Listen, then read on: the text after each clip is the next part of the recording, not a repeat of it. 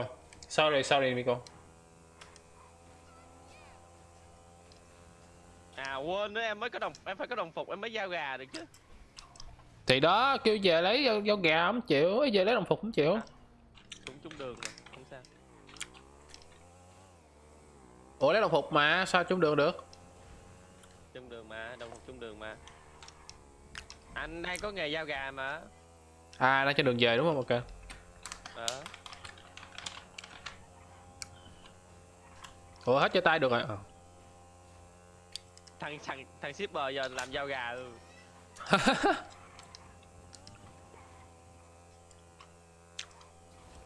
Trời.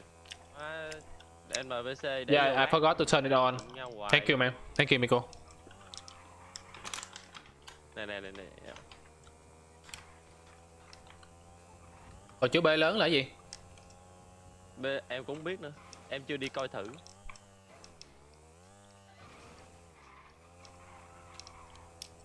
Đằng nào đây? Người chơi kìa. Trời má xe đó. Xe bốc khói luôn. À nãy nó chạy chung với em nè, nãy chạy gần em nè. Ờ.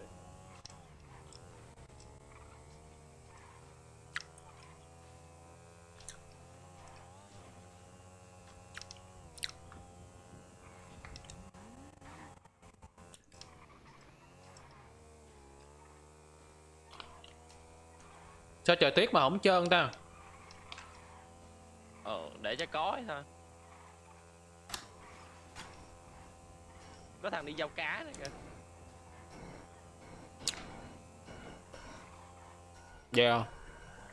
Usually when I turn off my stream, I turn everything off. So when I turn it on, turn back on, I forgot to turn.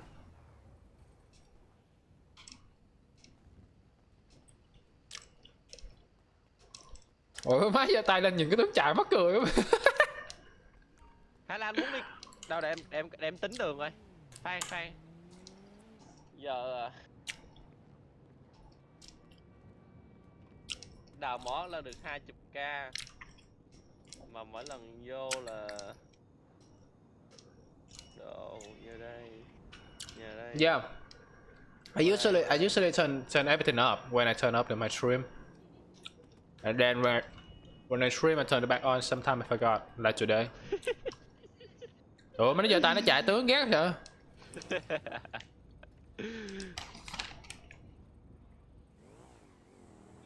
Ê bên kia có xe kìa.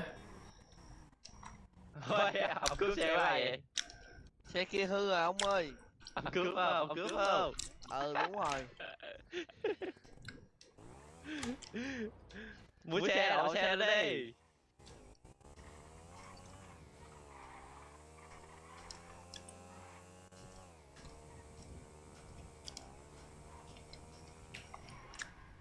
Chứ em đi bán gà đó. I don't have any mob on my channel. À anh Khao cũng cần bán gà luôn mà phải không? Đâu anh có gà đâu bán, bữa bán hết rồi mà. Ủa? Chưa mà. Ủa chết mẹ, bán là anh lỡ dục đất rồi. Ôi 100 con gà. Ừ. Hồi nãy nó hôm bữa mình đi là mình đi giao gà xong rồi vô mình hái thuốc phiện luôn mà mình đâu Anh dục hết đất rồi. Anh Khao cần bánh nước gì không? Còn Bánh mì nước gì không? có bị nước ha.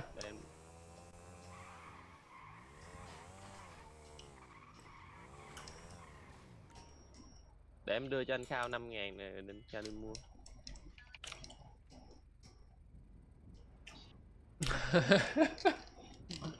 I just make it happen. I push your hand up to make it fun, you know. Xịn vãi liền. Nothing special.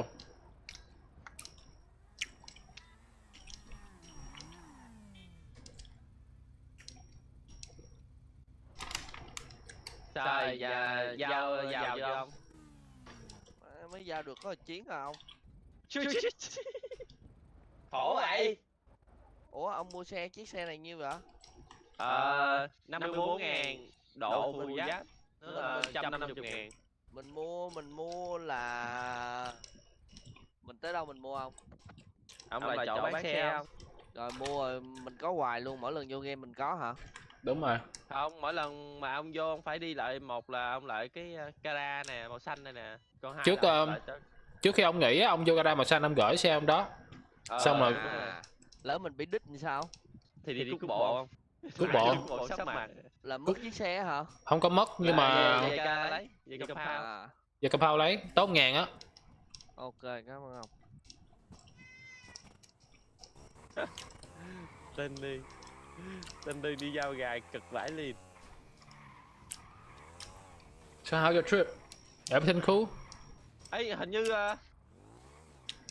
như mướn nhà là anh Khao cất đồ vô luôn được mà phải không? Đúng rồi. Anh Khao. Đúng rồi. Ok, vậy mình đi giao mỏ đi. Đi đào mỏ đi. Đi đào mỏ đi. Tao bỏ hả? Em có em có một cái nhà ở trên đây nè. Em mướn căn nhà trên đây với em mướn một căn nhà gần chỗ rửa nè. Gần chỗ melting á. Cứ em đi gom đá em bỏ vô nhà xong rồi em về cái em rửa em bán lần.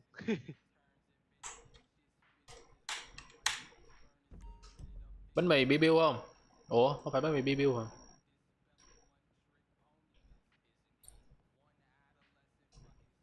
Ồ, giờ nước suối trước được 15 bình nè. Bánh mì cũng vậy luôn. Rồi má, ông bán gà mấy chuyến không mới mua được chiếc xe đó vậy? Tôi đi ít lắm không? Thì sao tiền nhiều vậy? Tôi đi đầu mỏ. Với lại Đào mỏ với nhiều lại tiền hơn hay này tôi có nhiều người tiền hơn? đầu Nice. mỏ được 20k mà đi hơi mệt. Phải xe độ này nọ cho nó phù giáp này nọ mới đi được. Còn Còn bán không gà thì đi buôn bán gà cầm đi buôn thuốc không? đi thì đi à? Nhưng mà giờ sát gắt lắm chưa đâu. Bao nhiêu cảnh sát mới buông được không? Trời ơi, 8 cảnh sát rồi kìa. Khi buôn là nó bắt được là đi tù đó. Rồi đi ấy em ơi. Lương thiện trước đi. Đi làm kiếm tiền của xe đã, anh không có tiền, có mẹ gì á. Đi. Ủa sao cái đầu mày gục xuống vậy?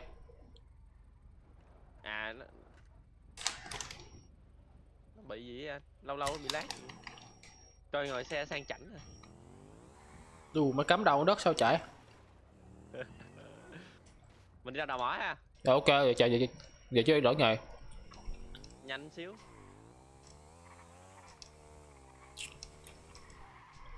Ủa anh đâu có nhà đâu cất đồ. Em có nè. Cất đồ đi rồi đi ra lấy rồi mình đi ấy luôn, bán luôn. Rồi thank you cho follow. Ủa mà anh đâu có gì đâu cất. Không, ý nó là mình đi đào xong rồi cỡ chừng được 3 chuyến hay 4 chuyến gì đó mình về mình bán lượt một lần. Phải đi xia kìa, lại bị chết rồi, vãi lồn thật. Ai nói vậy? Này nè. Vãi Quay. Gì thế?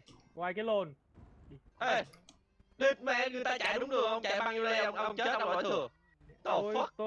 Tôi đi kéo với ông kia mà ông đâm chết cả người, thế này chết rồi. Ơi, ông đâm tôi. Ê. Thôi. Quê. Ông đâm chạy trong đĩa đồi ấy à. Chết luôn à. Bố lão. Thôi cứu ông này. Đâm người ta còn làm cái giọng. Ê, cái địt mẹ nó. Đập đánh nha. Không phải bắn cái đấy à? Rồi xong hai đứa bay chết luôn. Cứu. Này, Sao chết rồi ông đấm người ta là sao? Judo ơi. Thế không phải bắn cái đấy à?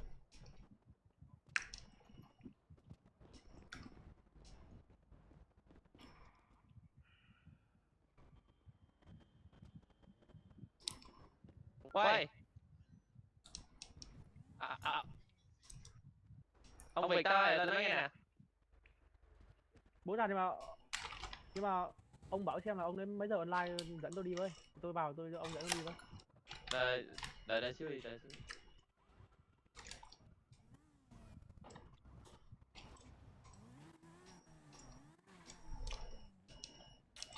Ông chạy xe, ông chạy xe ngược chiều, ông tông chết ra, ông đấm ra nữa hả? Hôm qua kiểu như là anh em mới vào chơi rồi đi cướp ngân hàng nhưng mà tôi làm gì có súng tôi đi đâu. Anh kêu Miko nha. Đang đi bùn mà bây giờ âm mẹ tiền. Sao? Ở đâu? Hả? Cứu cái nào? Ai cứu hộ cái nào? Hôm qua nghĩa là tôi không có súng, anh em đi cướp nhưng mà tôi có đi được đâu. Bây giờ đi buôn thì ạ. Sao mà Nhật? À, Đây nè em, đây nè. Kệ nó, anh đấm nó rồi. tức là chiều nay cho tôi Tuyệt mẹ tham gia với nó nhá. Oh yeah, yeah. Now you can Tuyệt use mẹ like này. my emotes, like 5 emotes.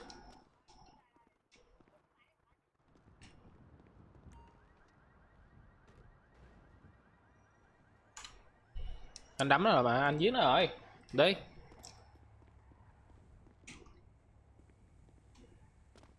Chết mẹ, FPS anh drop rồi.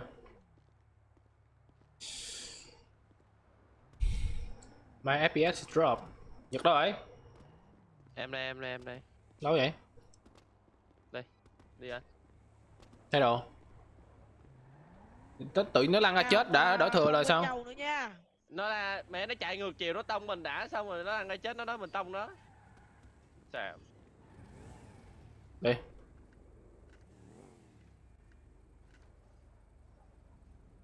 Đi. Địt mẹ, cái súng bắn thấy mẹ nè. Sao vậy? Xe bị gì rồi? Đi gì đâu anh? Ủa em đi chưa?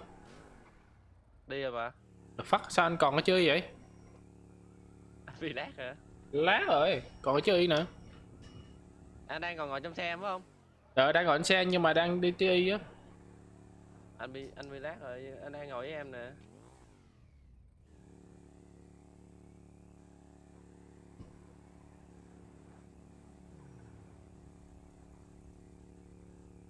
Hết lát cho anh. Vẫn vậy à, vẫn đứng yên chỗ. Lồn gì thế?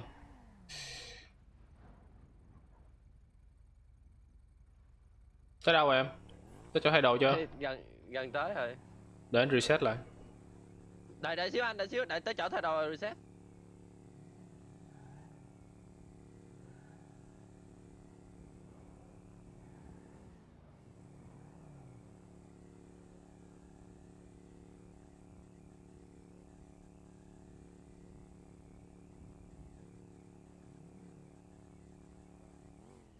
Ồ. Quả stream anh mà thấy à, đứng yên chỗ luôn. Vẫn còn chơi luôn. Khó hiểu thiệt.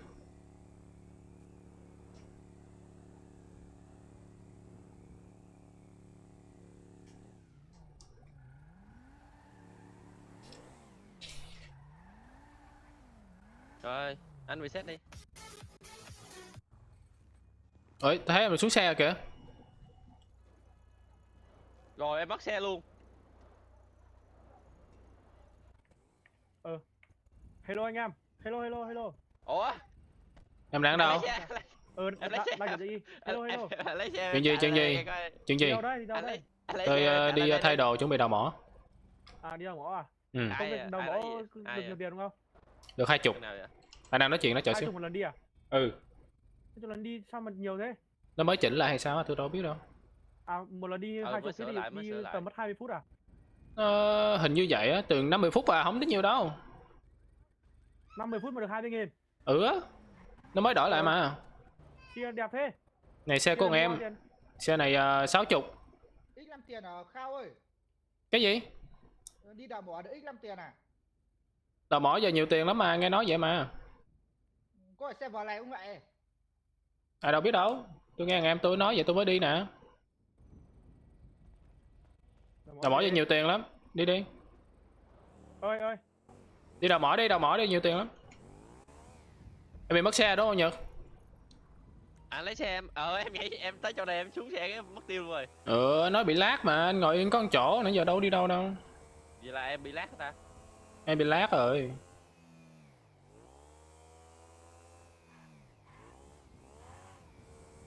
Sao tuyết lâu vậy ta? Chịu vậy.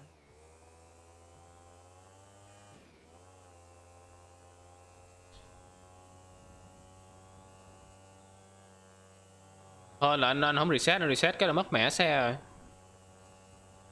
Ăn liền hết luôn. Mới gặp mình nghèo mình không có xe nữa chứ.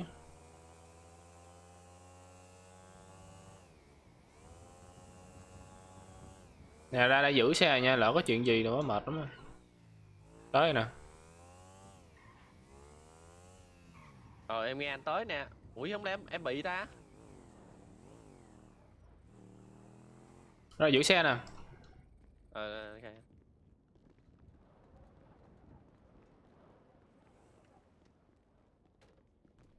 Anh nói anh kia nào mỏ được 20.000. Thằng nào? Mấy thằng đứng ở chơi á. Cái anh Vũ thôi giờ mỏ đi. Anh thấy em chạy không? Anh thấy em chạy không? Không. Nè có chạy không? Không. Chết mẹ em lát. Rồi Để xuống em đi, xuống đi anh giữ xe cho. Để em vô em reset lại đã. Má cái thằng Lào hiểm, thằng gì? Thằng gấu nhiều quá thằng mẹ. Với thằng gì Tân Việt Tân nè. Để má đủ tiền mua súng chơi nữa.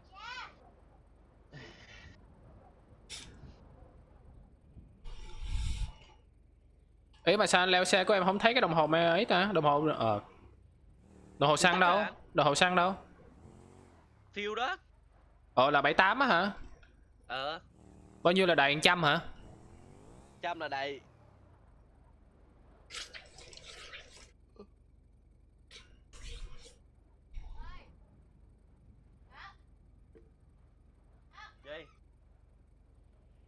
Gì nữa? Lười. Nhờ cái gì? Sao mồm đi?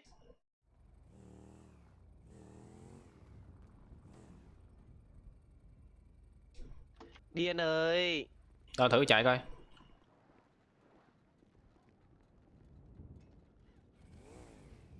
Đó, đó, giờ mới chạy nè. Anh chở em đợi anh chở em lấy đồ một xíu. Lên.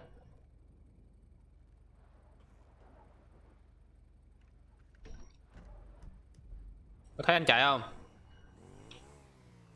Hả? Có thấy anh Không. chạy không? Không hả? Không thì thôi mày chạy đi.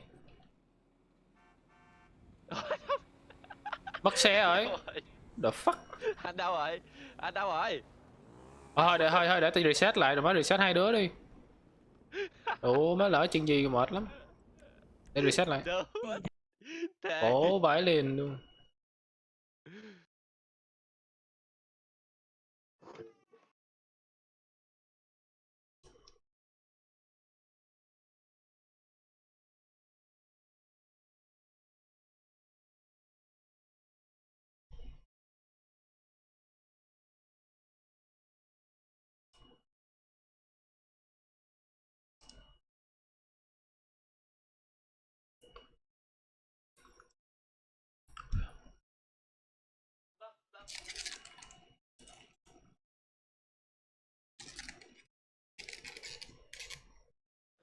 Gì đó?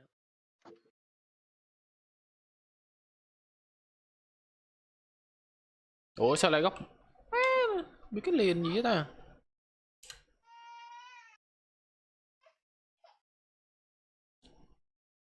Đi. Giờ mình đi lên đảo Rồi phải không? chấm rồi đó. Ok. Vô. Thấy em chạy phải không? Thấy ổn mà bình thường là nhưng mà lắc thấy mẹ luôn. Ồ nó giật kìa. Hay gì anh chạy đi, anh chạy đi. Anh phim anh chạy đỡ lát hơn. Đi. Nó nãy giờ quần đâu có làm gì đâu ta, mày còn có 74 Rồi, bị 73. lát tiếp rồi anh ơi. Em bị đứng yên chỗ à? À, xuống.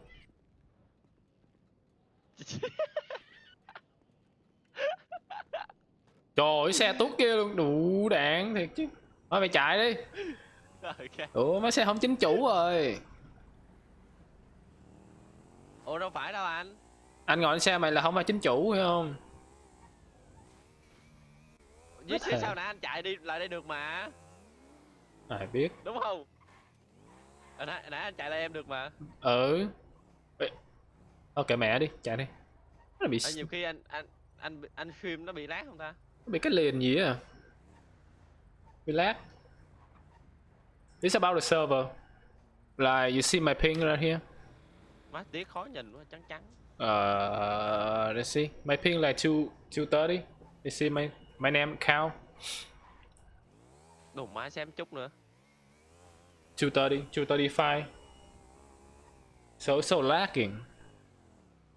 Like you play a PUBG, you know, like your ping around like 250. It's so lag. Same thing over here. So the people. Mà nói chuyện với bạn anh. The people who like stay behind the vehicle, you're gonna be like this. Call the server.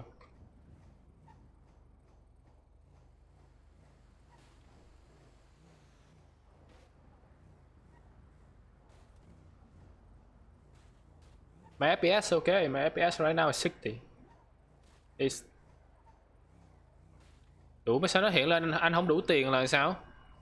Có hiểu gì? Em cũng không biết đâu, em nó cũng hiện lên của Đó, em nè. you don't have enough money. The fuck?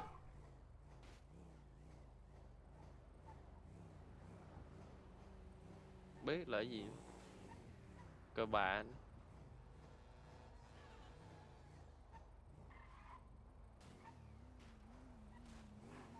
And if, you know, and if I try, my friend gonna be like this too. Some shit. Not because the server. Trời Trời ơi, ơi, mấy chiếc xe nó bay kìa. Vãi thiệt. The fuck. Mất tiêu xe luôn.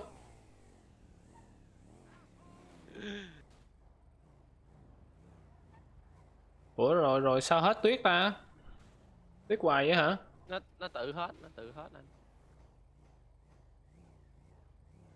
Trời, mắt khủng long đi lạc nữa kìa. Nó có cái hoạt hình thì con khủng long này nè, hồi xưa á. Trong một con nước thiên nhiên phải không? Trong Disney á, kênh Disney á, nó có hoạt hình con khủng long.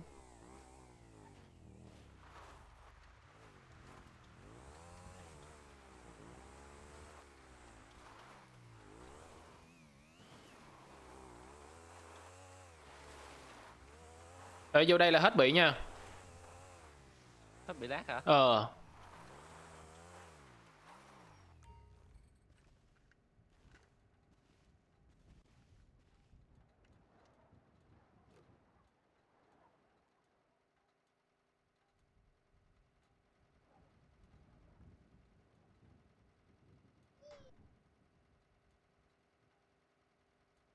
Xíu đó anh, em sẽ cho anh chiêm ngưỡng căn hộ của em. Tức là bây giờ mình đào rồi mình ấy hay sao? Mình đào là mình cất đúng không? Rồi xong rồi cả chừng được 3-4 chuyến gì đó mình về mình bán. Nhưng mà nhưng mà nó đâu có cộng dồn đâu em. Thí dụ như cái lượng nó cho mình phép mình là 20 mấy thì nó vẫn 20 mấy hả? Đâu cộng lên đâu. Ví dụ như 1/10 đúng không? Bây giờ mình rửa được 7 cái phải không? Mình đem vô nhà mình cất. Xong mình rửa được 7 cái, mình đem nhà mình cất là được 24 cái. 14 cái. Rồi sao nữa? Rồi xong cái mình đủ giờ thí dụ đủ 21 cái đi là được 3 turn. 3 turn đúng không? Rồi cái mình về CD.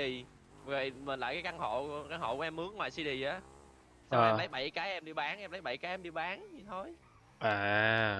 Ok, em có vậy là mướn 2 căn hộ hả? Em mướn một căn trên này nè với một căn ở dưới kia. Ok. Vậy làm mướn cái nhà của ông mày vậy đúng không? Không có nữa anh. Khu trên này giờ nó không cho mướn nữa. Khu ở ngoài ô này nó không có cho mướn nữa nè, anh thấy không? Chỉ có cái khúc chỗ cái nhà băng lớn nè. Anh thấy cái nhà băng lớn không? Cái chỗ mà mình bán vàng á. Má xa. Bởi vì mình mới đi vòng vòng như này rồi mình quay về mà đi gần hơn bán gà. Mà đi là được 20k lần, bởi vì chịu khó đi. Bán gà đi nhàn cũng chết. Đi lên đi về, đi lên đi về. Anh thấy Anh muốn thử đi bán lần không rồi đi thôi. Bán mỏ đi, đào mỏ đi để anh kiếm xe đã, anh không có xe, nghèo thấy mẹ. Có 25.000 một người. Đào mỏ là được lần được 21 hay 21 gì đó. Ủa xe phải độ lên nữa, má tốn tiền nữa.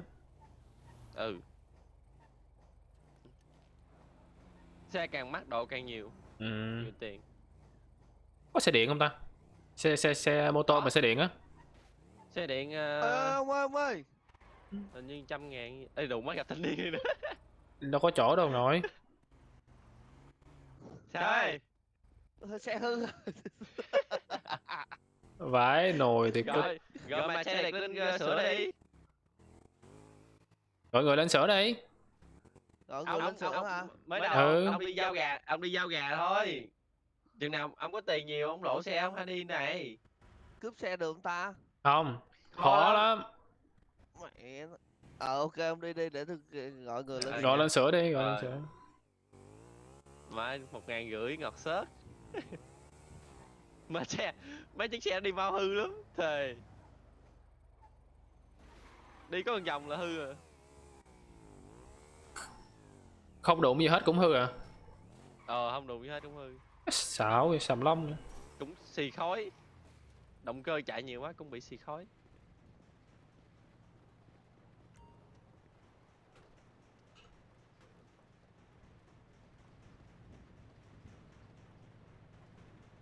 Ê, cái nách mày rách kìa. Nó thành cũng khách vậy. Rách 2 nách luôn. Mà- The fuck. Mình là công nhân mà anh. Tại vì mình mặc đồ á. Nghèo quá à. Ủa, đồ rách Ừ. tờ mà lưa. Đủ rồi nè. Ủa sao bỏ áo được vậy? F10 lên anh. F10 lên cởi áo.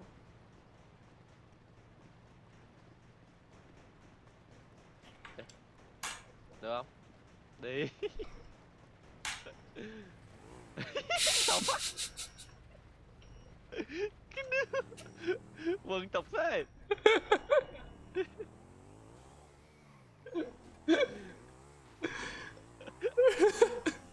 Mùa đông không lạnh. Mùa đông không lạnh. The fuck. Gì NPC rồi quay đầu lại vậy? Giờ đâu? Về nhà em đúng không? Đúng rồi. Trời có chiếc xe trước mặt kìa.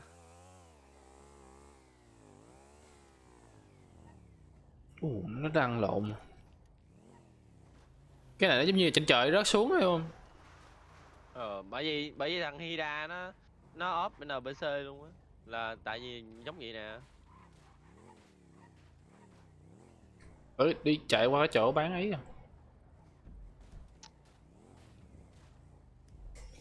Chế vitamin. Chỗ chế hả? Chỗ này chỗ chế vitamin. Chế thuốc lắc rồi phải. Ừ. Đúng rồi, chế thuốc phiện, chỗ này chế thuốc phiện. Tấm phiền mấy? B5. B5 hả? Cái E5 nó chia ra A B C D không mà. Giờ cái nào cũng là thuốc phiện hết, nhưng mà nó để gì cho dễ. C5 là cần. À, cái nào nó cũng đã là theo chế thuốc phiện nhưng mà theo cái chữ đúng không? Đúng Cái rồi. chữ C là cần. Má lắc kinh gì thì.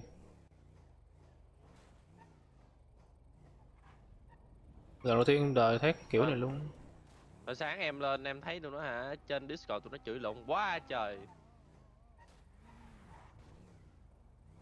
Bác sĩ làm không đủ ăn đi cướp. Chứ sao? Xong rồi cảnh sát chửi lộn vô. Ủa, Trời đất. bác sĩ cứu người được 2.500 mà kêu không đủ ăn.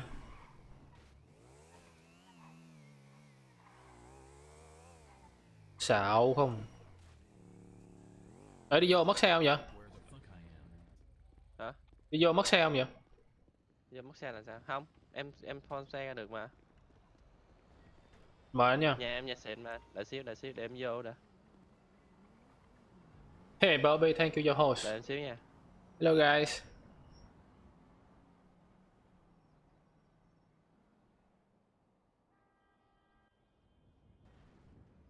You done your stream today? Ôi, đi sao mời không được ta? Ủa anh Khao mời ở đâu? Ngay chỗ cái màu xanh Sao xanh vậy? á, vô cái màu xanh xanh á. Cái màu xanh lá cây á. Không. Cái chỗ cắt độ hả? Hả? Ủa sao em không thấy mời ta?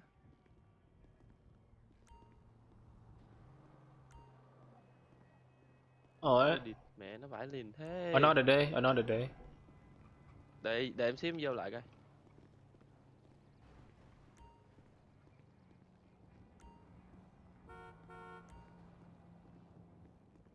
Hôm qua anh có vô nhà ăn Hiếu được không? Không, không. Hôm qua đâu có vô nhà Hiếu gì đâu. Ủa gì vậy? Qua chở đi vào đào thuốc phiện xong rồi bị rớt. Đây, mời người chơi đây.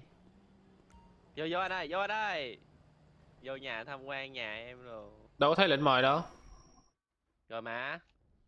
Không. Enter the instant the anh lại cho cái cửa bấm chữ E lên đây. Rồi mở lại coi, mở lại coi. Ok. Anh làm em phải chạy xuống dưới basement.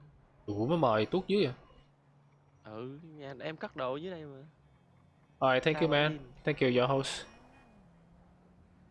Rồi đó, thấy chưa? À, giờ nó hiện chữ E lên, ok hiểu rồi.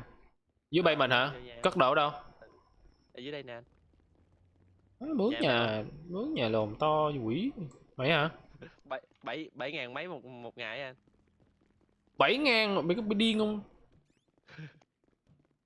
Nhà ok mà. Đặt vào. Rồi ok, mình đi 2-3 chuyến mình lại mình đi bán luôn. Đi ba chuyến đi. Ok. This is GTA. Hay là muốn nhà kế bên không? Roleplay. Thôi, nó cũng bỏ như nhà nhau này. mà. Ê bỏ là mất đồ Bỏ sao? nhà. Không mất đâu anh. Hai nhà sát bên thì giá nó cũng như nhau mà. Mà sợ nhà kia nó dễ vô không? Thôi cà bả đi. Lấy xe em. Đi anh.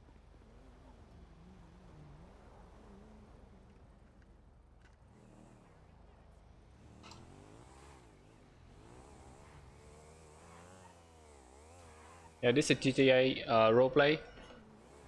The server from Vietnam, so it kind of lag. Like this, like you see this right now, it's so lagging. Only when you hit, when you sit in a vehicle. But the people who driving is normal. It's about server. Chỗ này giờ hết rửa tiền rồi, giờ nó đổi chỗ khác cái gì rồi. Cái chỗ rửa tiền hình như là nó có cái màu cái tiền màu đen rồi phải. Lần nào bỏ xe. Ủa rửa tiền đâu ta? Nó đổi cái tiền màu vàng á anh. Cái tờ tiền màu À vàng. tiền màu vàng là đúng rồi. Ồ có hai chỗ Là lận. nó thêm một chỗ nữa. Mà Hai tính chỗ. phí nha. Tính thuế á, rửa tiền tính thuế. Còn rửa tiền không tính thuế là mình phải chạy bằng xe. Xe gì? Xe rửa tiền á. Ồ vậy hả? Ừ, Mà lâu hơn đúng không? đúng rồi. Mà đi cái đó dễ bị cảnh sát bắt lắm. Cái đó chỉ có đợi tụi cảnh off kìa. Mà được Đi đã rửa được. mà đã rửa tiền còn tính tính thuế nữa. Ừ, Đã mang tiếng rửa tiền mà đóng thuế nữa. nhanh. Mày hiểu không? Đã rửa tiền sao đóng thuế? Bởi vì Nó phi lý, phi logic.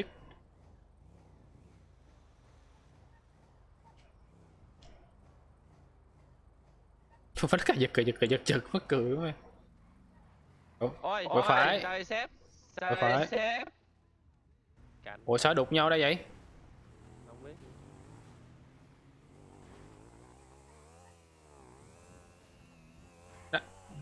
Hình như đứng thiệt là gần mới thấy tên đúng không? Nãy nó không thấy tên của cảnh sát đó. Em cũng không thấy luôn.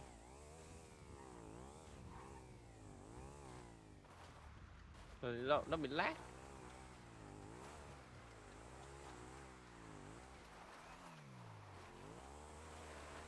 Đi vài chuyến để có tiền đi mua xe. Xe cào cào á, 17.000 một độ full giáp luôn á là có 60-70 ngàn mà đi đúng lâu. Không anh sẽ mua cái chiếc của anh. Chiếc một người ngồi hả? Một người ngồi. 9.000 mấy à. Chiếc đó chạy khổ vãi. Thôi để em tụt quần rồi luôn. Hình như giống nhau á.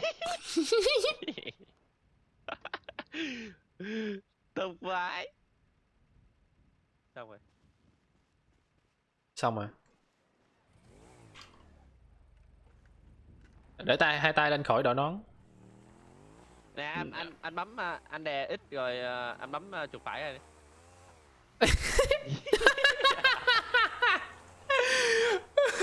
Nhìn cái Đạp tướng xe nó mắc rồi, cười. đạp xe. Tục. Nhìn cái tướng nó mắc cười á man.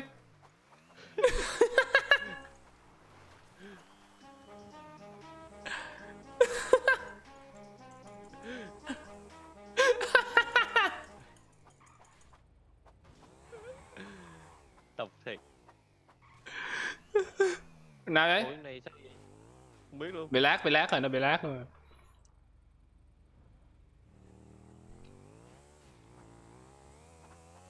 Ê, anh hô chuột ơi, anh hô chuột. Mà giống chó đái luôn. Doggy style. Ông nghi ra đây cũng lên chơi ta. Chắc chạy xe rồi. Mà đâu có chạy Uber à? Ừ. Hấp dẫn. Rồi quay đời chen rồi kìa, quay đời chen rồi anh ơi. Ui địt mẹ, xe nào tông ghê á. Ê, vâu được hả? Mình vâu được hả?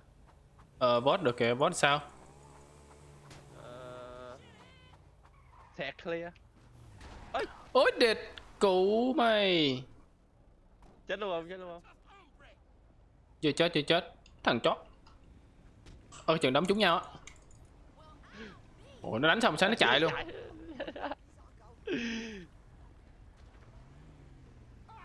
Nó bị NPC tông chết rồi. Nó ngồi vậy được kìa. Mấy này láo thiệt. Đúng rồi thiệt. Xe ông nào để đây? Xe hư Xe rồi. điện. Fuck you. Má thằng Hiếu nó làm rồi nó giàu lắm nha. Fuck you. Súng quá trời súng luôn. Nó có Xe hội đâu mà, cũng nó có hội mất mà. tiền.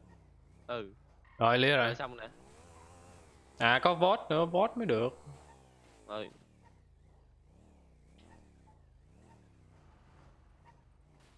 Má xe em gì? Má em nghi xe em bị bể xe quá. Chưa mà, đâu nghe là bập đó. Không, em nghi thôi, em nhìn cái bánh em nghi thôi.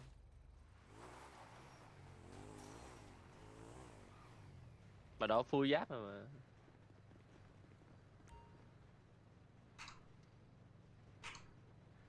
Em phải để tay lên vậy nè, nó không có tháo cái nón ra. Cái đó vẫn còn đeo đúng không? Đúng rồi. Em để tay là nó không Mà có không tháo. luôn. Nó không có tháo nón rồi, nãy giờ luôn á.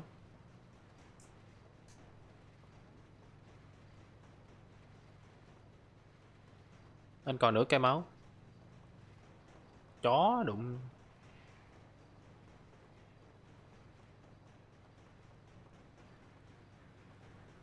Rồi đi chuyến nữa phải không? Đi chuyến nữa là giờ bán lắm mà. Gì vậy?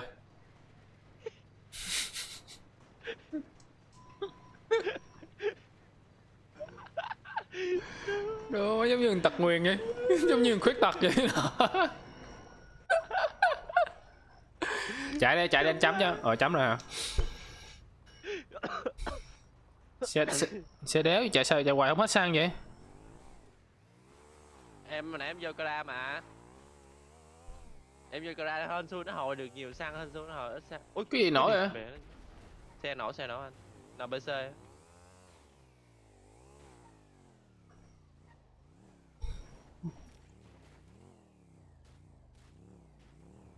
Tụi móc đít. Đang móc đít nè. Gời xe lâu á. Ê. Gời xe lâu quá. Mỏi đít, móc đít nè. Móc đít. Hết tục thiệt chứ. Ôi móc đít cứ dính tay luôn kìa.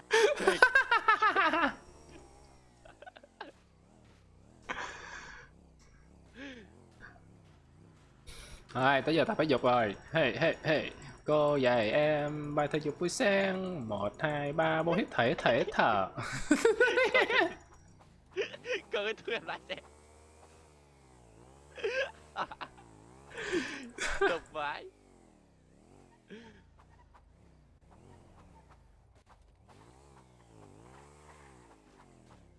Người thẹo không, mới té xíu thẹo không.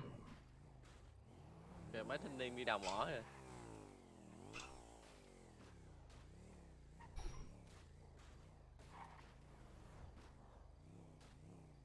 Mấy thanh niên chưa có ai biết cái trick như em đâu.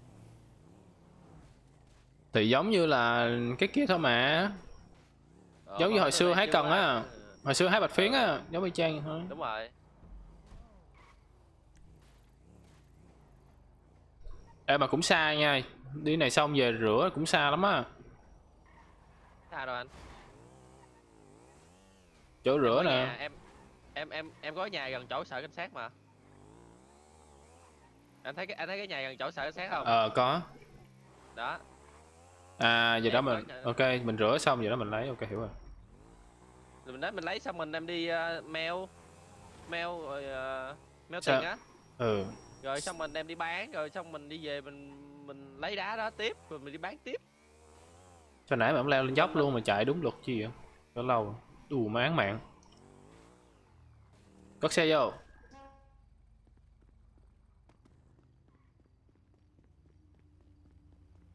Úi. Thằng này đụng chết người xong hết hồn ngồi xe luôn, không dám đi ra luôn. Mệt lắm.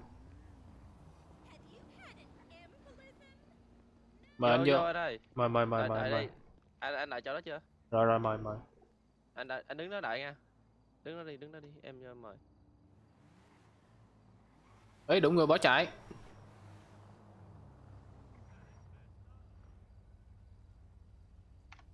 Vô đây. Không thấy. Thấy chưa? Không thấy. Rồi đấy. Không thấy.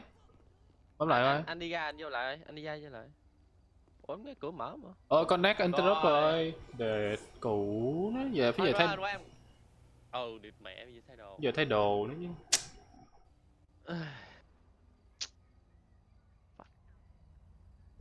Hàng chi thế NPC đứng lại. Kỳ ta.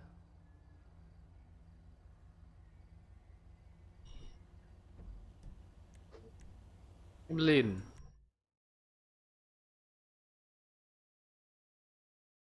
Reconnecting server interrupt. Hoài trời.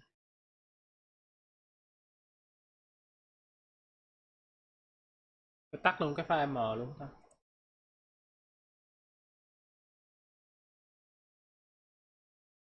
Em liền. Khó chịu.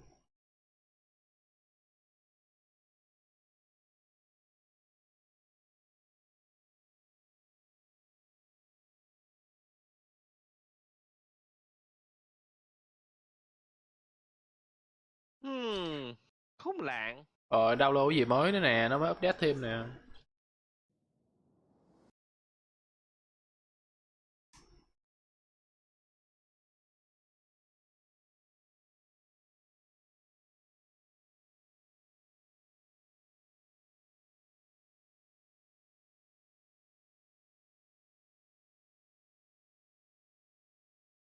Rồi thôi về bán luôn ha. Về bán trước luôn đi. Rồi xong mình lên làm tiếp. Giờ bán 2 chuyến để làm tiếp. Ok. Ơi. Phát sao anh đang ở chỗ đầu đá vậy? Úi địt mẹ nó. Đủ hai em ở cho trở luôn, thấy mẹ luôn. Ăn liền.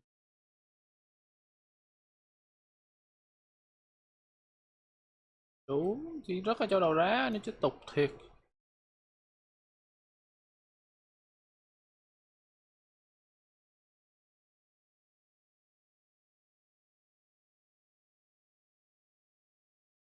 Thế là bể thằng này nó cửa hoài luôn á trời. Thằng Hida nè.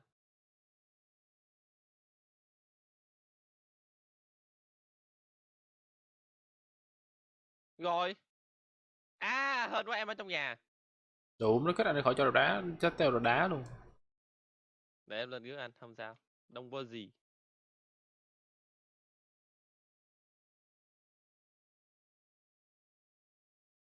Nào chỗ đầu đá phải không? Ừ.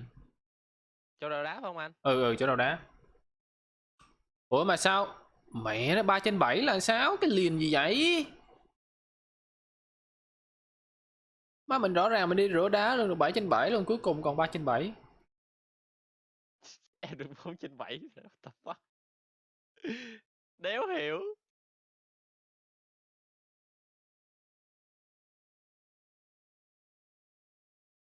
4/7. 4/7 rưỡi cũng được mà anh Việt rưỡi cũng được 10.000 rồi đó. Được 3/7 à. Mà cái này phải 3/7. đá này, đá nguyên thủy mà chưa rửa mà. Ủa? Phải không? Ừ đúng rồi, địt mày.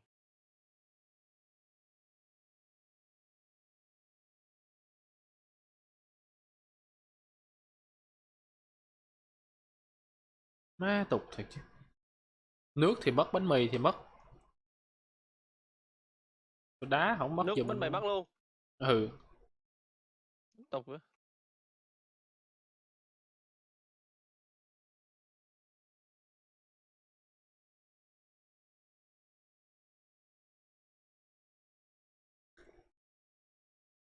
Có NPC mà không cho cướp xe cướp vậy thôi, có chứ không.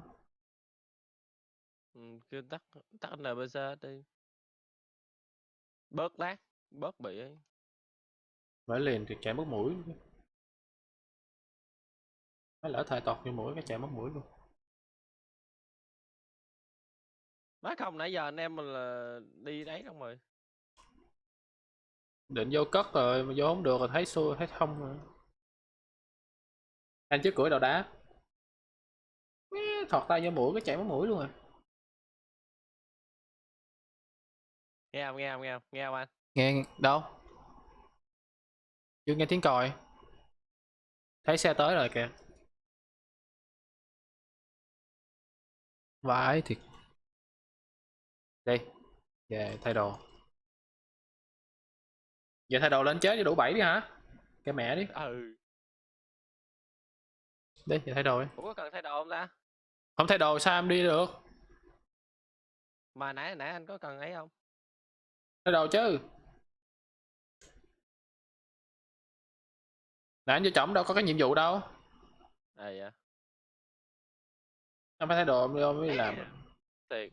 Phiền vãi cứt.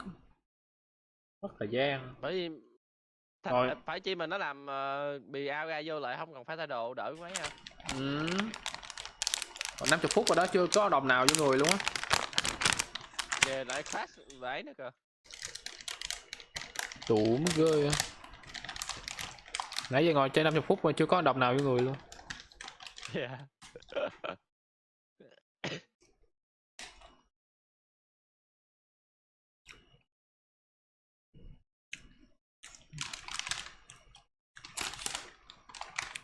Địt mẹ lộn đường nữa chứ.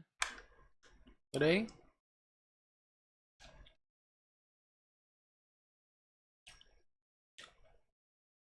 Em đi đúng đường mà, em đi đúng đường mà. Ở dưới này mới đúng anh.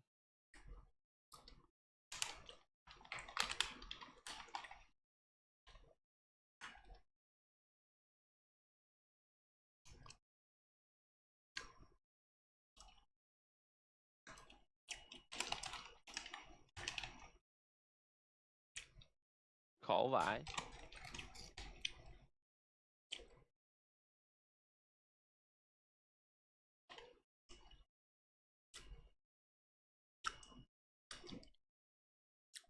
Hồi nãy mình đi được mấy chuyến rồi ta? Mới còn chiến à. Cái số trên người là chiến thứ hai á. Ê có đèn đỏ kìa. Ở Biết rồi, chụp hình kìa. em thấy em thấy.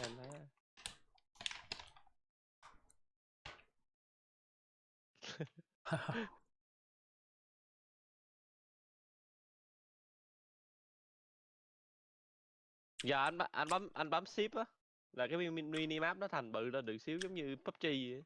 À.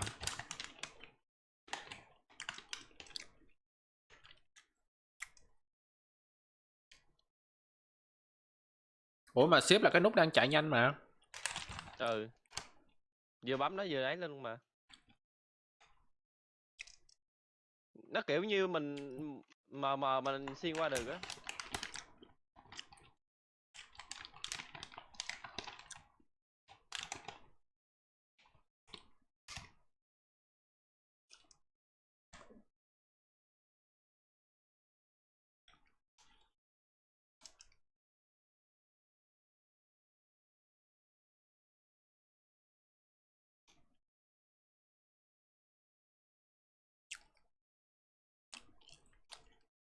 thầy Tư bán cần. Rồi mà.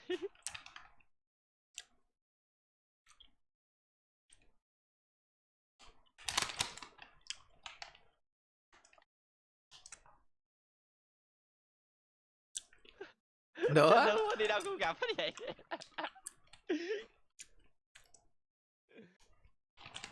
Ừ, xe mà sập là bắt xe. Cướp đi, có mấy xe kia cướp được không?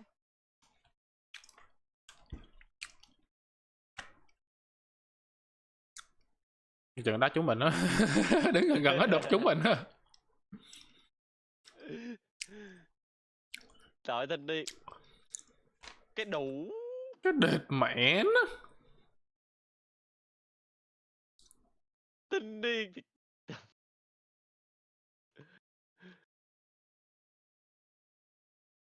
Mất máu không anh? Có xíu mất rồi phải xíu à. sao? Mất xíu sao? Trời, má 7 cảnh sát online luôn. Sao? Nghe. Ai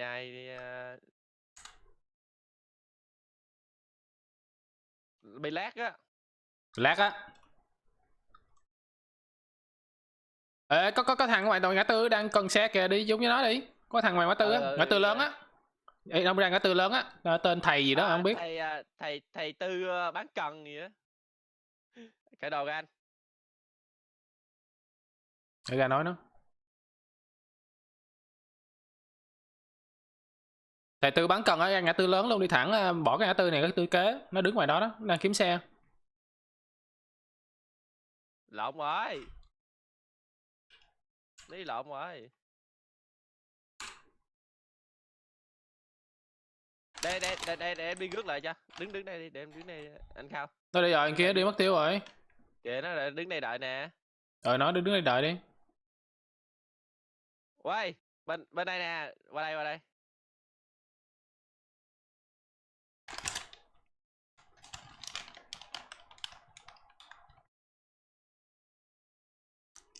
Ở đâu ra quên tiêu rồi. Ở đây phải không? Ngã tư kia, ngã tư nãy á. Edit mẹ. Cái gì vậy? Ủa phải đúng khổ luôn. Ơi, bên đây lộn. Ủa anh Khao đi xe được kìa.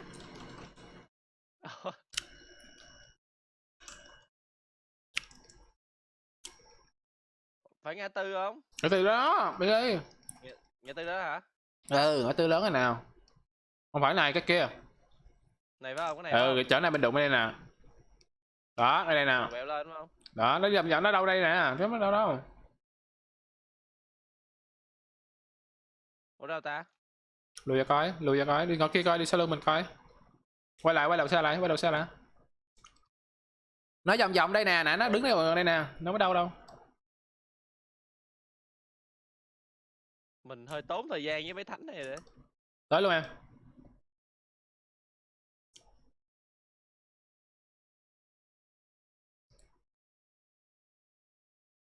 Ủa đâu ta? Bị đâu mất tiêu rồi, chắc có lấy được xe rồi.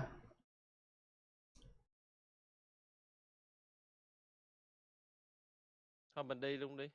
Đi. Lên đầu lại đi. Rồi có rồi, lên đi. Okay. Lên đầu lại đi.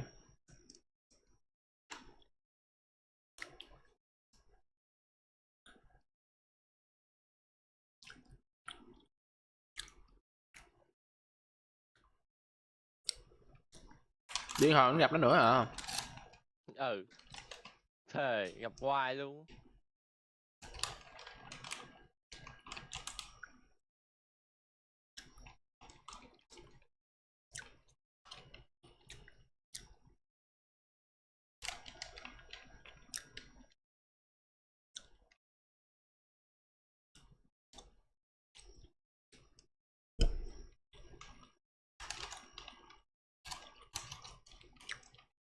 Giơ tay lên anh, giơ tay lên anh.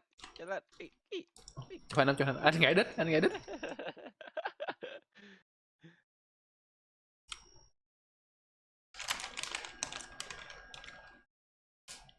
Mr. J. Đua xe kìa. Đua xe đạp. Đua xe đạp mà gần 300k luôn cơ. Nghe hấp dẫn vậy. Mình sao đưa lại mấy tụi nó, mình bị lắc mà. Ừ.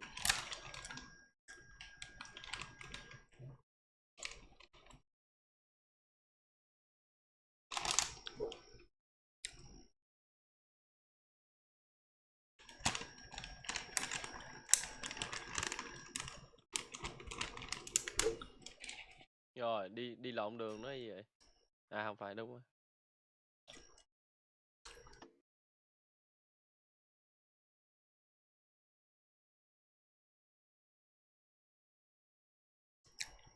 Thanh niên mít hư mà cũng làm cảnh sát à?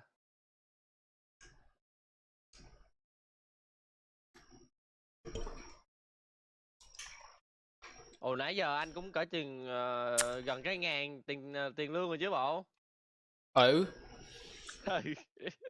Kìa game crash nữa kìa. Trời. Trời ơi, nó đụng cái kìa. Đủ. Thế này người mày ơi. Ê, đụng mình á. Không phải. Không phải này. Này NPC. Thép thôi.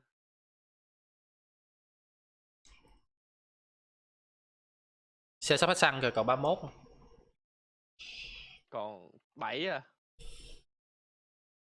Ủa 7 hả? Ủa? Sao anh thấy 31? Hết xăng luôn. Không, sắp tới. Sắp tới tao đổ xăng. Mấy NPC bị ngu người ta. Bên trái em ơi. Từ từ bẹo, bể đầu giờ. Sau á.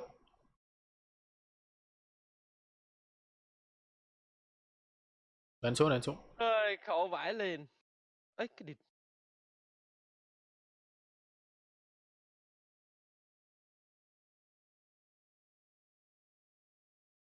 Đục thay Ủa? nhớt luôn anh ơi.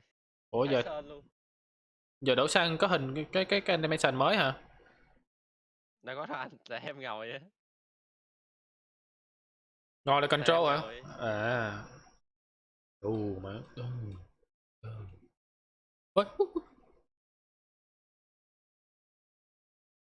Cái nhìn cái tướng đưa hai tay lên chảo mắc cười mấy. Ừ, tục. Mấy giống tục.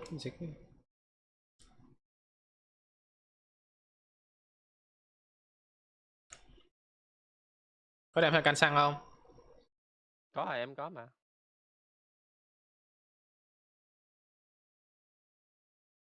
Em chỉ sợ giờ này nó hư xe thôi. Để kỹ xíu. Bể bánh xe. Sợ bể lớp xe thôi chứ không sợ hư xe. Cái cặp phuộc nhúng đã à. Ồ, hết cặp phuộc có nhúng kìa, đã sợ. Hình như không biết em có độ phục chứ. Hình như có độ phục cái gì. Nhúng đã sợ, nhúng thấy.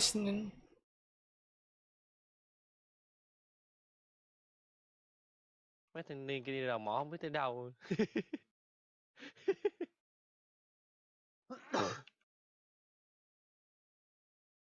4/7 à. Em xong rồi. Đây.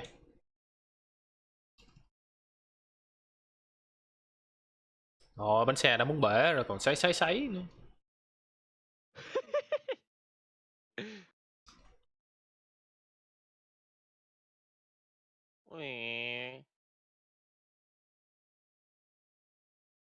Chạy nhà lấy nước anh uống.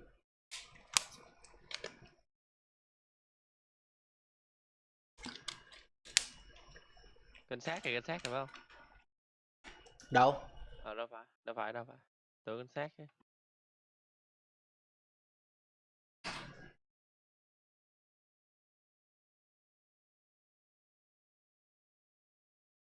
À, bởi vì nãy mình thấy cái thằng kia bị lát á anh Cao.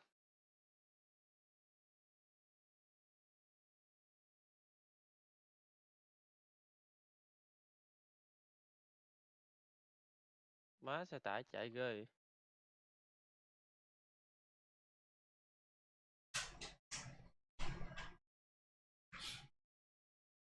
Sao ai bị lát? Hả?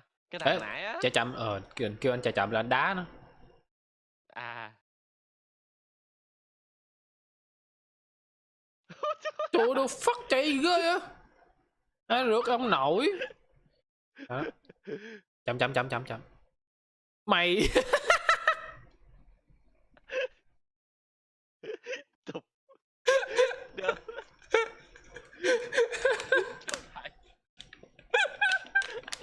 Trời ơi. Đá xe này anh, đá xe này. Đá sao được, xe này xe cứng mà. À, đá nó gần không đi. Nó chửi.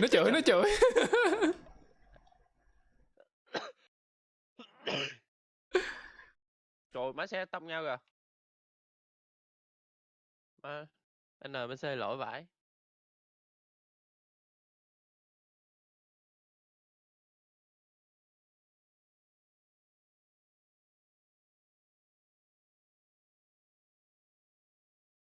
Cái tướng đá giờ khác rồi.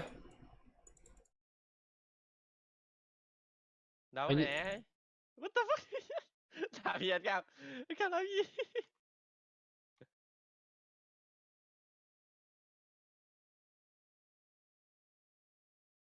Má hài thì chứ. Không thôi, nãy giờ mình 3 chuyến rồi. Ừ. Giờ mới 2 chuyến à. Mẹ.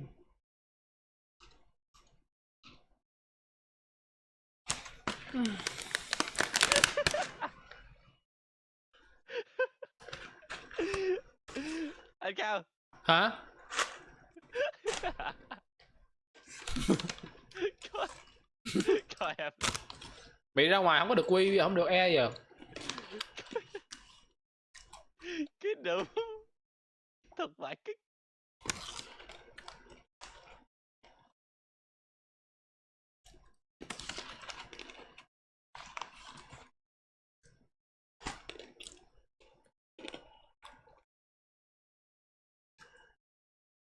Phun rồi. Em chưa. Rồi.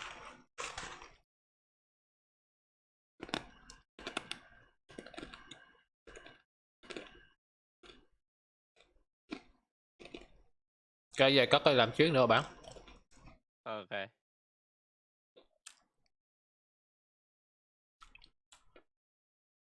À, 15 luôn hả? Ừ.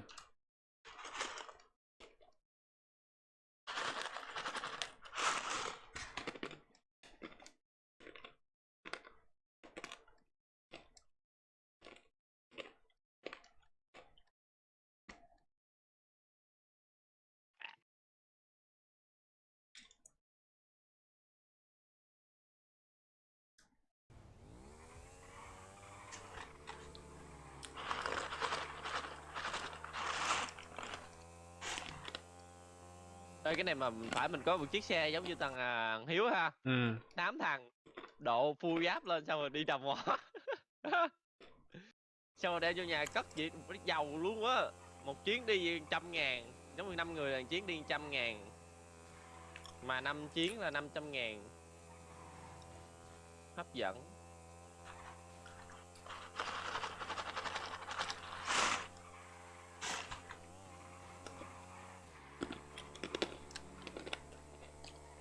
Mà xe nó là chở 8 người bộ. Đu được nữa mà. Ừ. 4 đứa ngồi trong, 4 đứa đu. Từ từ. Má xe lỗi quá.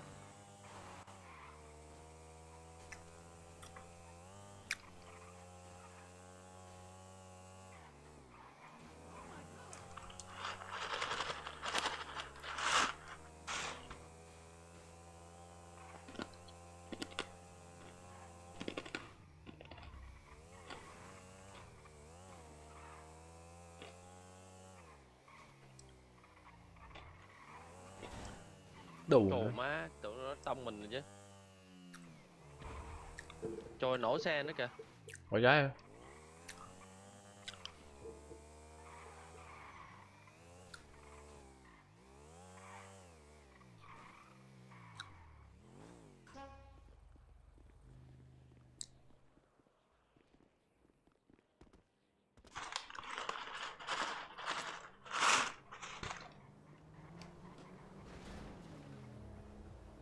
Rồi gì thế?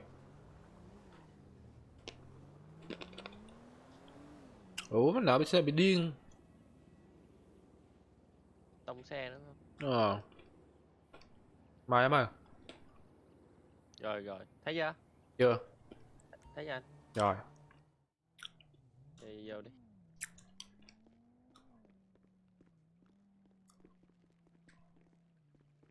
Ủa? Ủa nãy anh bỏ vô chưa vậy? Em bỏ rồi mà. Ủa, sao có 7 trong đây vậy? Gì? The fuck? Anh coi lại cái, anh coi lại cái. Bỏ vật. Ủa? 14 mà. 14 mà. Em phải bấm vô bỏ vật á, đặt vật là khác, đặt vật là trong người em. Em nhầm. Em hồi nãy em bấm vô đặt vật, bởi vậy là ủa the fuck? Bỏ vật mới Bị đúng. lag hả? Đi. Đi, làm chuyến nữa rồi Các về bạn bán. ơi. Phải này mà không bị network interrupt là nãy giờ tụi mình Đủ đi rồi, được 3 bán. chuyến rồi, 3 chuyến. Bán được rồi. View đẹp không? Nhà thấy nhà Thôi view thôi đẹp thôi không? thôi đi, lát đi tính.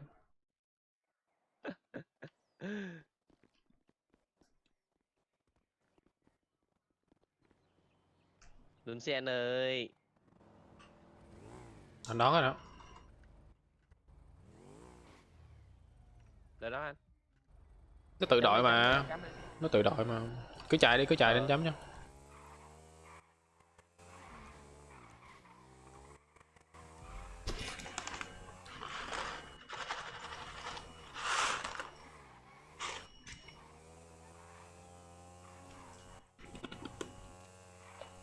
Hết lát rồi. Hết à? Hết lát rồi.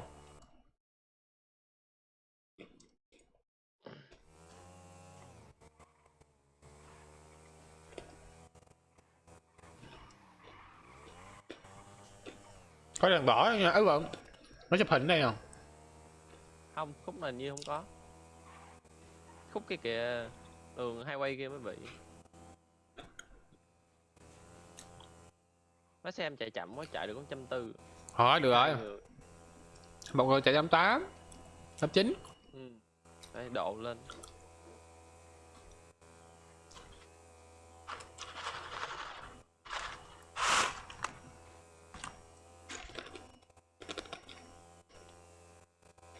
Alo, Hello, Alo. đang chơi gì vậy? đang đi đào đầu mỏ.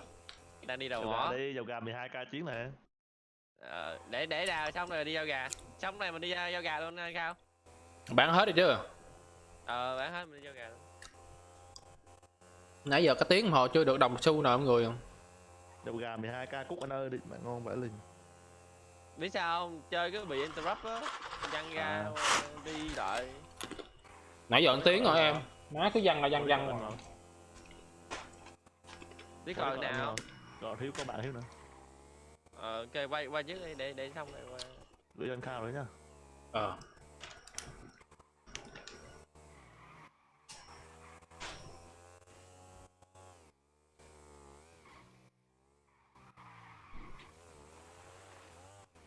Ông kêu nó qua đây. Biết đâu nó có bạn nói gì đó ai biết.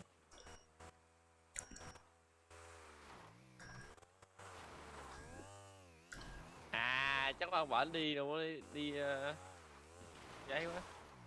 Vũ dao gà vậy kìa. Sao đứng lại rồi em?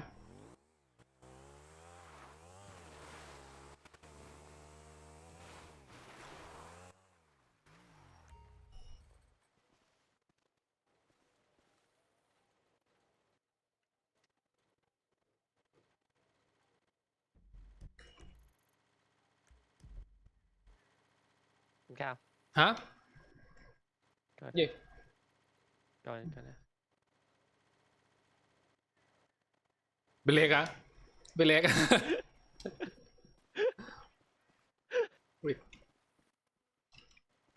Đi.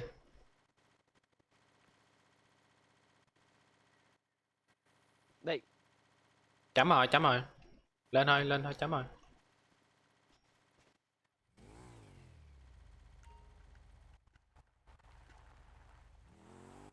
Xong rồi chạy thẳng về ấy luôn à. Cho hãng giờ bán luôn. Cho hãng giờ bán xong rồi tiếp. Bán đủ 3 chuyến đi, anh mua cái xe cái.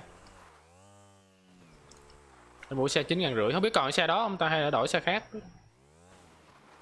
Nó còn nhưng mà nó tăng giá lên anh. Em nghĩ nó tăng lên 10 mấy ngàn. Không biết nó còn không ta. Không thấy em trên server này em chưa thấy thằng nào chạy nha. Thì nó có một chỗ à, nhiều khi tụi nó không thích. Ừ.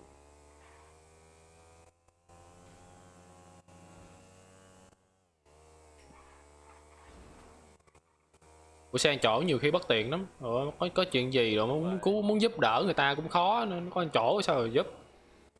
Vậy. Thôi mua sai chỗ đi anh. Hai chỗ thì nó mắc.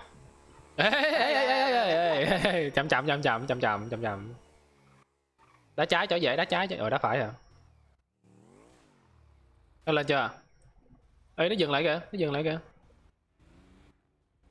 Đạp đó anh. Cho nó đi, mình đi nhìn.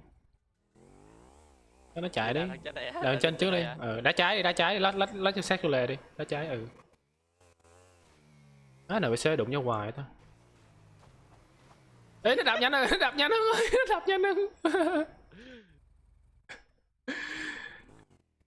Đám chịu đi nữa, từ từ em.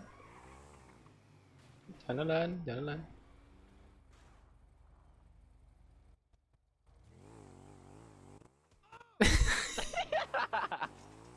Còn thằng.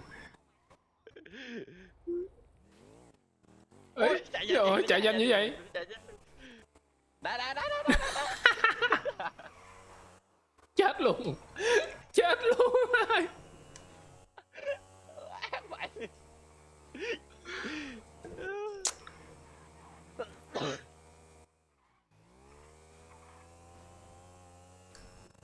Thế mình sắp phát xăng á. 65 mà. Của em có 23 à.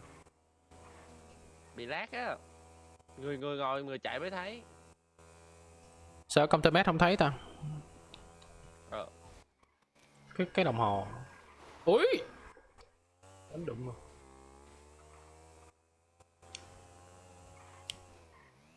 Cứ xa xa lại thấy NPC nó đụng nhau, nó lăn xe rồi ta. Bị lỗi dữ à. Không hát lên cho nó khỏi lột nó.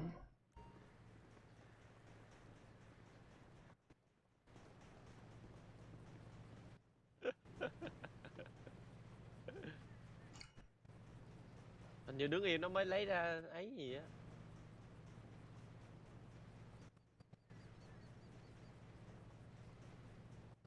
Ủa? Sao nó không được nữa? Được nè. Chờ xíu em. Em tưởng nó bị lag đấy chứ. Giờ đi về chỗ rửa phải không? Nhớ đổ xăng nha.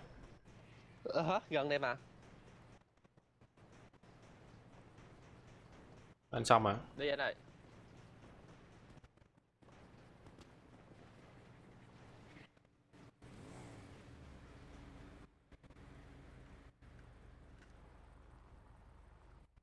Ý, đội đấu với nhau nè. Ừ.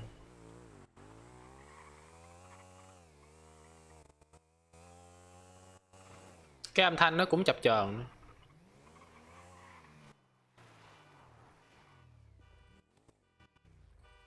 Cái chỗ này còn ấy nữa không? Còn bán thuốc phiện nữa không? Hết rồi anh. Đổi chỗ khác rồi.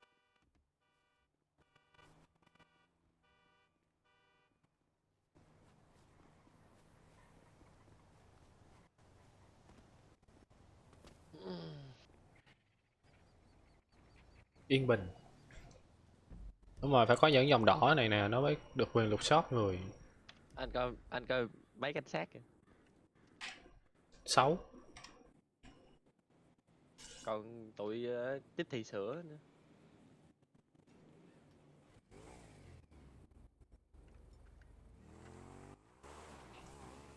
Ok, go. Bán 3 turn thôi. Làm giàu có nào. 3 turn được 60.000.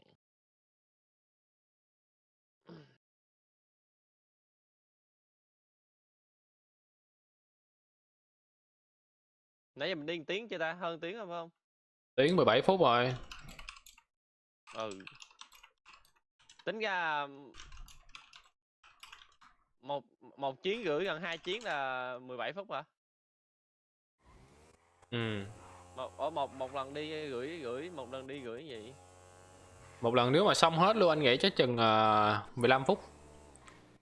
Là đi đá xong rồi về nhà hả? Là hết một turn luôn á, đủ một turn luôn á, anh nghĩ là 15 phút.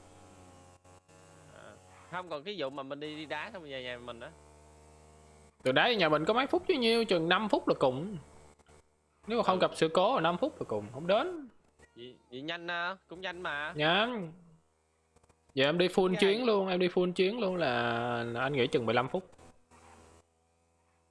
15 đến 17 phút tầm đó. Mà xe anh phải cứng cáp nữa. Ừ. Chứ như thằng thầy tư bắt cần.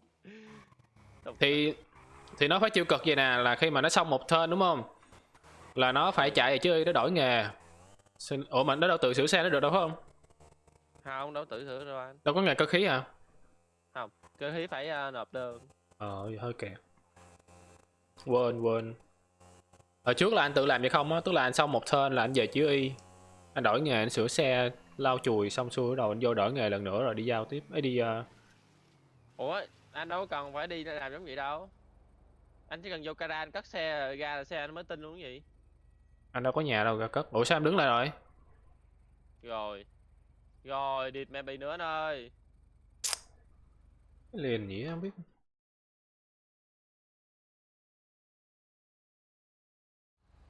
Ngoài trời.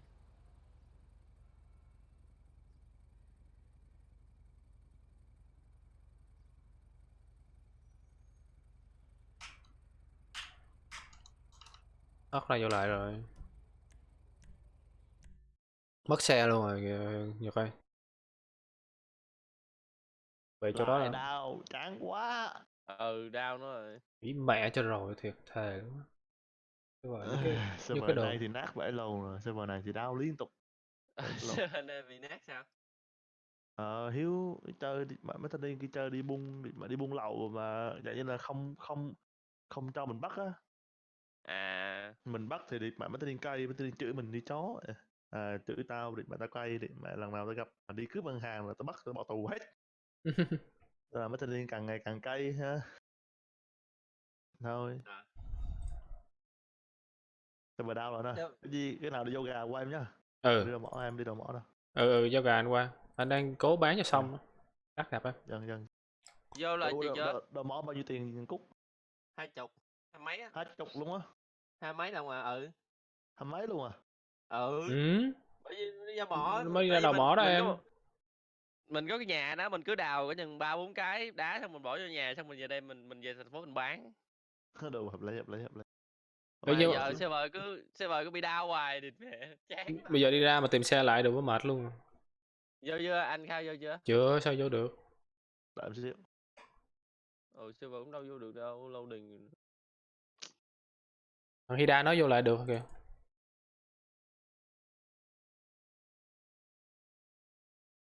Vô đéo đâu. Đổi kìa nghe. Lại đổi AB nữa. Cái lùng AB ở hoài.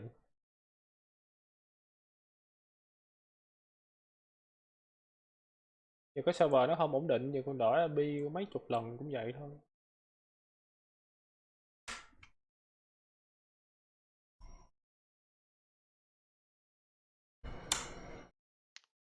Má đặt tên ổn định mà đéo bao giờ ổn định. Ổn định. Chán thiệt. Ủa, server ổn định. Server ổn định mà đéo bao giờ được ổn định. Ngược lại em ơi. Cứ mỗi lần vô game phải tắt nhạc, nó bị bản quyền. Ao ra anh, táp ra. Không, anh tắt cái OBS của anh là được. OBS nó có phần cái âm thanh, anh tắt âm thanh ra rồi, thử nó không bị, không có nghe tiếng âm thanh. À.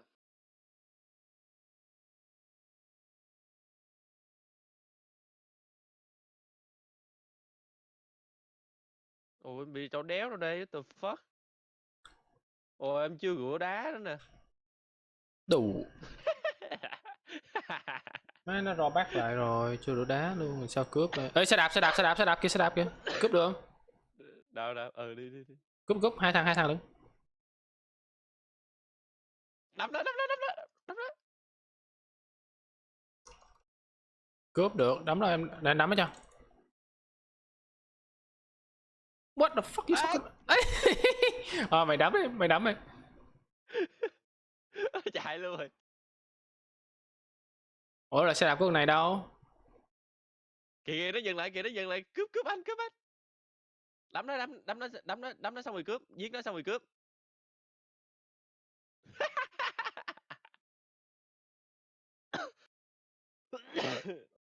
Ý. Đến chạy lên. Đi chặn thằng kia lại, chặn thằng kia lại. Đúng. Khổ. Má chạy có 18 cây số ấy, từ 18 mile em ơi. Thằng kia nó chạy mất tiêu luôn rồi. Cứ chạy lên, cứ chạy lên, cứ chạy lên. Anh thấy rồi. Mà xa lắm.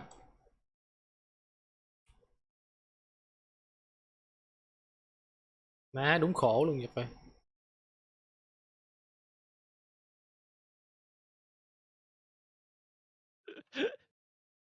Này thì khai thác mỏ. Vãi liền nè, má. Khổ thiệt cái chứ. Trời ơi, nó chạy lẹ quá Nhật ơi.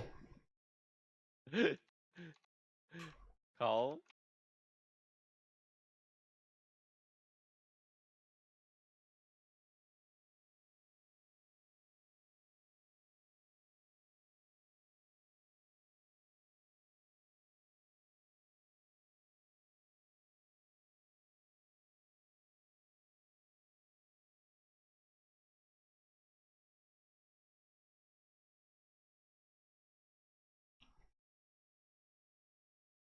Không cướp được hết chứ.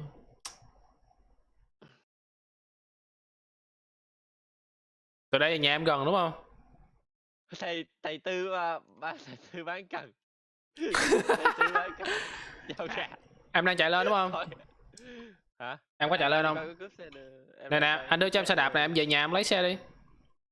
Em cướp xe được anh ơi, em cướp xe được. Ê. Ồ đéo được. Mẹ nó, tưởng nó cướp được. Khó lắm. Đây, đâu vậy, đây, bên phải. Ủa bên trái vậy. Này về nhà lấy xe đi. Trời má em đạp xe mà em hãm liền luôn đó. Anh tự đi bộ là anh rửa luôn.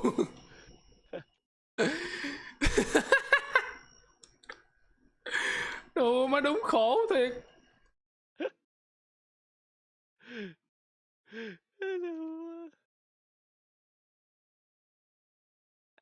Anh bấm. Nếu anh bấm shift nó đạp hơn nhanh hơn ta? Không. Em xếp đạp được con 20 rồi hết xí quách rồi. 27. Má để thằng kia nó xổng chiếc xe tức thiệt chứ.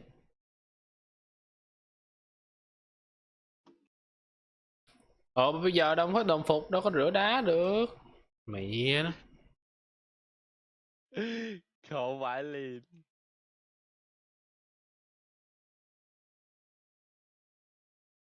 Bắt cướp xe đấy được. Không có cướp xe được. Tắt chức năng rồi. Có, vẫn cướp được anh nhưng mà hên xui. Ha ha ha ha ha. Come here. Được không?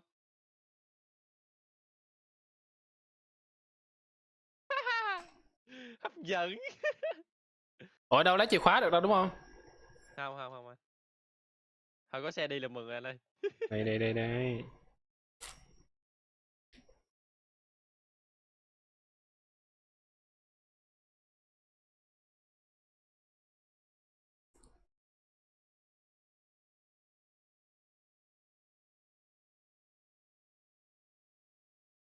Vậy rồi sao mình về mình bán luôn hả?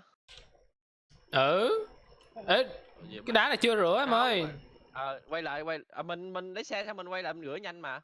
Lấy xe của em đã. Quên, chưa có mặc đồ mà. Chưa mặc đồ, bây giờ phải lên về lấy xe của em chạy nó lẹ. Ok. Đủ. Cứ đai hoài khó chịu chết bà luôn. Hay là mình muốn về mình rửa hai cái đó luôn không? Bán hai đó, hai cái mình đang có. Thì lấy xe em cho nó chạy lẹ cái đó. Giờ cất 7 giữ cục 7 cục đá đi. Ok. Hay là mình Vậy ghé nhà em đi. Ghé nhà em lấy đá kia xong đi bán luôn. Đi bán 2 chuyến đi.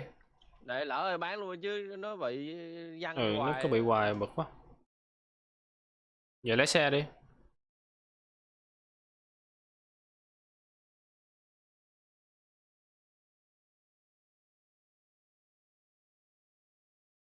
Đủ mà xe này bo cô đá vậy, grip đá vậy. Ui.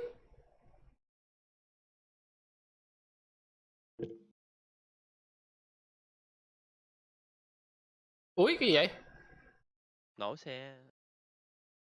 NPC mới chắc NPC mẹ rồi. Ai vậy?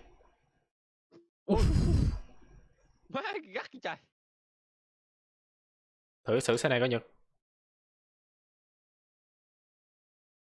Em nghĩ không được đâu anh ơi. Sao xuống xe đéo được ý.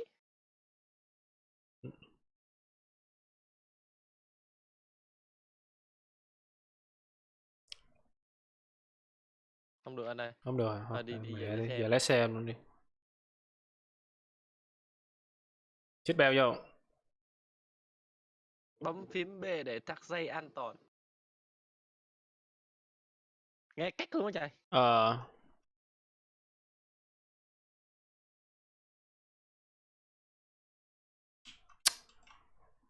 Má không biết nhường hả ta? Rồi xong luôn. Rồi. Đủ. Tụi NPC nó đang bị khùng mà anh. Đi, gần nhà em mà.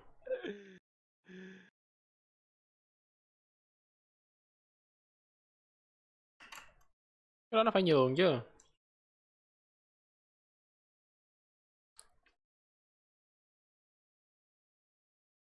Đúng khổ thì đúng là không có xe, khổ thiệt hả chứ.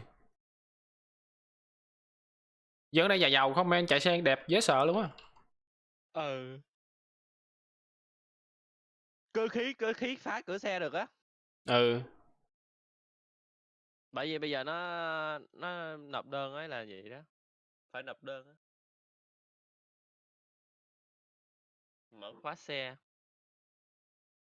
Giao gà. Ê Hiếu chết rồi kìa. Ủa sao lúc chữ tím lúc chữ xanh này ta? À nó màu á anh. Màu mè vậy thôi. Mình nói chuyện nó cũng vậy mà.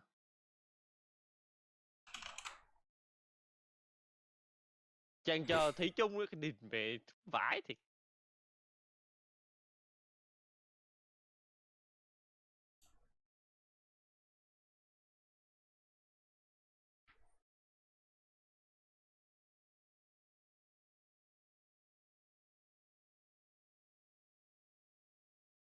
Không biết em lấy xe được không nữa nè. Đù mà lấy xe không được ăn cám nha.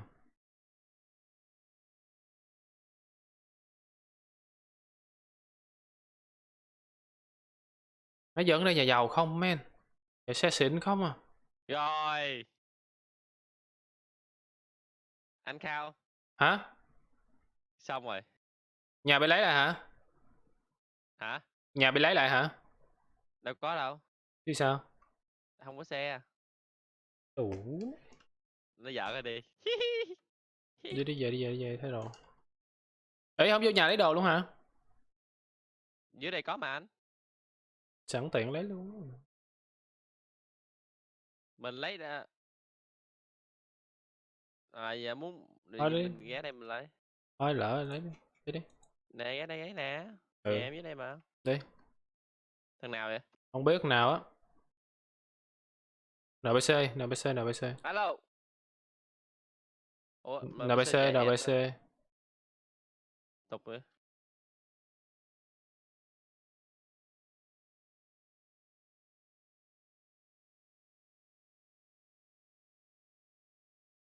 Má cái cuộc đi mình đi được 4 chuyến luôn á. 4 chuyến ở được 4 thiệt chứ. Đặt cái tên 4 lùn. chuyến là 80.000 luôn rồi đó. Đặt cái tên liền ổn định, rất ổn định của mẹ. Ừ. Ủa đang test lại nữa kìa.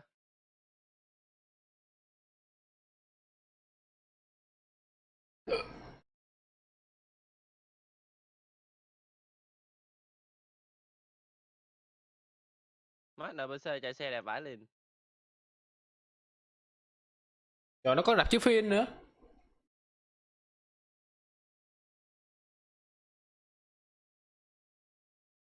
Nó có rạp chiếu phim nữa em. Đâu? Nó có rạp chiếu ngoài phim đó. đấy hả? Ở đó nó nói đang test lại đó là rạp chiếu phim đó. Ủa không cất xe à? Mất xe sao? Đâu mất đâu anh. Mời anh đi. Vô nơi. Nó có đặt Nhà chiếu phim nữa. ơi. Nhà này hơi hơi cũ xíu. Kìa mẹ nó, bao nhiêu tiền? 2.000 mấy. Bỏ vật nha. Ừ. Bỏ được có 7 rồi nha. Rồi xíu nữa bỏ Xíu mình vô tiếp. Đi. Đi ra đường nào? thì đó. Mất xe rồi nha. Sao mất? Đâu mất đâu. Đi thay đồ xong mình đi mail.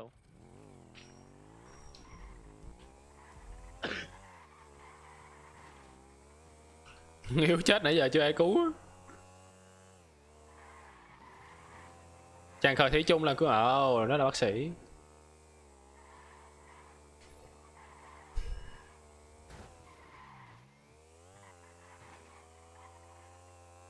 Mẹ tắt hết mẹ NPC cho rồi.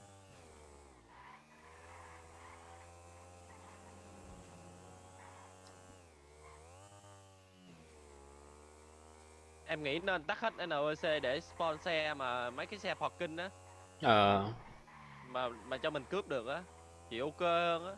đúng rồi đó. Chứ để NPC mà để không cướp được cũng vậy. Ừ. Đó đủ đang chạy đụng nhau. Sợ vãi liền.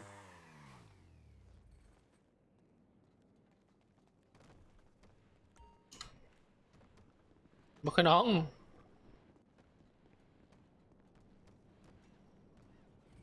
Email nha. Kế bên luôn nè. Để em cởi áo nữa.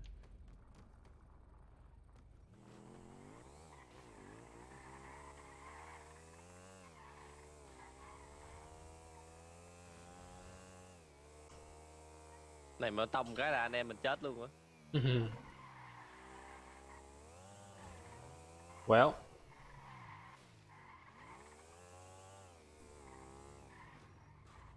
Vô.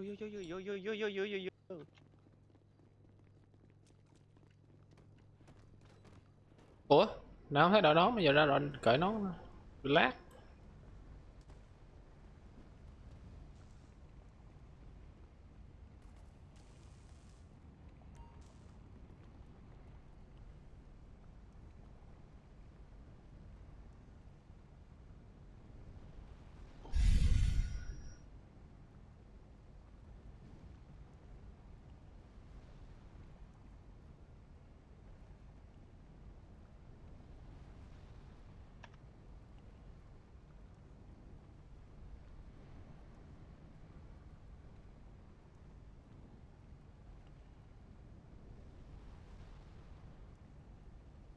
Xong rồi em ơi.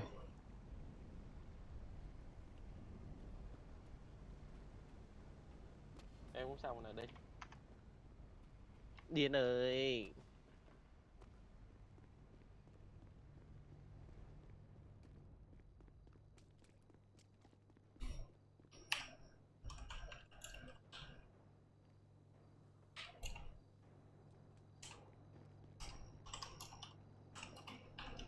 Nó tự nhiên bữa em mua chiếc xe em mua lộn màu.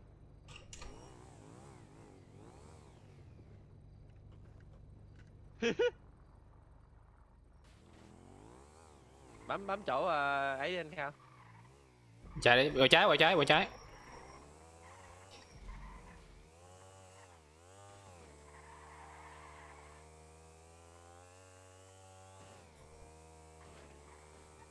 Gì vậy?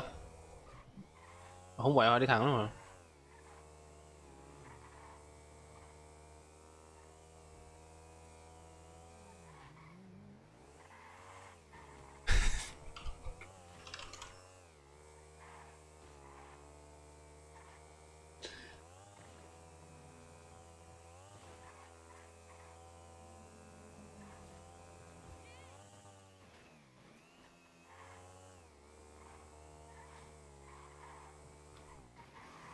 Chết mẹ còn 4 phút tội nghiệp nhỏ vậy.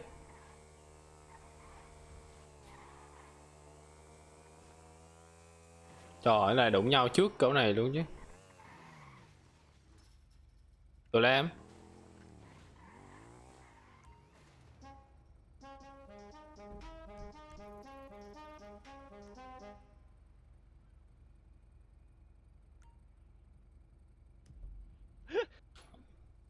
Yeah. Yeah. Yeah. Yeah. Chưa xong mà. Thấy tiền lên nhiều không anh? 4.000 mấy rồi. Cái lồn gì vậy? Má thành phố bất ổn dễ Xong sợ. chưa? Đúng rồi, là xong rồi, xong rồi. Sao rồi? Xong rồi, xong rồi, xong rồi, xong rồi, xong rồi. Thành phố bất ổn vãi liền luôn á. Server đã không ổn định rồi, thành phố bất ổn.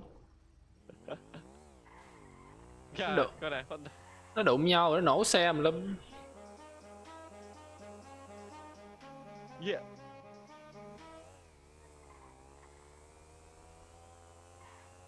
Hay quá bác sĩ tới rồi. 4 phút chắc này nó cầm nhiều tiền lắm. Ừ, nhưng mà nó chắc nhiều tiền lắm á.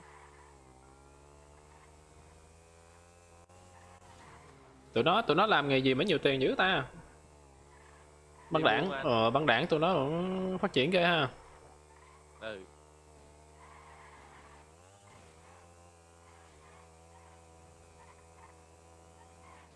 Uzi mà nãy 4-5 thằng mà mua cho mỗi thằng một cây là anh biết cỡ nào rồi. Ui gì chỉ có 20.000 à. Ủa gì vậy? Ừ. Nó có fit phải không? Ông anh chưa vô súng mà là, nhưng mà cái bản cũ là mới có 20.000 à. Nhưng mà 4-5 thằng thì cũng cả 100.000 à anh. Tụi nó giàu mà. Thì đó, thì tụi nó làm ăn ngon lành đó. Trời ơi, nguyên cái container.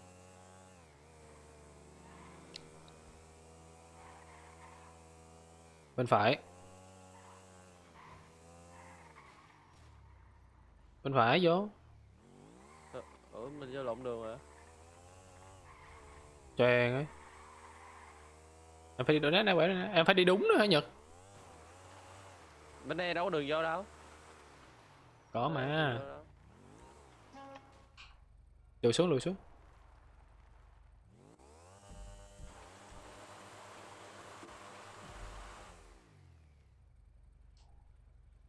Ý 6, 7, 8, 10.000 rồi. Ừ nhanh mà. Nói chung bán vàng bán bạc xong là bán hết là được 20.000 á, trăm mấy ngàn á. Rồi xong chưa? Đi. Mày xong là anh xong á, giống nhau mà. Ok.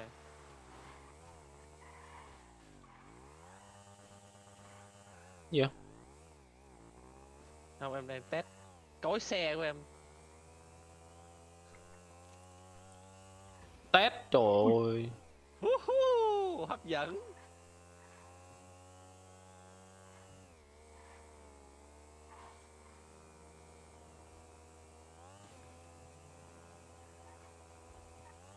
Trời ơi, xe nè. Không có ai để cứu là sao? Bác sĩ đói quá.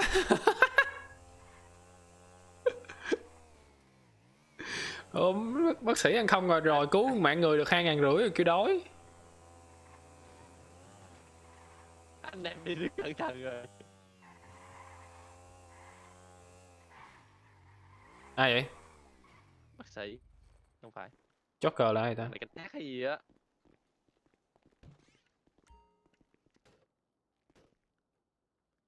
Rồi bỏ tiền vô ngân hàng. Rồi lỡ có chuyện Mr. gì? J nè, Mr. J kìa.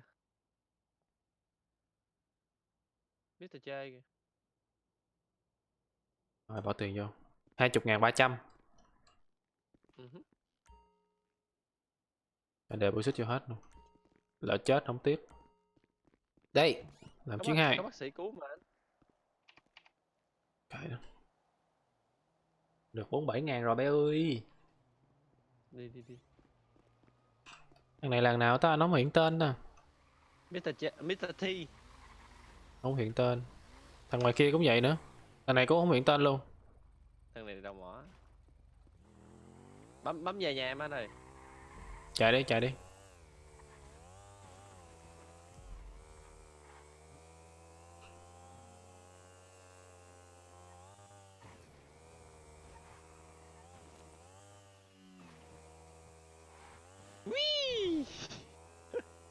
Lúc lên dốc á, em nhõng đầu lên đã lắm, như là bay luôn rồi.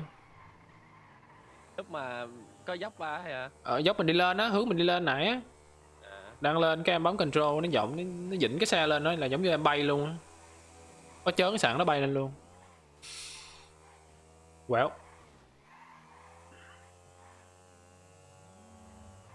Đợi xíu nha.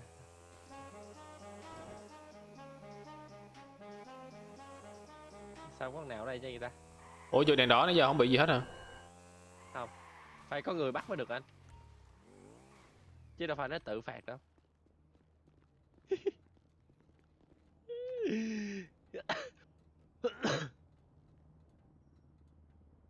Vô đây.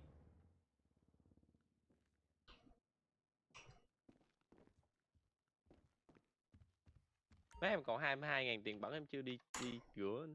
Đợi chiều nhiều em đi rửa luôn.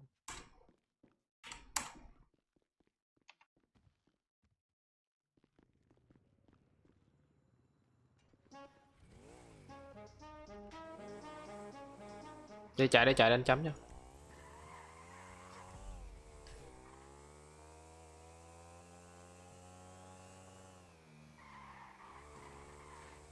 Còn xăng không vậy? 60. Chạy nãy giờ trong thành phố mà đâu tốn nhiều xăng đâu.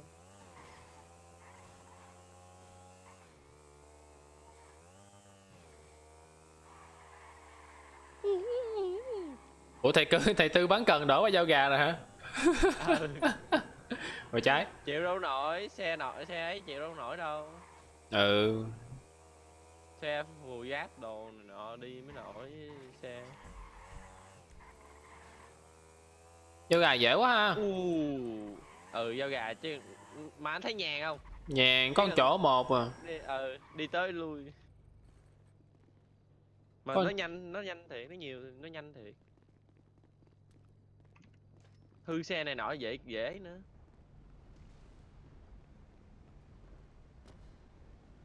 Ê, Việt Tân kìa. Việt Tân đi chết rồi kìa. Việt Anh. À, Việt Anh nè. Em đọc sao thành Việt Tân. Bác sĩ cứu cảnh sát trước, đột phát. Ủa có chuyện gì mà bác sĩ phải cứu cảnh sát trước?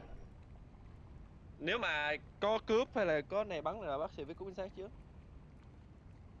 Có cướp á. Ừ.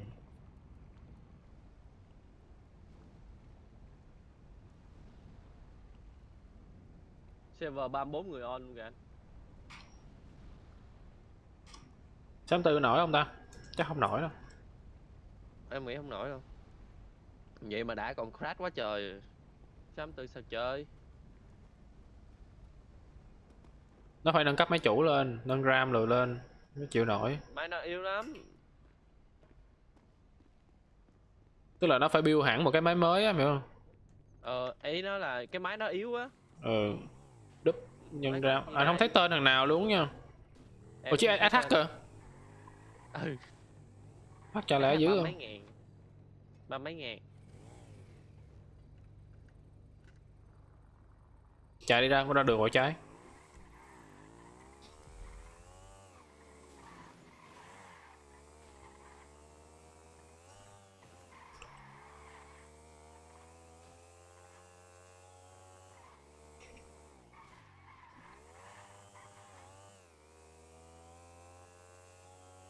Thì với mình đi vậy mình không cần đi buôn, mình cũng giàu nữa ha. Ừ. Anh nghĩ một chuyến mình đi là 20.000. Ngày mình làm 5 chuyến. Và 5 chuyến là 100 100.000 ngàn rồi. Mà hợp pháp nữa, không bị bắt nữa. Tại đi buôn Nhưng mà nó làm vậy cho mình bị chán á. Ừ. Kiểu như em ngồi em chơi mình á, thủ dâm tinh thần luôn.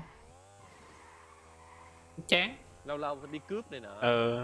Thủ súng ống đồ đi cướp rồi nó cảm giác nó vui vui chút, cảm giác cây cứu bị bắt rồi nó vui chút.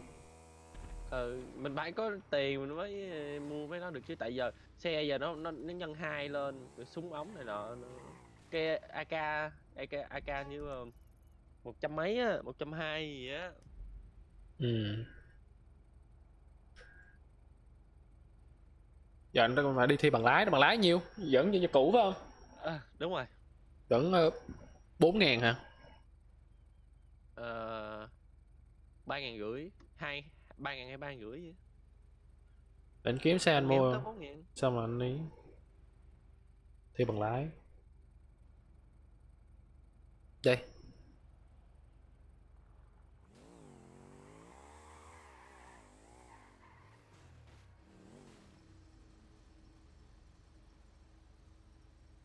Mở cửa kìa. Không đi hả? Rồi. Anh bị lag rồi đó. Em đang đi hả? Anh xuống xe. Không lẽ Dạ. anh bị lag? Rồi. Rồi xong. Đủ đạn. 5.600 của tôi có bị drawback không đây trời? Cái liền gì cứ bị hoài. Đổi AB nữa kìa.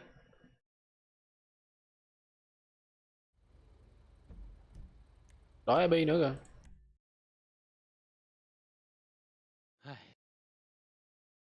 Server gì chơi với người ta mau nản lắm á. Ủa AB cũ, AB cũ, AB cũ. Rồi sao? Ao hả? Ao, ao ra vô lại. Thoát hẳn luôn cái file M luôn, mở lại. Má, giờ phải đi kiếm xe đâu đây? Giá cho nó chở về nhà của em đi. Ủa địt mẹ nhà em không có xe nữa chứ. Server die luôn rồi, không lên luôn rồi.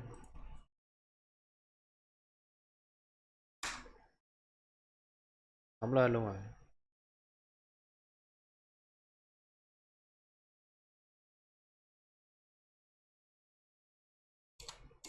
Chơi game ức chế quá, thanh niên.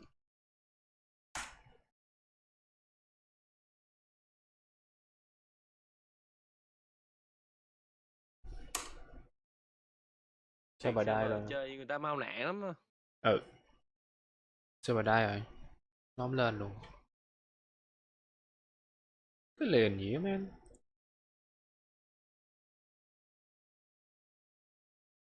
Thề luôn thề.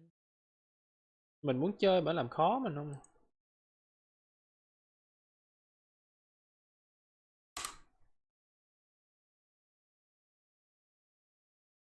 Được anh ơi. Được rồi.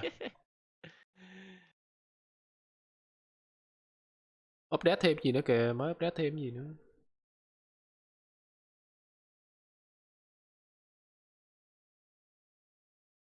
Thông báo. Hiện tại server đang chạy quy chuẩn Propay ẩn nên người chơi à anh Khao. Giờ ồn, nhạc Alo, ồn anh em nghe không được. nghe em nói chưa? Rồi rồi, nói đi. Nói đi, nói đi. À, biết tại sao không thấy tên không? Ừ, Nè, hello nghe, thấy tên em chưa? thấy rồi. Phải phải nói chuyện mới thấy tên. Ủa bây giờ thấy rồi nè. Hả? Bây giờ thấy nè. Thấy vẫn còn thấy luôn hả? Ừ. Nè, ra tới đây còn thấy nè. Kìa, Đó nè, tới sao đây vẫn còn kỳ vậy? thấy nè. Em không thấy anh thử nói chuyện coi. Alo. Để em thấy tên anh nè. Đó. Tức là phải nói ngay từ Rồi đầu rồi, á, là thấy liền à. Giờ thấy luôn á. rồi sao giờ? Ồ anh bị mất cái rồi. Mất tiền rồi. Anh bị mất cái đợt đó, đợt bán đầu tiên rồi. Anh bị mất tiền rồi, anh bị mất cái đợt bán đầu tiên rồi. Mất 4.700.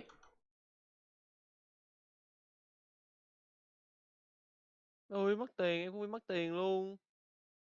Địt con mẹ.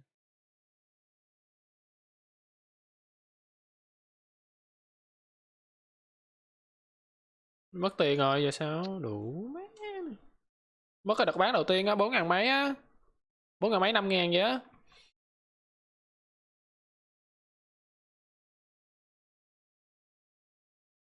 Ờ, cái lìn.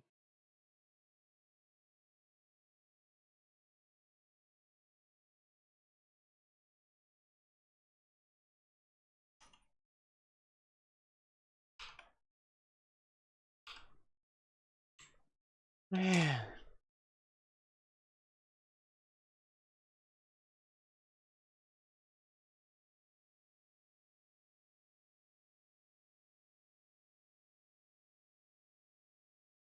Thấy chơi mới lớn.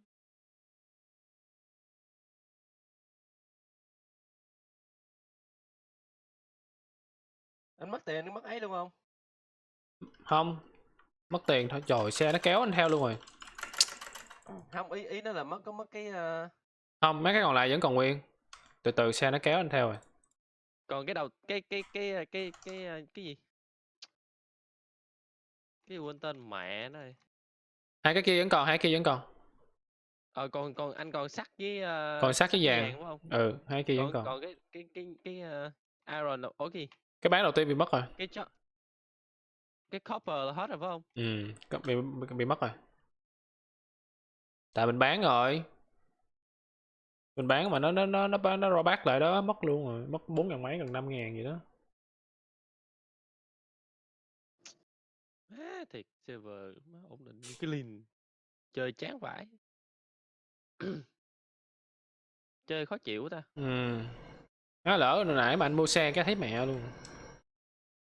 Mất xe luôn.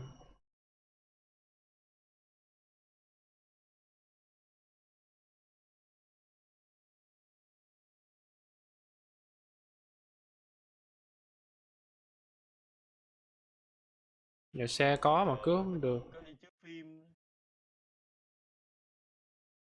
Cướp được không? Server đã ổn rồi, có thể duy trì tới 6 giờ tối. Chin. Chạo lồn đó. Sao? Cướp xe em ơi. Cứu được không anh? Không. Ủa mà hơi là nãy anh cất tiền vô á. Thôi nó rollback lại biết bắt luôn không biết. Ok lên em ơi. Đi anh ơi. Đi tên ơi, em đây nè. Wow. Sao muốn đi giao luôn hay là đi lấy xe? Đi giao chứ. Đi Đi bán giao đi đi bán rồi, đi rồi. bán đi bán chứ. Đi bán đi Đi rồi lấy đi lấy đồ xe đó. sao? Mẹ lấy đồ nữa hả?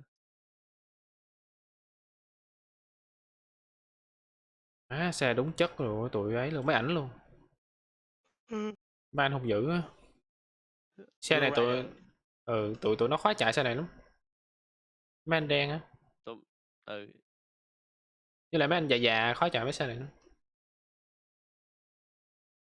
Ê, có thằng kia là tên server là ổn định mà không ổn định gì cả.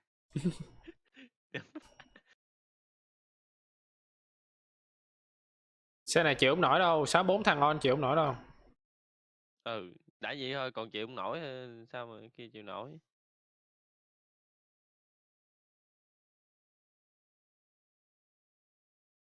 Đây có chừng dùng hai con 2080 Ti xong rồi RAM 200 mấy á. Không, nó chỉ cần nâng RAM thôi đủ rồi. Nó không cần nâng mát RAM luôn. Nâng RAM lên. Mình RAM mát luôn. 64 hoặc là 128 á, nâng mát luôn. 128 ok hơn anh ơi. Cái đệt con đủ mới chết Rồi, chết luôn. luôn. Mấy thằng NPC này. Xe của mình ở đây không đi. Đi lấy xe làm cái gì cho chết. Đâu nhảy từng em bấm U, em bấm pay up coi có bác sĩ không? Có 2 bác sĩ anh. Chẳng khỏi thủy chung kìa. Ủa mà 2 bác sĩ dành nhau tới nữa kìa, má nó nghèo mà nó vả.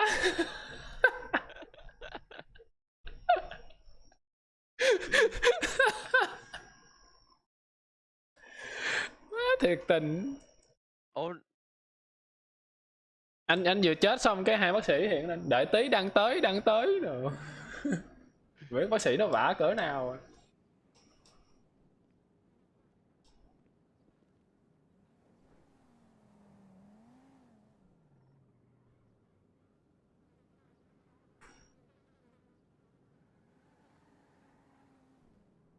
Sao stream có gì nó giật giật vậy ta? em coi cũng bị. Nó stream kiểu gì mà sao nó giật, của anh đâu có bị giật đâu. Ê, chà kìa, đi tới kìa. Không, stream của anh đâu có giật đâu phải không? Stream có gì nó giật. Không. Nó stream kiểu gì mà nó giật giật.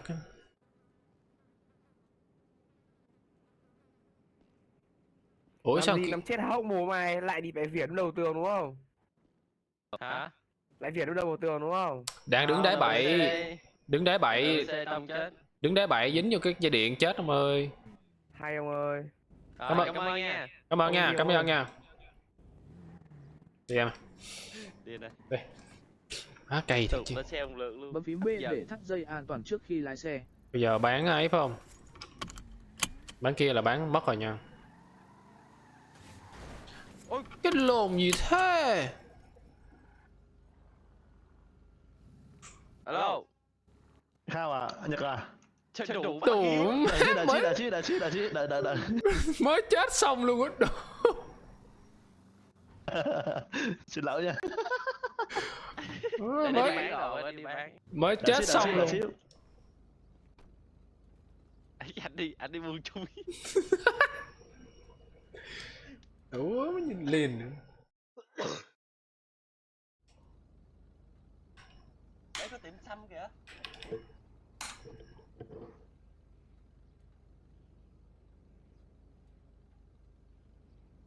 Ủa bây giờ xe này có 2 người ngồi, xe kia cũng 2 người ngồi mà đâu đi chung được. Đây nè, đây. Đi đâu Hiếu? Đi đâu hả? Tụi anh đi bán vàng mà. Ok, hãy gặp nhau bóng vàng nha. Ừ. Ủa mình là cái này mình giao đợt cuối không anh? Hai đợt đầu mình lấy á. Con nào đứng ngay đó đi. Ê Trần Khởi Thủy Chung kìa.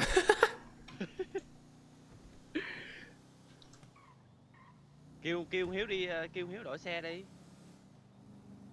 Ủa nó dò mỏ luôn không? Đã mở rồi nó mới thay đồ.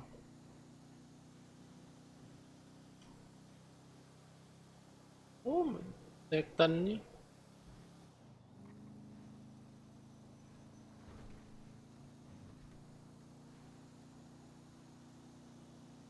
Ủa cái này là gì Hiếu? Cái này là gì em? Cái này là xếp John đúng không? Hiếu đâu? Cái dùng màu xanh xanh á, ý anh hỏi em á. Cái đó là safe zone của ấy á. Của cái mình chết sống lại đúng không? Của nhà thương á. Rồi mình đứng trong đó là không bị bắn chết à? Chết chứ anh. Ủa vậy sao để xếp John chi? À giống như trong đó mình không được bắn súng, không được ẩu đả. Em nghĩ là vậy. Anh lại tưởng là đứng trong đó thì không bị bắn chết. Kiểu như bất tử à. Không có bất tử đâu anh. Ok. Coi như mình mất cái giống đầu đi. Nó đen như chó. Ăn luôn em ơi, đói bụng quá rồi. Quên nữa chứ. Đủ mà ăn hamburger ngon hí. Nó để hiện bánh mì luôn á. Mà ăn hamburger.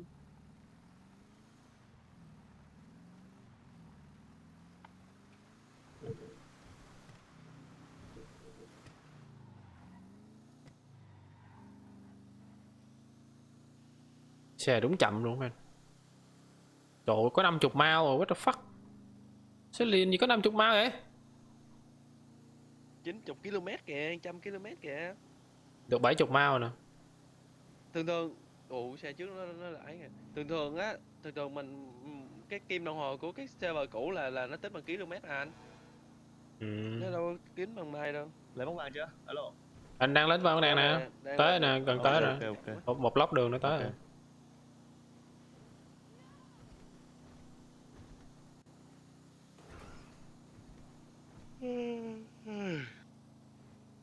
Rồi má nào đây xe là đi xe cọp.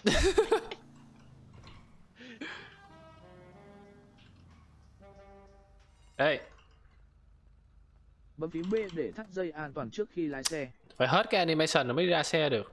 Mẹ.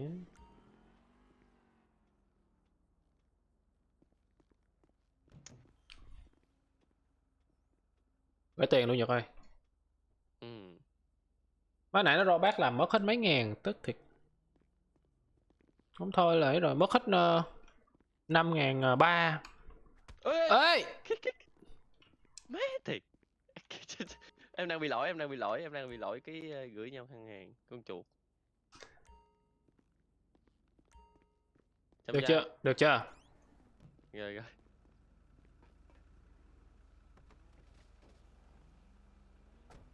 Bấm Cho phím B anh- để thắt dây an toàn trước khi lái xe. Rồi chưa? Rồi đi Được em chưa? ơi. Đi. Ấy rồi bạn Hiếu đâu? Bạn em đâu? Bạn em nó đi có việc rồi. Trời Ok. má. Hôm nay nói chuyện với nó tí. Thằng này cướp xe Tú gì này vậy? cướp bằng hàng. Ồ, ok. Tối nay đâu on được đâu. Bên mình sáng. Nhưng mà bên tối tụi nó mà on đủ rồi, nên cướp được. Cướp ngân hàng được lần được 300 không? 500 trở lên thôi. 500 tới triệu. Ừ. Nhưng mà phải mấy cảnh sát. 7 anh. Với Wow. cảnh sát chìm nữa không? Vậy là phải có snip. Ít nhất ấy con nào đang đứng ngoài kia. Kệ nó bị hư xe à. Ít nhất phải có 1-2 snip hả? Anh muốn chở nó không? Qua đây chở này. Nhiều khi nó không có đồng cùng nghề với mình á. Trời đúng vứt. Thôi đi đi. Nó đâu cùng nghề, nó còn phải về thay đồ nữa. Yeah. Cái chim của quả nhi nó bị gì á em? Xe này full giáp chưa Hiếu? Chưa full giáp. Chưa độ giáp, giá tốn tiền lắm, 400 lận. Ghê. Mà xe này 8 đứa đứng mà phải không? Đúng rồi anh. 4 đứa đu, 4 đứa trong. Xe này nó đi cướp ngân hàng hơi tục. Đủ cái xe này cướp ngân hàng. Ê, xe này cướp ngân hàng là 4 thằng ngoài đang đu bị bắn chết á. Đúng rồi, chở đi trong cho nó đỡ loạn thôi. Đi trong tới rồi vô cướp luôn, chó ngầu thôi. Chứ cướp xong là kiếm xe khác chạy. Nó tới nó đào, kệ nó Nhật, cho nó đào đi. Ai? Hiếu tới nó đào, cho nó đào đi. Nó chưa đào, sao? mình Có có rồi. rồi, mình cả ngồi chờ nó. Đã được sắp 2.000 rồi. Rồi. Cái gì? Bị gì hả? Xe đứng im chỗ luôn. What the Anh thấy vẫn còn chạy theo xe mà. kinh nữa. Trời, interrupt nữa. Interrupt nữa anh ơi. Hình như bị interrupt rồi á Hiếu ơi. Ồ bà, đâu có đó bình thường mà. Alo, em nghe anh nói mà. Nhật nó bị rồi. Oh shit. Sắp tới mình rồi. Ừ, sao tới mình.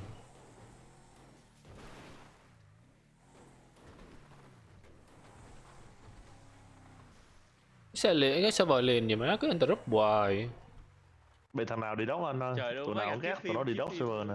Bấm phím B để thắt dây an toàn trước khi lái xe. Còn thấy Nhật trên xe nè. Nhật ơi, alo. Nhật nó bị em, Nhật nó bị. Ủa? Tao đi ngủ. Đâu Đào có bị gì đâu anh. đào đá mà còn cũng đi ra vô nữa hả? Cho nhanh. Đi ngủ luôn, phải á. Ủa còn Quê. chơi được mà Nhật? Chứ em bị văng hoài luôn nè. Chơi em về cái giờ em phải về lấy đồ nữa anh. Nhật đâu Thôi anh. anh Nhật đâu. đi Hiếu chơi đi, mai em chơi. Nhật nó bị interrupt cái nó out luôn rồi em ơi. Nghĩ luôn à. Nghĩ luôn rồi.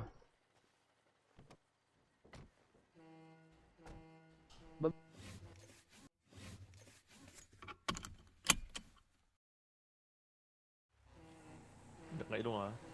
Nó interrupt nó out luôn. Cay á. Bực thì chứ được mà Má đang chơi mà nãy anh bị mất hết 5.000. 5.000 luôn á. Ừ, mất 5.000 đang đào rồi mới bán xong luôn cái nó rollback lại. Mất con đá của anh luôn. Ừ, mất cái tiền mình mới bán luôn, mất hết luôn, mất trắng luôn. Mất hết một lượt bán. Xong mới đi bán ấy đó. Mới đi bán vàng bán bạc á. Mất đồng luôn. Ừ, mất 5.000. Nó mà LBC trong này chạy xe kinh thôi. Mà nó tông nhau lý luận. Nó đụng nhau hoài à. Ồ thằng lâu rồi đó. NPC. Ồ LBC ngáo nhiều vậy. Nó đụng nhau mầm. Đó. Đụng nổ xe Đúng. trên bắn gàng quá trời luôn. Nãy không có xe tụi anh phải cướp 2 xe đạp để đạp xe đạp thấy mẹ luôn. đạp tới chỗ nhà của con Nhật. tao tới nhà Nhật. Lấy xe đi tiếp. Lấy xe đi tiếp. Á xà vãi cức. Nó không cho cướp xe, cướp hoài có chiếc cướp được cướp không nữa. Anh mà có súng anh mới cướp được. Có súng anh bắn chết thằng NPC trong xe, nó dừng xe lại nên mình lên xe. Nó phải tắt luôn. Nếu mà nó tắt luôn thì nó phải để xe ở trong parking á cho mình cướp. Nhưng mà để sao parking khó lắm mà. Nó việc là làm code mới nữa.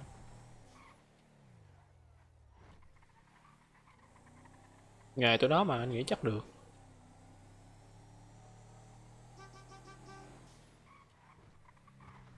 Bấm phím B để thắt dây an toàn trước khi lái xe. Bấm phím B để Ôi. thắt dây an toàn trước khi lái xe. Trời rớt cửa luôn, the fuck. Lát rớt cửa luôn à.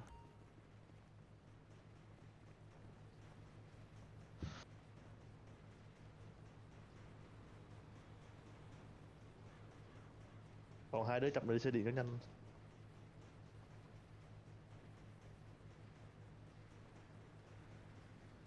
Còn hai người chậm đã anh đi xe điện. Sao nào không được.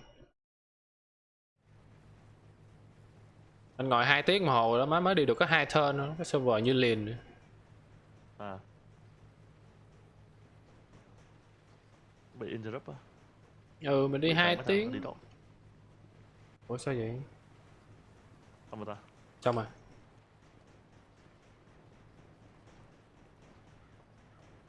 Chơi xấu hả? Sao là 6 à? Không, ý anh nói chơi xấu vậy. Chơi mà còn phá server người ta nữa. Tranh nhau anh, đi đốt nhau. Thấy server nào nổ lên nó đi đốt liền. Hạn chế đổi IP liên tục á hả? Thì đó đúng rồi đó, đổi IP liên tục là vì đó đó. Nó đi đốt server liên tục. Nó biết IP á, đi đốt liên tục. Còn server này chẳng qua là có intercheck rồi đó, có anti-check rồi đó. Rồi nó đỡ rồi đó. Còn đi đốt là xóa được nhanh, nhưng mà nó vẫn bị như là bị đích ra khỏi server rồi đó thôi. Nhưng mà nó xóa được rồi nhưng mà vẫn đích ra server. Còn mấy server mà chưa mua anti-check là đi đốt một phát là sub server cả ngày.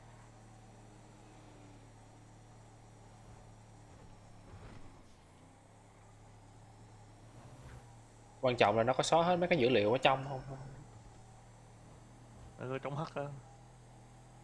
Nhưng mà cao quá thì tụi nó không đủ kinh tế.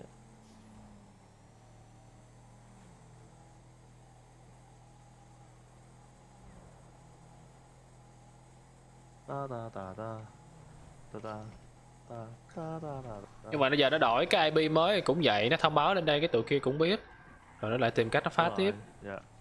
Nhưng mà tụi kia phải làm phải viết lại cái code để phá server. Để bỏ cái IP mới vô để phá.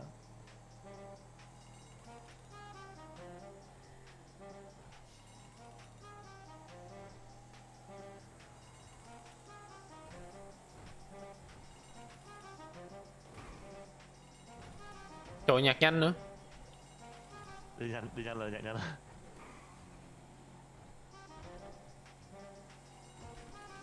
Ý, có người kìa. Đợi xem các xe rồi. Bấm phím B để thắt dây an toàn trước khi lái xe.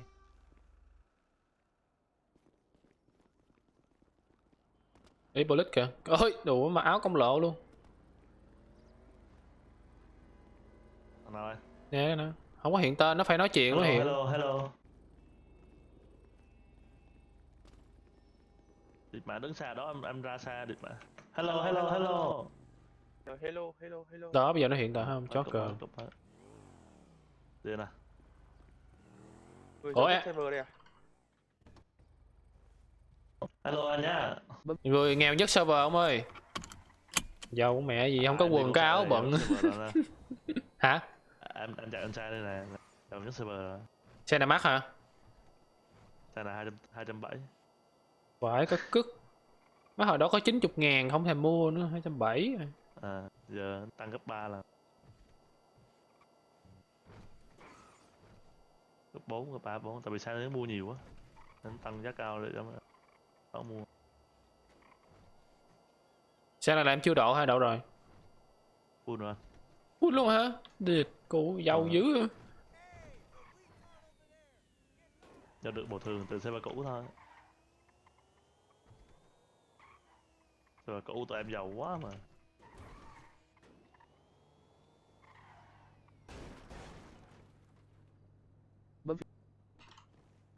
Bấm phím B để Xe này thắt dây phải khó an lại toàn đó. trước khi lái xe. Không là mấy thằng giang hồ nó bự. Anh đi xa mày khó lại nha, mà nó bên xe Việt Nam biết rồi, mà đá xe lắm. À, lấy xe chạy luôn ha. Bị đá xe nhiều lắm. Cho nên đá xe tới lúc người ta gặp người ta đụng bắt trả tiền thì phải đéo chịu trả. Điên bắn chết luôn mà.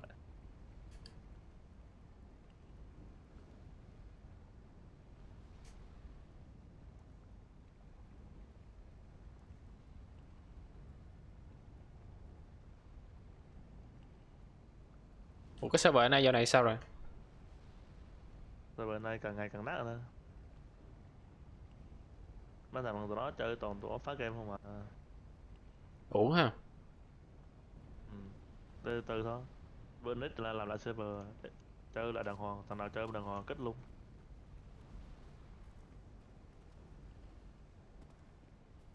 Tụi nó bút AK đầy nhà luôn, xong tụi nó cầm AK tụi nó đi bắn em. Mà rất tiếc là tụi nó bắn tụi nó bắn dở quá. Bên em bên cảnh sát em có bốn thằng toàn giết 8 thằng cướp toàn tầm AK. Xui cho nó là có kim gì giết hết luôn, thì bị bắn kinh vài cước luôn. Coi nó phải mà cướp ngân hàng tụi nó ùa ra 7 thằng, kim gì bắn chết hết 7 thằng, kinh vãi luôn. Rồi bị luôn á. 2 băng đạn giết hết 7 thằng được.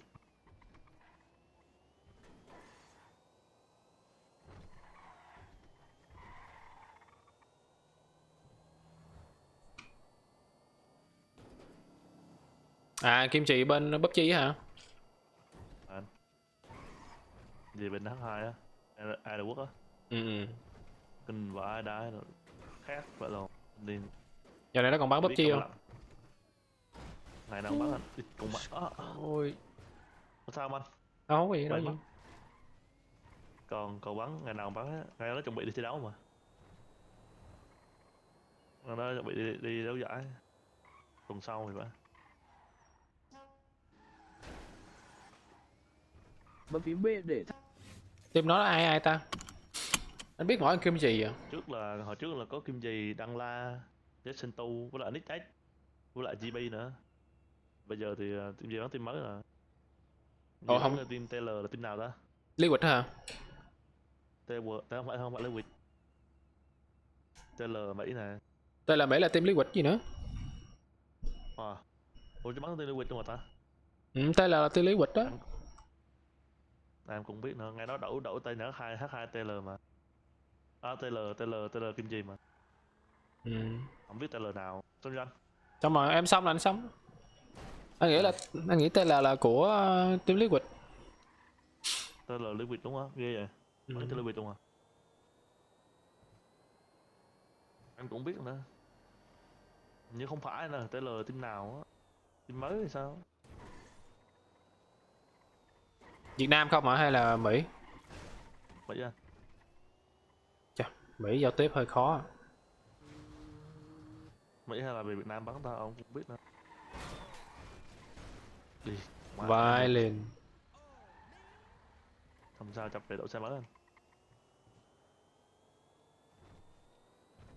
Nếu là team Mỹ thì hơi ấy á. Giao tiếp hơi khó à. Mỹ chắc chắn là Liquid rồi đó. Việt Nam chắc team khác. Mà nghĩ ông bắn Việt Nam đó, ông bắn nước ngoài à. Mà mấy cái giải trước kim gì bắn toàn được kill, với lại toàn clear mấy thằng không. Nó hay quá mà. Em nghĩ là tụi nó sẽ mua, tụi nó thuê kim gì hay sao.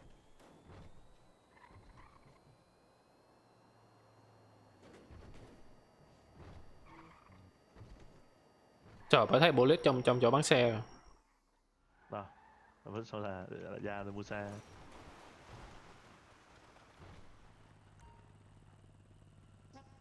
Bây giờ nó phải nói chuyện nó mới hiện tên, còn nó không nói chuyện là nó không hiện tên. Bạn em nè. Em nhìn là biết bạn em rồi. Xe máy cày. Đang ngồi trong Discord nè. Ồ vậy hả? Anh có kim cương không? Anh không có kim cương. Ông bắn ấy đi. Cũng có kim cương. Bắn bạc kìa. Ủa quên lộn. Bắn vàng rồi. kìa. Dạ món gì? Ồ, cái gì vậy? Bị đụng trúng gì á. Ồ, có tàng hình không thấy luôn á. Ừ, U-turn lại. Để mà Bốc khói luôn rồi. con nào xem ta? Đây con nào xem luôn. Bấm phím B để thắt dây an toàn trước khi lái xe. Cái giá thì chứ. Đi chạy qua chỗ lấy xe. Đẩy xe ra được không anh? Anh bên đẩy xe ra. Ra gần đây nè.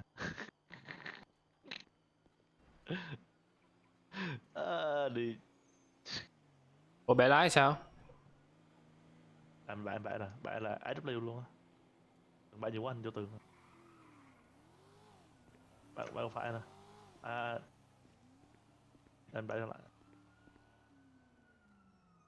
Lại nè.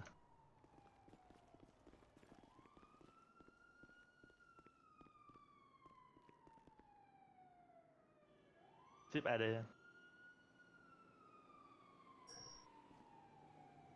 Khổ vãi liền luôn. Đừng cầm tới lên. Cố gắng lên. Mà em đã thấy gì luôn kìa, chỗ đó bị tàng hình nó tông vô cái gì á. Ê, Nhiều khi nó bị búp á anh. nó bị bớt á, bớt của giống như PUBG á, đang chạy nấy á. PUBG á, bị hên và kinh đằng kia kìa. Đó. Anh đừng bấm W là không qua phải. Anh đâu bấm đâu, anh bấm E mà. Ship E mà. Sao lại chạy qua đây đó.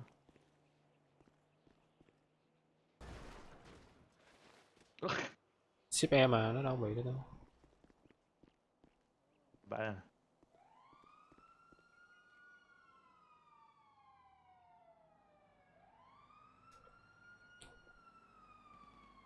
Ý, bắn nhau kìa. không, cái trường súng á anh. Trường súng á, cái chỗ bắn súng á, có trường về bắn súng á. Mã xe này đẩy nặng thế nhờ. Một lốc. Ủa vãi lên. Tự quẹo thấy không? Để em đẩy cho. Hai người đẩy nó bị sao? Ê. Lại quay. Tao thì mẹ ông giàu nhất server lại phải đẩy xe đít này. Bây giờ không có xe, bây giờ giúp người ta được không? Điểm tin à? Tôi đẩy sao được? Tự đẩy. Đừng đẩy giờ ông chút xe đây. Hả? Ông đẩy bằng gì? Đẩy xe này á? Đẩy xe ngồi đi nào. Đẩy đi, em đẩy đi, anh đi được. Anh ngồi lên xe anh lái á. À. Xếp rồi. Lái cho qua trái qua phải á. Bấm phím B để thắt dây an toàn trước khi lái xe. Đẩy bằng niềm tin.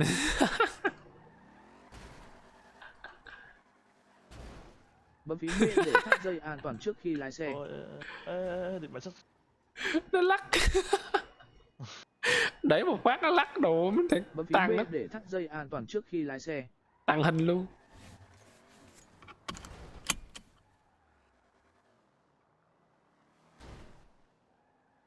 Hợp lý à. Anh cảnh sát ơi, Lại nghe. mày sao hồi nãy chui vô trong cái chỗ sửa xe bấm mấy cái mặc định á, mẹ nó trừ 30k rồi. Ô mày đâm rồi. Đấy là lỗi đấy, mày không? Đây là lỗi của server. Mấy cái mặc định Lỗi đấy đừng có server. enter. Mày cho xin lại 30k được không? Sao mày xin mày xin admin, mày xin thằng đi mày cảnh sát. Lộn không có đi đá hết nhưng mà. Đồ mới đi lại xin 30.000 cho cảnh sát. Kìa. Anh đã chạy xe giúp đó, em cắt xe ra. Đi, khổ Bấm vậy. phím B để thắt dây an toàn trước khi lái xe. Bạn 900 luôn. Chạy xe cảnh sát. Bấm phím B để thắt dây an toàn trước khi lái xe. Tao thân thiện với dân. tao thích xưng thế. Bấm phím B để thắt dây an toàn trước khi lái xe. Sếp, sếp. Xong rồi sếp ơi, xong rồi sếp ơi. Sếp trả Cảm ơn xếp xe nha. nè sếp ơi, trả xe sếp nè. Thôi vứt đi. Cảm ơn sếp nha, cảm ơn nha. Cảm Ủa, ơn. Ok nhá. bỏ vô lại là nó nguyên si luôn hả? Em bỏ vô lại là nó nguyên si luôn hả?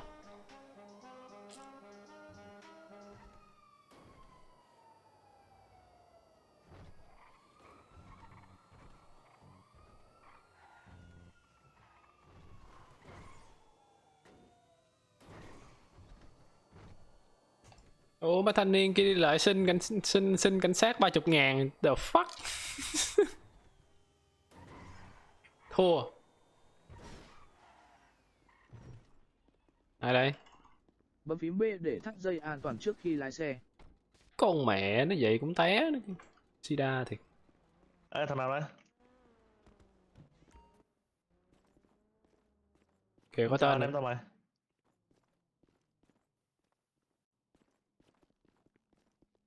Đồ. Anh ấy thiệt là đẹp trai.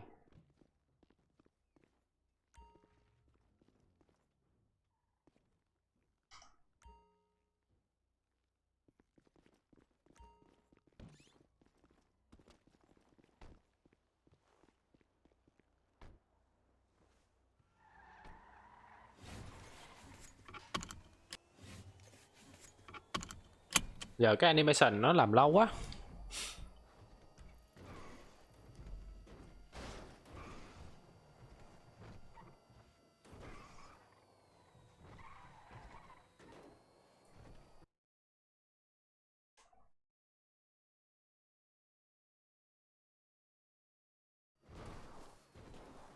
Phát đi đường nào thế?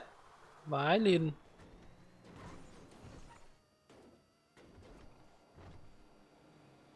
Ok.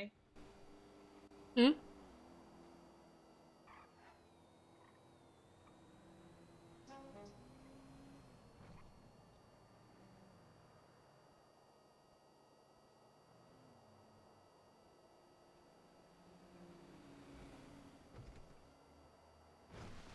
Hồi nãy có thanh niên kia đi xe với em đi xe với em á.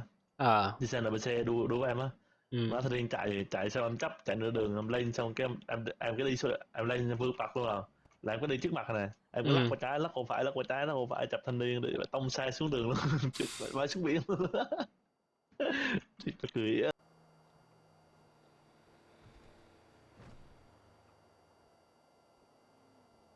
Việt Anh đã hoàn thành lao động công ích. Không biết tạo nghiệp kìa.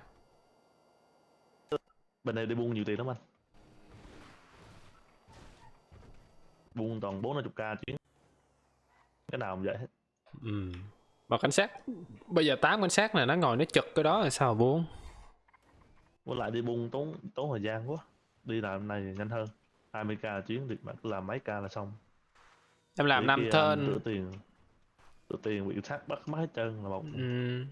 Với lại mà muốn rửa kiểu kia thì tốn 40% luôn. Vãi cực. Ghét những chỗ đầu mỏ nữa. Đóng thuế gì 40% kinh nữa. 36%, chính xác là 36%. Liên. Cho anh lại 64%. Bấm phím B để thắt dây an toàn trước khi lái xe.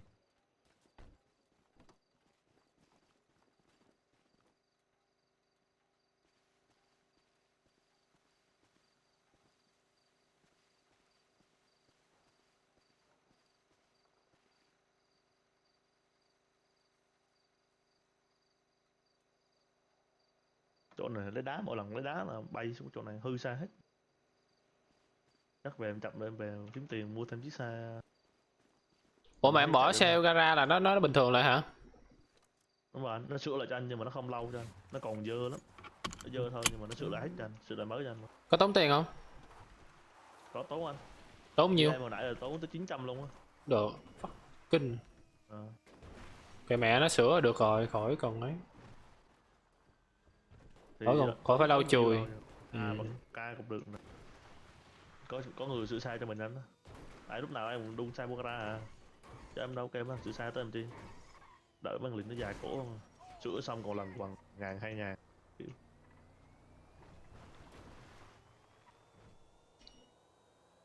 đáng lẽ sửa xong rồi server phải trả tiền cho nó chứ, mình trả tiền rồi biết chừng nào. Lỡ mình đâu có đem tiền trong người sao trả nó. Nó không có cái phần chuyển khoản ha. Bên mấy server khác là gọi điện thoại chuyển khoản được luôn. Cái này không có chuyển khoản. Ủa sao đứng yên rồi?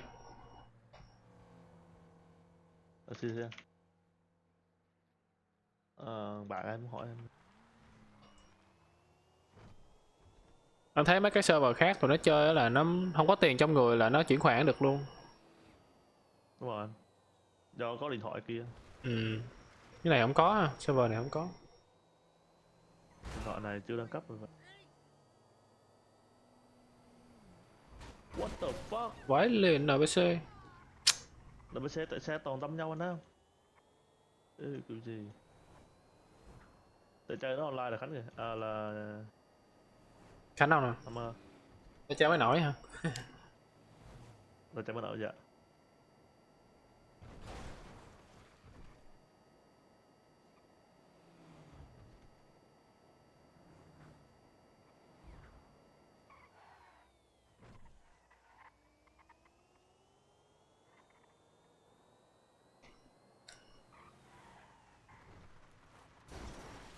Bấm phím B.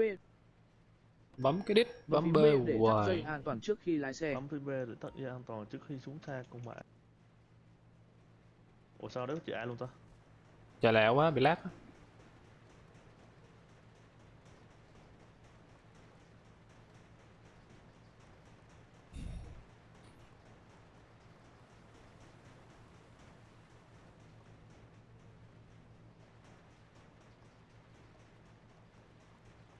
Xe này 250 mà độ full giáp nữa, full hết lên là bao nhiêu tiền nữa?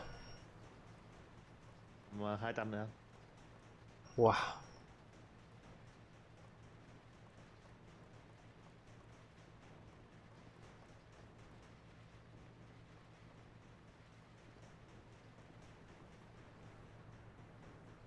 Anh chạy thử đi.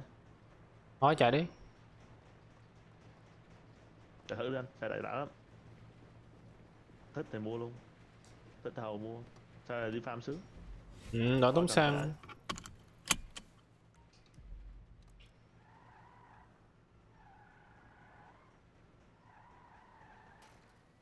Bấm phím B để thắt dây an toàn trước. Ủa đụng đéo gì đâu, tự nhiên lắc cái đít vậy.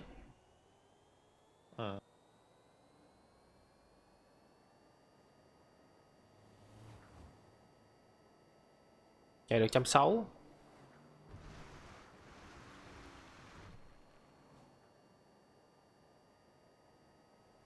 Trăm mao hả? Trăm mao cũng nhanh rồi. Ủa bên này chạy 100 mao lít dí bắt thấy mẹ luôn. Dạ. Ừ bên anh nè, bên anh chạy 80 là được khỏe rồi. Nhất lên số 5 là bắt. Số 5 hơn số 5 là bắt. Nhất lên 85 là nó bắt. Nhanh. Ừ. 85 luôn, 85 là nhanh lắm luôn á. Ừ, bên này 85 nó Em bắt. chạy tầm 65 mà freeway mà chạy 70 là bị bắt.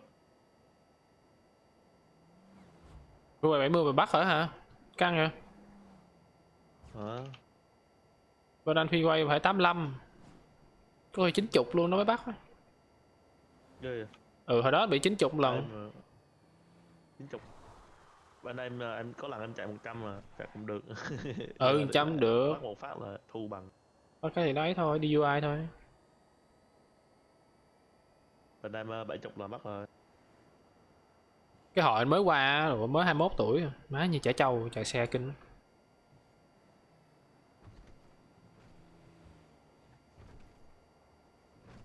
Vô xuống xa lộ là anh đạp 90 không, mình thử là bị thọt một lần á.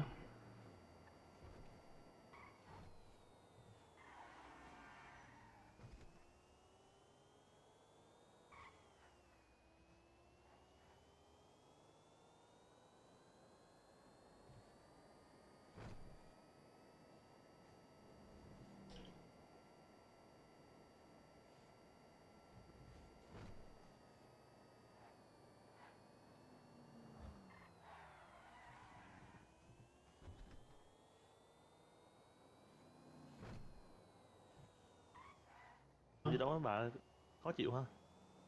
thấy chó nó hiền cũng đâu cắn đâu mà tự không phải người chữ cùng gắt quá. bên đó là nó quy định là chói ra ngoài đường là phải phải rọ mõm nó lại. Xong rồi nó ra cái clip mà đi xin lỗi nữa. Xin lỗi mà mình nhìn mặt không có thành ý mẹ gì má, kiểu như bị ép buộc, bị dọa, bị đánh hay sao đó là xin lỗi, cười đâu. Tội nghiệp thanh niên.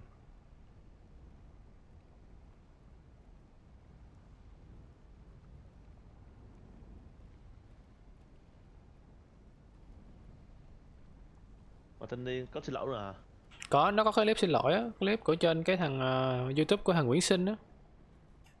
Nó xin lỗi bà con à? Thằng đó nó quay clip lại cái nó hẹn cái thằng chửi lại hai ông bảo vệ ra rồi còn nói chuyện rồi nó ngồi nó xin lỗi cái liền gì đó ai biết, mà nhìn mặt nó ngóng nghênh khó chịu lắm, kiểu như không phục á. Chắc bị dân mạng. Bị dân mạng nói hay là bị ai hăm dọa đầu đánh anh sợ quá anh ra anh nổi.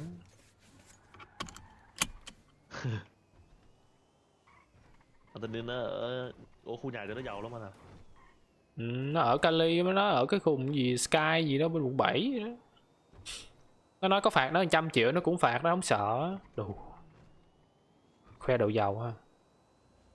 Đồ giàu 100 triệu. 1 triệu tiền không á, 100 triệu là 5.000 á. 5.000 đưa em về Việt Nam chơi tháng được. Tháng cũng chưa hết nữa. Đi 3 bụng cái kiểu luôn rồi đó. Du lịch cái kiểu luôn. Bây giờ hết rồi. Ví dụ như có bao xìa đi cũng hết. Bao xìa đi thì vừa đủ. Còn bao xìa hết. Trước về Việt Nam em cầm 5.000 về em chơi, anh dư ra mua sợi chuyền em đeo luôn. Dữ, có bao giờ về anh về 4-5 lần, có bao giờ xài hơn 5.000 Chuyền của em là chuyền của em là tới 2.000, 3.000, ở Việt Nam xài tầm 3.000. Ủa mà đem qua hải quan nó không có bắt đóng thuế hả? Em đeo trong người mà. Qua Mỹ nè. Đây là em đeo trong người mà đâu biết đâu. Ủa vậy hả? Nào mà em đóng hộp mình muốn mở trong túi vali mà có đóng lấy á. Ví dụ mà như đây anh đeo vàng mà. Đeo người mà đi qua cái chỗ xét nó cũng kêu mà đúng không? Mình cũng phải tháo ra. Không, nó không kêu anh. Ủa mà không kêu hả? Vàng nó không kêu hả? Ngộ hả? Em qua nó đâu kêu đâu, em qua sân bay Hàn Quốc đi qua nó đâu kêu đâu. Sân bay cũng vậy. Vàng không kêu, bên nó tăng tiếng nữa nè, vàng nó không kêu nữa. Chỉ có sắt với kim loại nó kêu thôi. Kim loại là chắc chắn kêu nè. Vàng nó không kêu. Cái bữa làm dao vàng nữa. Làm cướp nào thông minh là bạn làm dao vàng. Không bao giờ kêu á. Mỹ nó có cái máy scan thấy xuyên thấu luôn. Mẹ giấu cái gì cũng thấy. Bởi vậy nó hỉ cái nó bỏ qua cái vàng rồi đó, đâu phải kênh. Đâu có kêu tích đâu.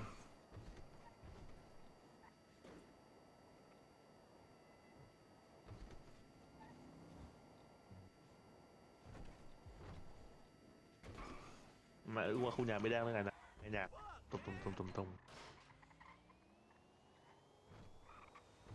Tụi nó khoái mở nhạc lớn lắm. Mở nhạc phải điếc tai. Này mình mới đi ngang qua đó. Mở nhạc tùng. Ngoài đời cũng vậy nè. Ngọn xe nó mở mà tới mình ở trước sau gì nó mình nghe tiếng mà tức ngực giùm nó luôn. Mở lớn lắm. Mở gia đình nó ngay nữa.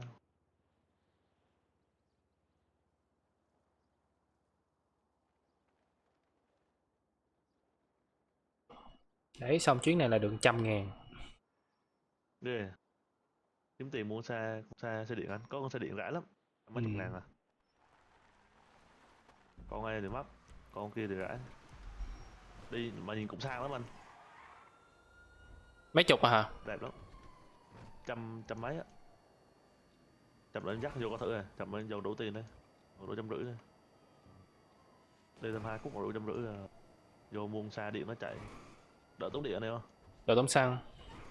Đỡ phải đi đổ xăng. Đỡ tốn xăng chứ đâu. khỏi phải cầm tiền theo, cứ làm xong cuộc nào là cắt hết tiền nó sẽ điện đi thôi. Ủa mà em có đi bằng lái chưa? Có Khỏi. bằng lái đâu, ngày đầu tiên server mở lên mới thi bằng lái mà.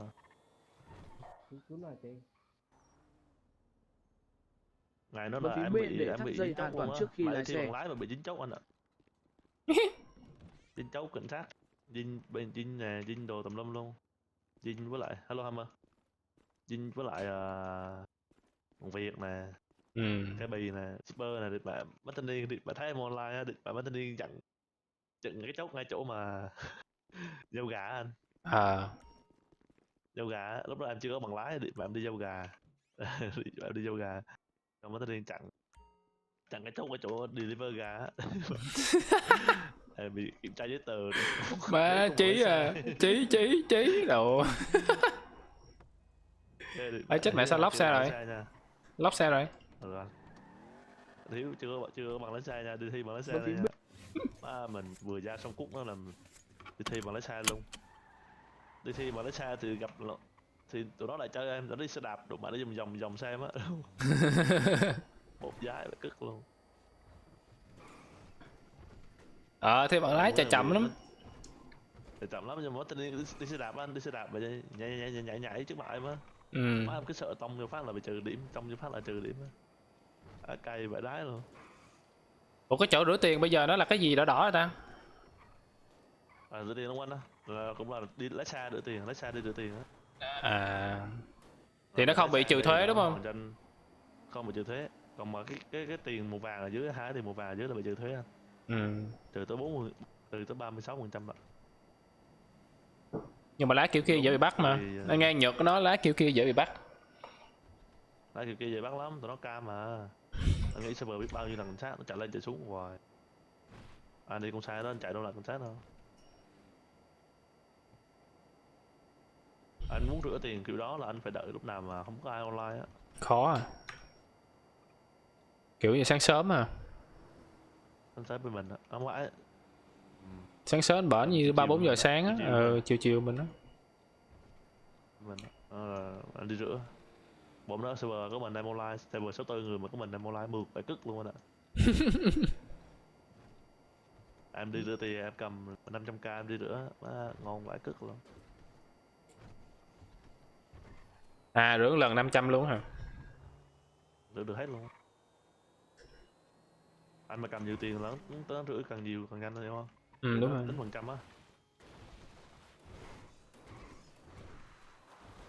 Không thể bay qua luôn. Để có dừng.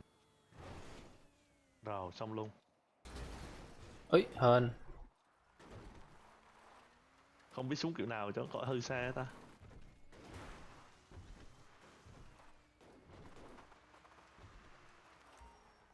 Bấm phím B. Cái liền bấm Bấm phím hoài. B để thắt dây an toàn trước khi lái xe. Nhức đầu thiệt luôn. Nhiều khi muốn tắt tiếng game luôn á.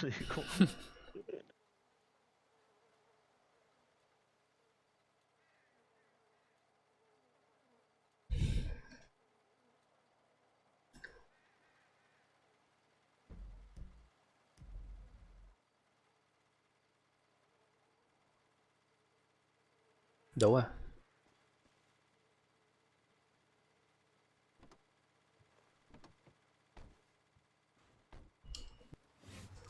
Cái này nó còn phạt cái xe không chính chủ không? Còn không. Hiện tại thì không, tại vì server đang bị lỗi nhiều quá, đứt server liên tục á. Khi nào mà ổn định game mới phạt. Ổn định đéo. Ủa mới đặt tên server là ổn định, thấy ổn định đéo rồi. Chắc do bị DDoS hơn. Mà thiếu gì server ha, mà chơi nhau kỳ ta. Nhiều lắm, anh thấy server Việt Nam làm nhiều lắm.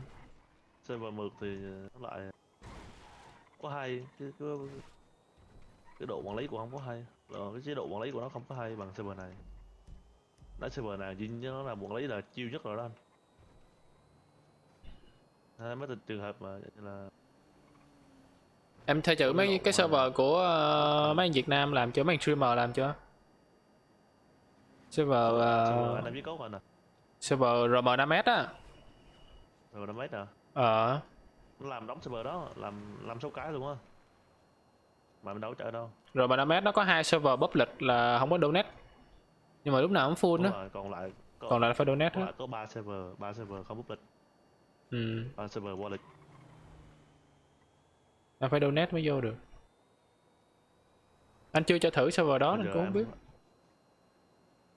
Ồ, sai mà hư rồi. Bóc khó tiếp mà. Giờ nãy đập cái đít chơi vô, đập cái đầu xuống. Ý, có ai kìa. Nào vậy? Nó có xe mô tô mà điện không ta? Không anh. Không sao, để hết cuộc này về đậu xe được. Bấm phím B để thắt dây an toàn trước khi lái xe. Không biết về được không á. Có gara gần đây anh. Ở trên thì phải. Ở trên nè. Thấy à? Không phải cái gara sân bay đâu nha, nhìn lên Ờ. trên xíu á. Không, gara sân bay đâu làm được anh. Gara Không. Sân bay là gara sân bay. Ở trên xíu nữa, ngay cái súng á. Yeah. Thấy à? Em có wallet server anh em với cốt á. Mà BM2 nó mới làm xong BM1. Ừ. Chờ đợi BM2 ra xong mình vô mình test thử server thế nào. Mấy server đéo gì update đéo gì lâu vãi luôn. Một tháng rồi mới vô lại được.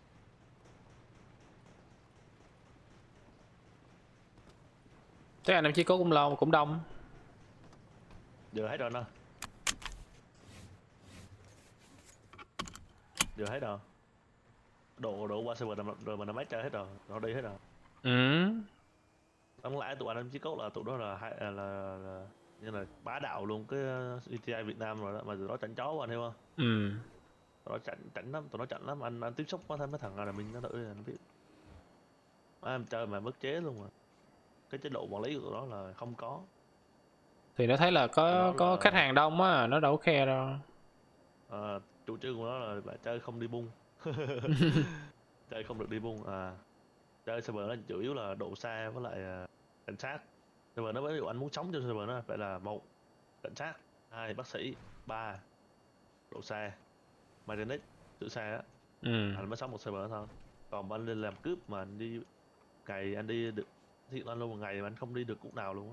Nó bắt ghê lắm, đông lắm, sát lúc nào cũng trong tình trạng sẵn sàng để bắn mà. Bấm phím B để thắt dây an toàn trước khi lái xe. Ui. Ê. Anh bị lát anh không bỏ xe vào được. Lùi ra xa xíu.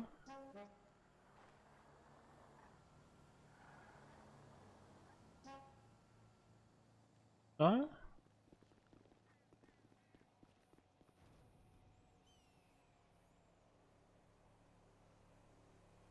Mới can luôn. Mang ngang luôn. Lâu lâu nó chùi nó đánh nó chùi cho mình đó. Có mấy cái ra đâu chùi cho mình đâu.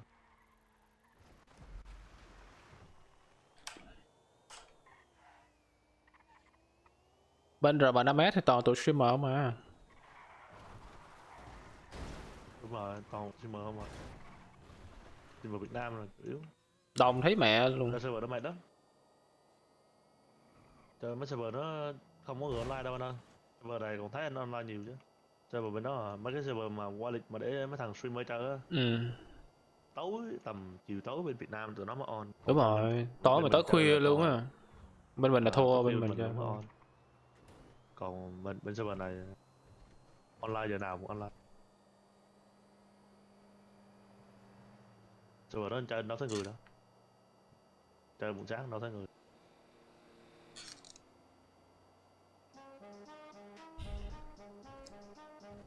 Có bữa con cái là đỡ bị disconnect hoài thôi chứ không gì. Dạ. Tại vì nó không đủ kinh phí để nó mua cái anti-cheat á. Anti-cheat xịn. Anti-cheat cùi lại nó cũng xóa nhưng mà nó phải chung là mấy thằng này anh thấy mấy thằng ổn định làm server là hay nhất rồi. Nó ngang người chơi anh hiểu không? Nó ngang người chơi hơn mấy server khác. Giống như bọn cho đi buôn trong này nó kêu là đi buôn sao ít tiền vậy anh ơi, hay là đi đào mỏ ít tiền vậy anh ơi là tụi nó sẽ đậu giá liền anh thấy không? Nó ngày 1 ngày 2 xong rồi tụi nó lên giá liền. Ngày đầu 5k, ngày 2 10k, ngày sau tụi nó vẫn kêu ít. Ok mà kêu ít tao cho mày lên luôn 10 20k. nó theo xu hướng người chơi chứ mà là nó theo cách chơi của Nó chịu support. chịu khó Cái khó lắng nghe và suy nghĩ. Thì nó muốn kiếm khách hàng nó phải vậy thôi. Đúng rồi. Bây giờ nó muốn duy trì thì nó ví phải. dụ mà mấy ngày cuối tuần á, mấy cái giờ cao điểm như thế này nè, server 64 người, hàng chờ 16 người nữa. Server 64 người rồi mà chờ 16 người đó anh. Nhưng mà nó có chịu nổi không? Nó chịu nổi 64 người không? Nổi với bữa trước bị nổi nhưng mà mấy bữa này bị DDoS rồi nè. Nói chung là server ví dụ không bị DDoS là rất là mượn, do bị DDoS nên mới lát như vậy. DDoS là nó chơi được một lần là mấy cút luôn chứ không phải là một cút đâu. Cho mấy chấm luôn. Bởi vậy ai bị đít cho vậy. Chung là vẫn chống được nhưng mà chống không nổi. Giờ luôn phải có người túc trực ha.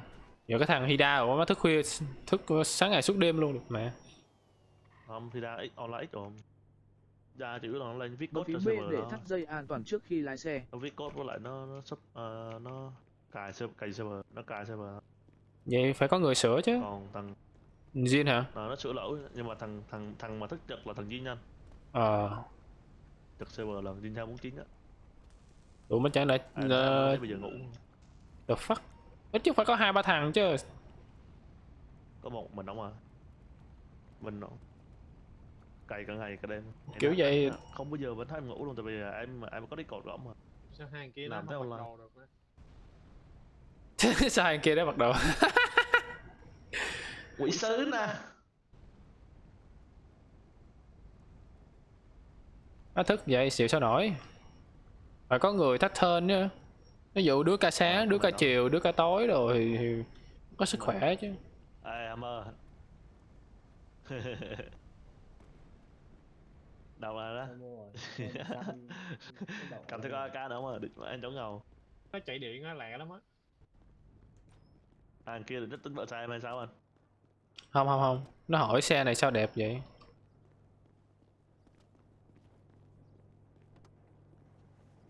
Thì em xuống em khóa xe lại là xong gì nữa. Khóa được không?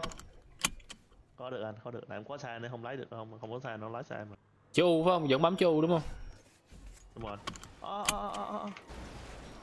Rồi xong. Hay lắm. Ồ hên quá. Em bị seatbelt anh, mà lần seatbelt bấm chữ X cái là chạy thẳng một đường luôn. Sao em để chữ B? Không ấy là em seatbelt quá. Anh seatbelt mà vừa seatbelt vừa lái xe á. Nó lao thẳng luôn.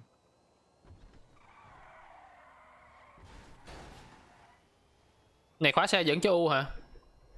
Dạ. Mình xuống mình khóa à. Xuống mới khóa. Xuống anh ngồi trên khóa anh không ra được. Để chơi khóa từ rồi, nếu không chơi khóa cổ điển nữa. Đúng rồi, đủ 2019 rồi. Giờ người ta bấm. Bây giờ người ta đi ra khỏi xe, xa khỏi xe là xe tự khóa luôn rồi, khỏi khóa từ của mẹ. Ra khỏi xe, khóa xe. Giờ ra khỏi xe là tự khóa luôn. Chưa đụng đó em. Bấm phím B để thắt dây an toàn trước khi lái xe. Bấm phím B để thắt dây an toàn trước khi lái xe. Lái xe ơi.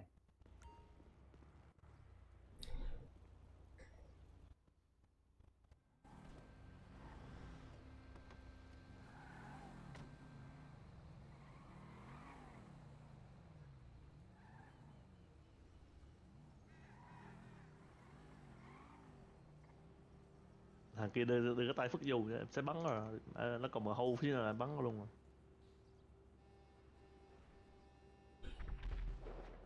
Nổ xe hoài luôn ha. Dạ.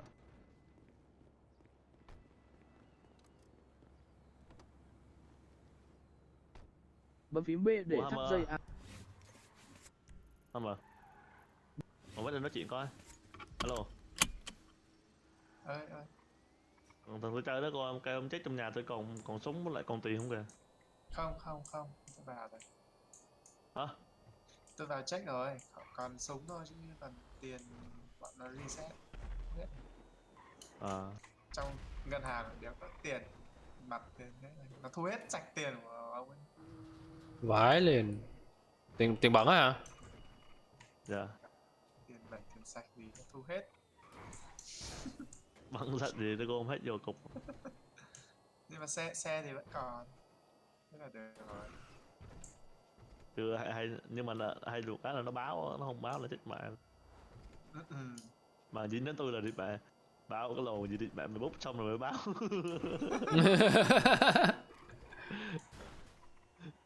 À, Trong hè, đó cái vụ bóp đó chỉ đó vậy hả? thôi. À, nãy thấy nó có thông báo. Bút. À đúng rồi thông báo á, tay chơi mới nổ rồi đó. Ờ.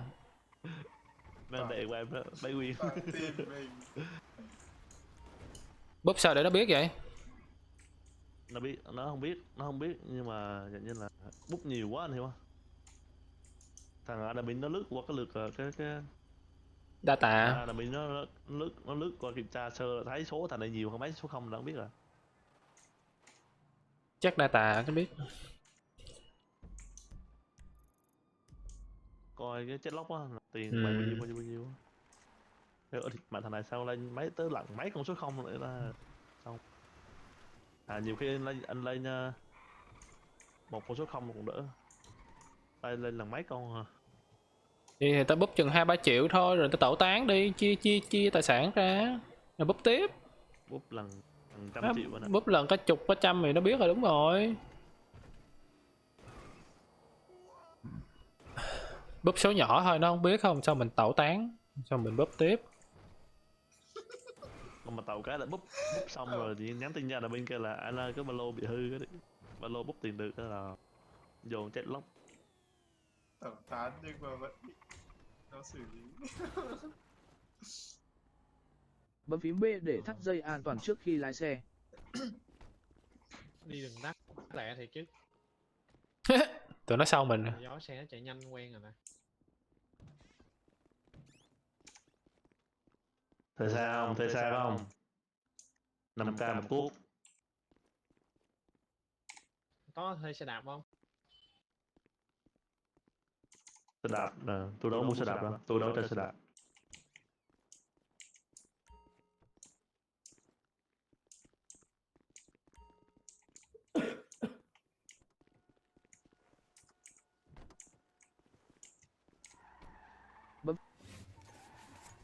Có sửa xe không?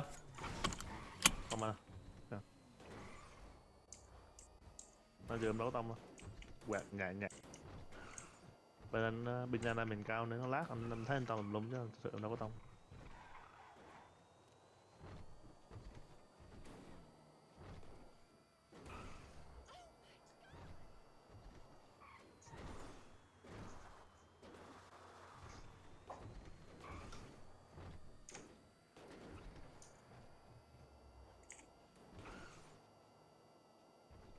Hai thằng kia nói gì anh?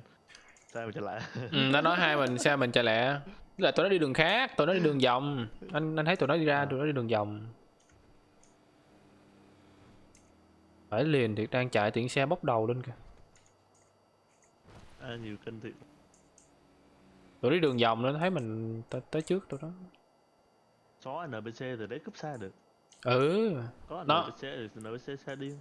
nó phải xóa NPC nhưng mà nó phải để xe cho mặt kinh nó cho mình lấy được. Là nó cho mình cái lệnh ra xe hả? Nó cho mình sao mình lấy được trong cái ra trong cái mặt kinh của mấy cái nhà cũng được nè. Giảm tỷ lệ xuống ví dụ như 40% cướp được thôi thì cũng đỡ đi. Còn này cướp không được mà NPC chạy rối.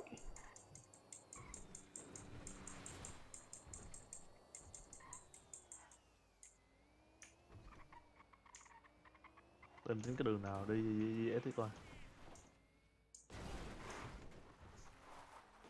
Ui. Có đường nào đi cho dễ không?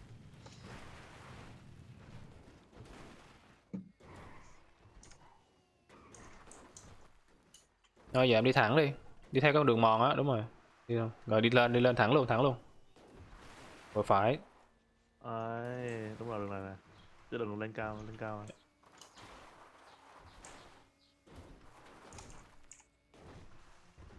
Đấy, easy ngay.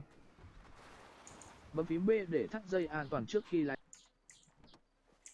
Bấm phím B để thắt dây an toàn trước khi lái xe. Server của mình đang chạy con xe này. Có 2 thằng. Mắc Còn xe mà. tụi nó chưa nâng cấp. Em nâng cấp full rồi.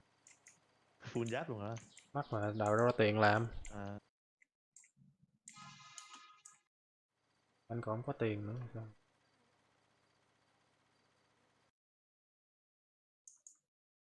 ở đây có nhiều quán bar vãi luôn á. Ở đây anh lựa quán bar nào làm địa bàn.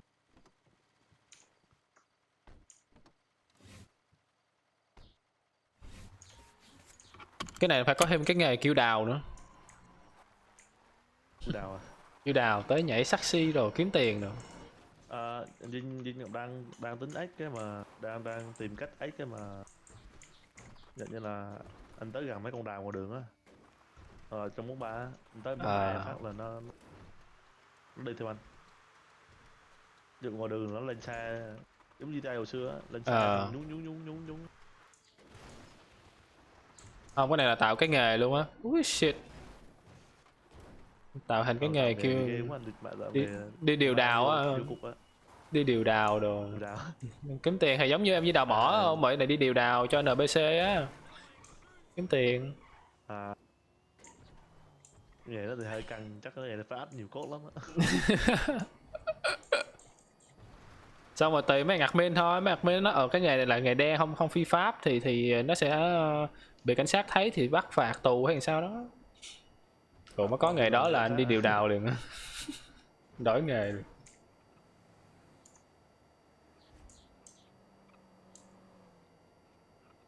Server này như đéo có gái trên á. Thấy con trai không à? Có một đứa. Ngồi máy hả? Có con BB á, BB với mày mà hai đứa. Còn BB bắn đi cho team nào đó. Mấy này cũng đâu thấy on đâu. Mày bị còn cảnh sát không? Còn anh. Online bên cảnh sát. Thấy online chủ yếu bên cảnh sát. Là còn biết on rồi, chắc server chán rồi. Chắc chán. Sao? Bấm phím B để thắt dây an toàn trước khi lái xe. Chắc chán rồi.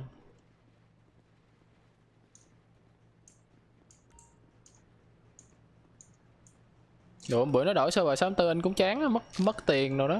Nó quải. Nhưng mà anh cho anh 100 chưa? Nó đâu cho anh đồng nào đâu. Vô nó cho anh có 20.000 à.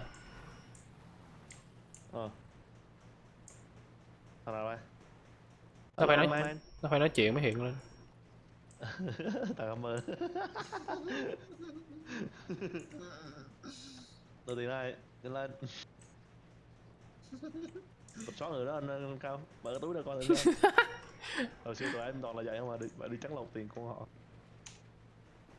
Mà có tí hơn server, không là không có tí nữa. Bấm phím B để thắt dây an toàn trước.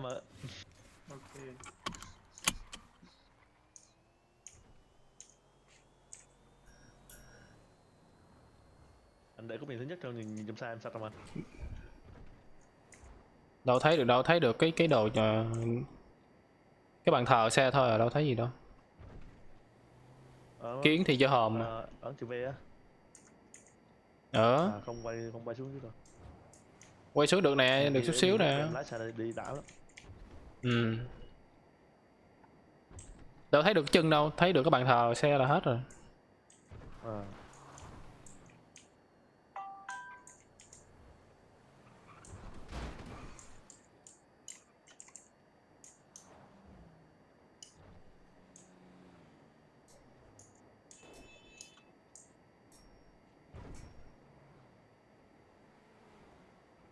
Con sẽ điện lên chạy em lắm nha. Em đi xe này, đấy bạn ạ.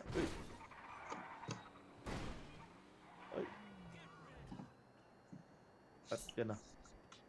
em ru.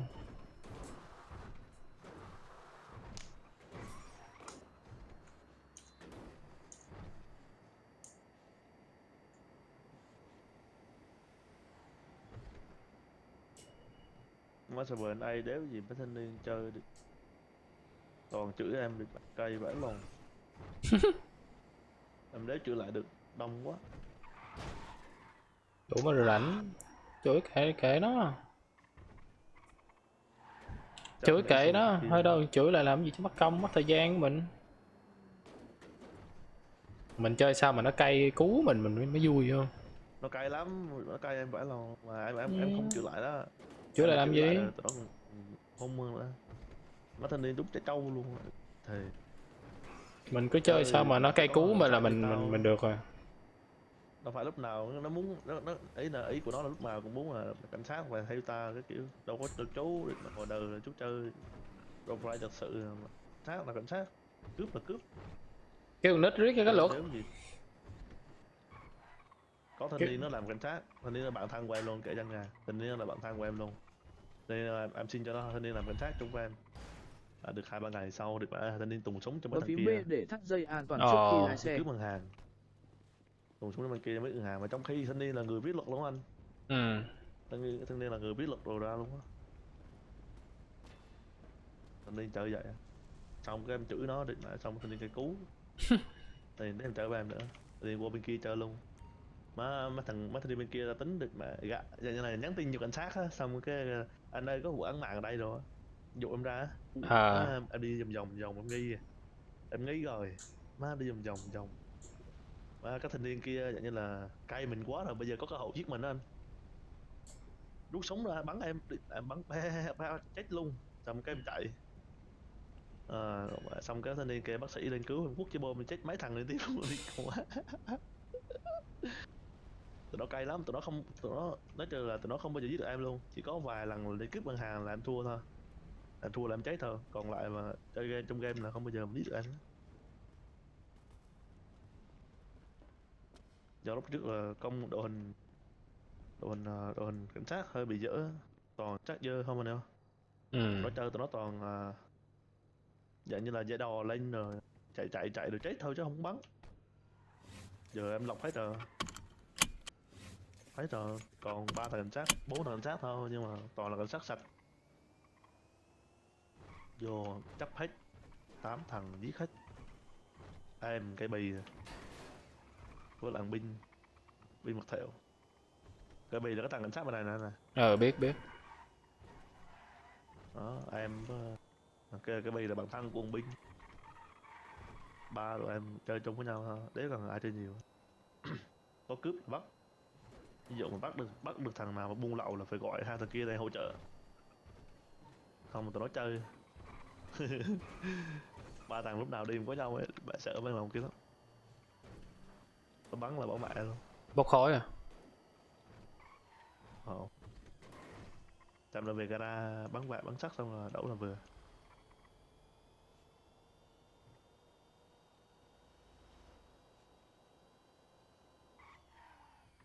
Được cái đỡ tốn xăng. Yeah.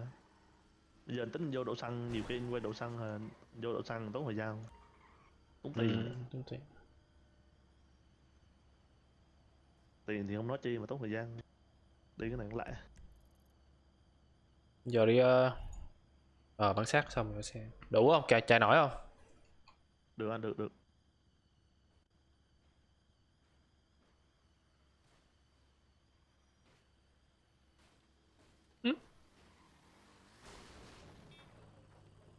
Hammer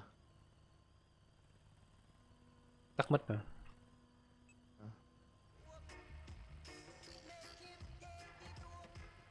Hammer thằng chơi nó nói là mỗi thằng được một con xe cũng đỡ, không có lỗ.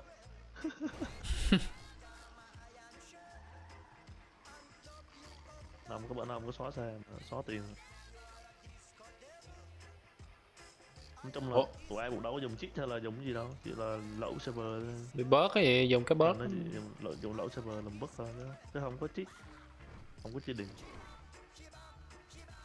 Mốt bớt ít thôi, sau rồi mình tẩu tán, xong mình bớt tiếp. Yeah. Chứ đừng có cố bớt một đống xong rồi nó phát hiện ra cũng vậy, mất thời gian của mình.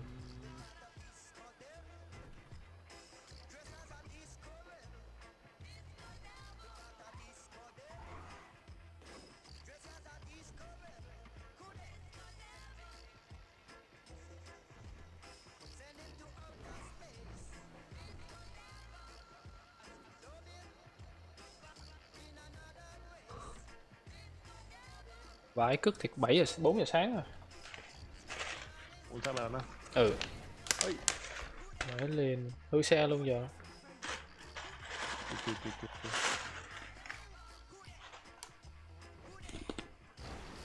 Kìa, một phát nữa là hư luôn á.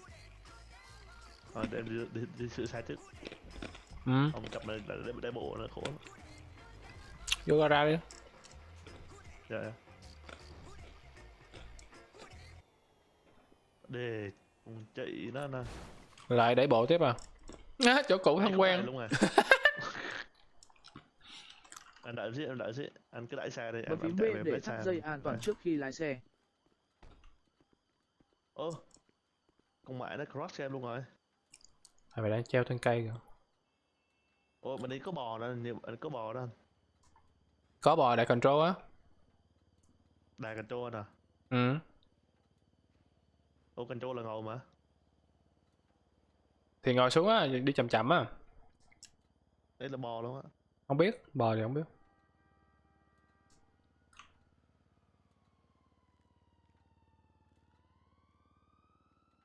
Có bò không ta, âm ơi?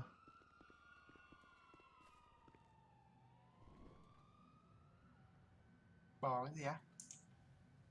Bò dưới đất á. Không biết nữa. Còn cái control là ngồi đi thấp thôi. À. Ê, thì mà chuẩn bị Jin up thêm cái mà xem phim được kìa. Bọn nó đang test suốt đây. Nè.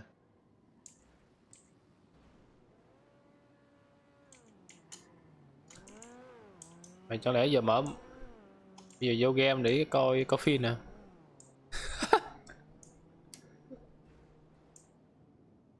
Xem phim là có xem phim. Không lẽ giờ game coi phim? Lâu lâu anh em đi xem phim vui mà. Có lên sao? Để em chạy về em lấy con xe, lấy xe kia đẩy ra.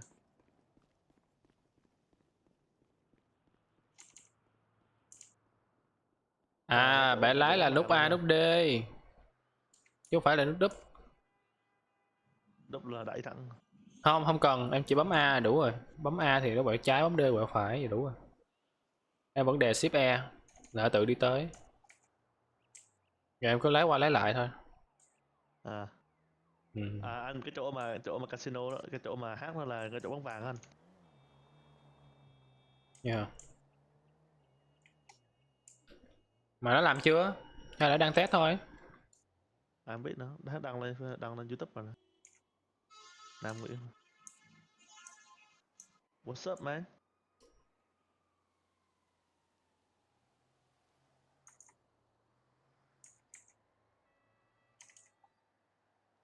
Ngồi lên xe ngồi đang em đẩy cho.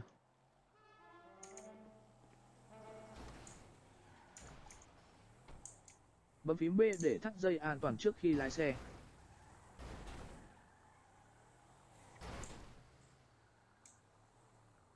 Bấm phím B để thắt dây an toàn trước khi lái xe.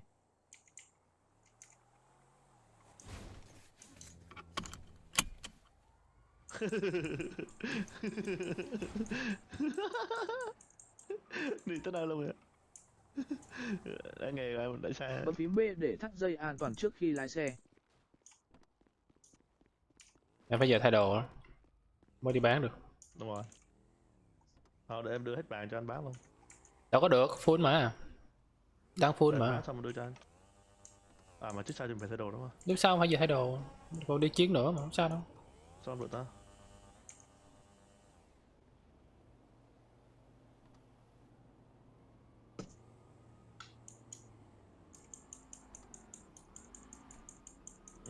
Cắt xa rồi mà nó vẫn không được ta. Vẫn không cắt không sao.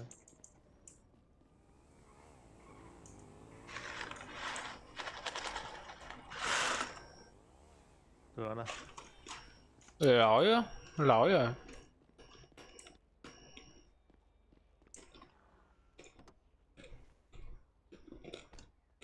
Chậm đến nay mình vô chỗ cái rạp phim coi thử. Ok. Bán hết chụp ra đi. Bán hết chỗ này đi rồi đi. Ở ngay chỗ bóng vàng đúng không anh? Ừ. Bên cạnh chỗ bóng vàng. Cái rạp chiếu phim. Cái hình trái tim á hả? Gần đó anh, đúng rồi gần. Biết ốp chưa? Chưa thấy mà.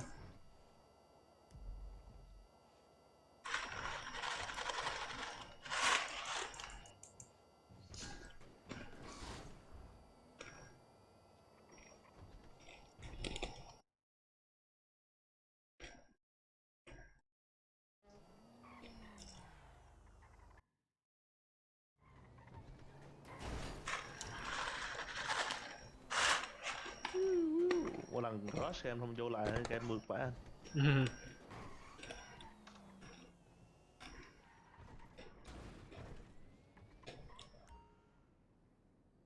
Bấm phím B để thắt dây an toàn trước khi lái xe.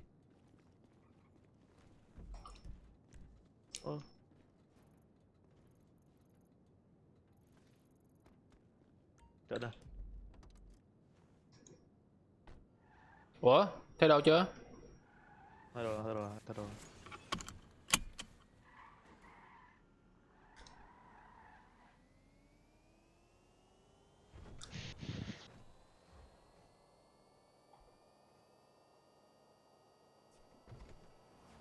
Hiếu đang ở đâu ấy? Đang ở chỗ lấy đồ. Đang chạy qua chỗ bóng vàng nè. Là đâu?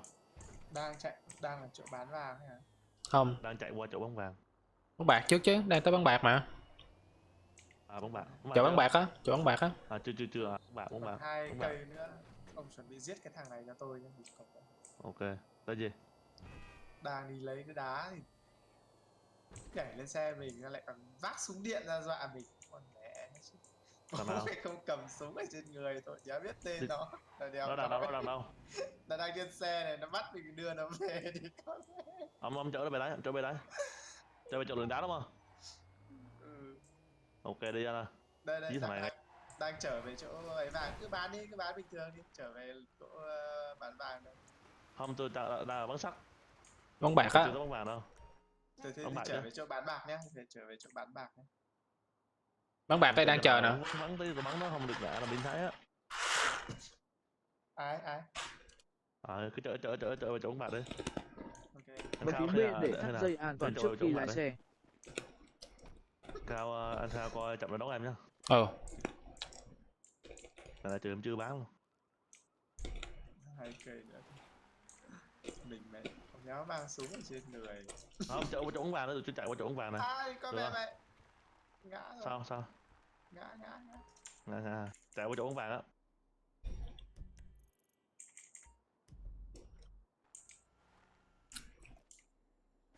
Bóng vàng nha, tao chạy Hammer.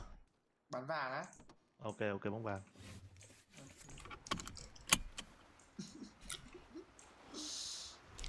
Chỉ cần giết thôi, không cần nói gì đâu. Cứ bắn đi. Lẳng lặng bỏ đi thôi. Nó không thấy tên đâu. Chờ khi nào mình nói chuyện nó mới hiện tên lên. Đúng rồi, nó cũng không nói đâu mà. Mình chả biết tên nó là thằng giá nào. nó nói thì mình mới thấy tên, còn thôi là mình cứ bắn thôi. Đâu biết ai là ai đâu. Lần này dám đụng như bạn tao mà mày. Bạn tao đang làm ăn lương thiện, bạn là dám mà. Không lấy. Nó cầm súng điện nó hù ông mà, nó kêu ông phải chở ở đây à? Nó không nói gì như vậy. Phải liền xe. Bóp còi để cho nó đi á.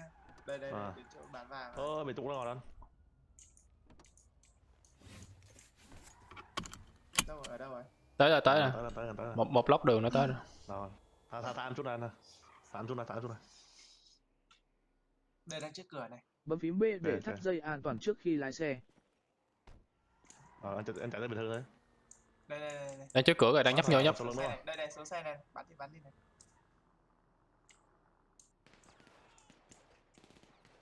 Chết chưa? Chết rồi.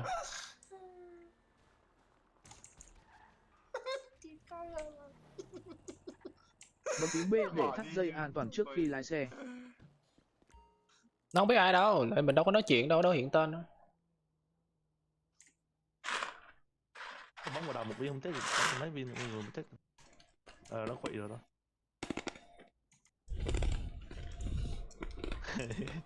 Đi đường này. Bây giờ chờ nó chat thôi. Chờ nó chat là biết ai liền rồi.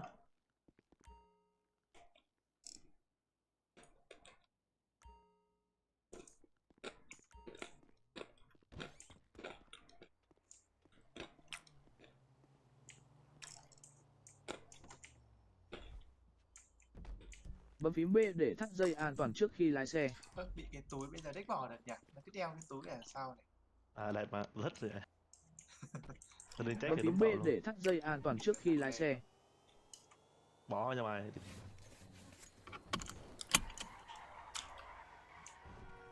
Bãi liền tự nhiên nó không quẹo được.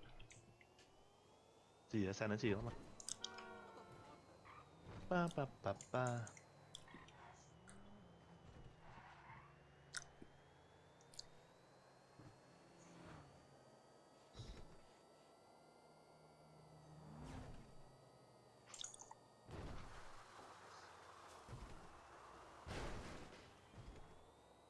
Khỏi cứu kìa. Còn thật cảnh sát. Chính xác.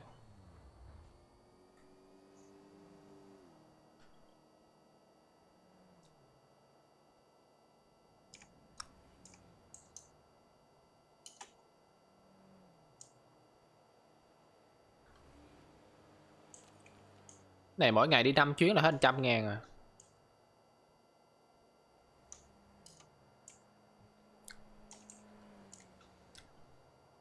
Chăm chỉ thì kiếm 200.000 ngày. Sao anh? Anh nói cái này nè, mỗi lần đi 5 chuyến là hết 100 rồi. Em chăm chỉ làm đi 10 chuyến là được 200.000 rồi. 200.000 đủ tiền mua xa. Giờ cái xì nếp bao nhiêu tiền ta? 250 vậy. Vẫn còn 250 hả?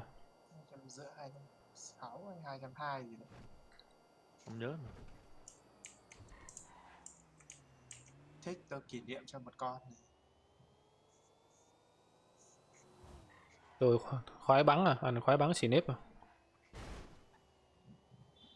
Bạn Snake đi cướp ngân hàng. Ừ. Xì nếp nó lợi, ta có góc thứ 3, nhìn góc 3 bắn đã.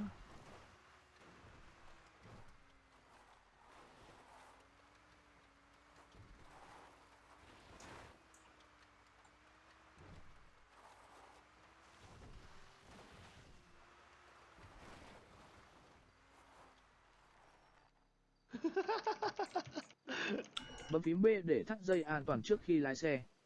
Là được. Nó không chat luôn hả? Cho anh coi. Không. Nó không chat. Coi bên đây là anh được. Thanh niên đó từng bị bắt. Thanh niên bị bắt nhiều nhất trong server. Đi nói em là thanh niên đó là bị bắt nhiều nhất trong server luôn. Coi đây. À. Ồ, Nam Nguyễn là xin đó hả? Dạ.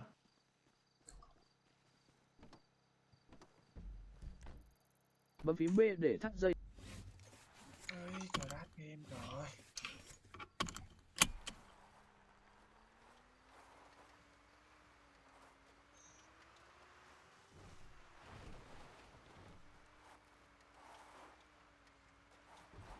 Gì nó lớn cho ta? Máy à?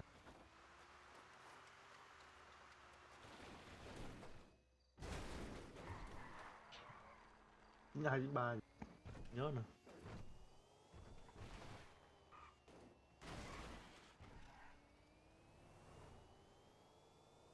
Tay trong nhà tay chơi nhiều súng lắm.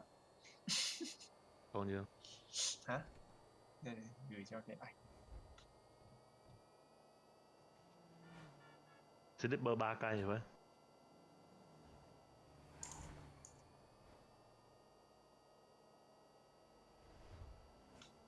Trời ơi, địch mẹ nó trúng quá trời luôn. Được. Nhiều AK thế.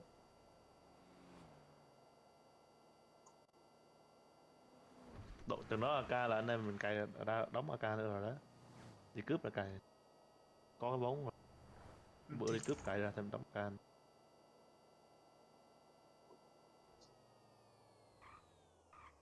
Đi chục chuyến. À đi 5 chuyến thì được cây AK đúng không? 5 chuyến bỏ. 5 hay 10 chứ. À 5 cây.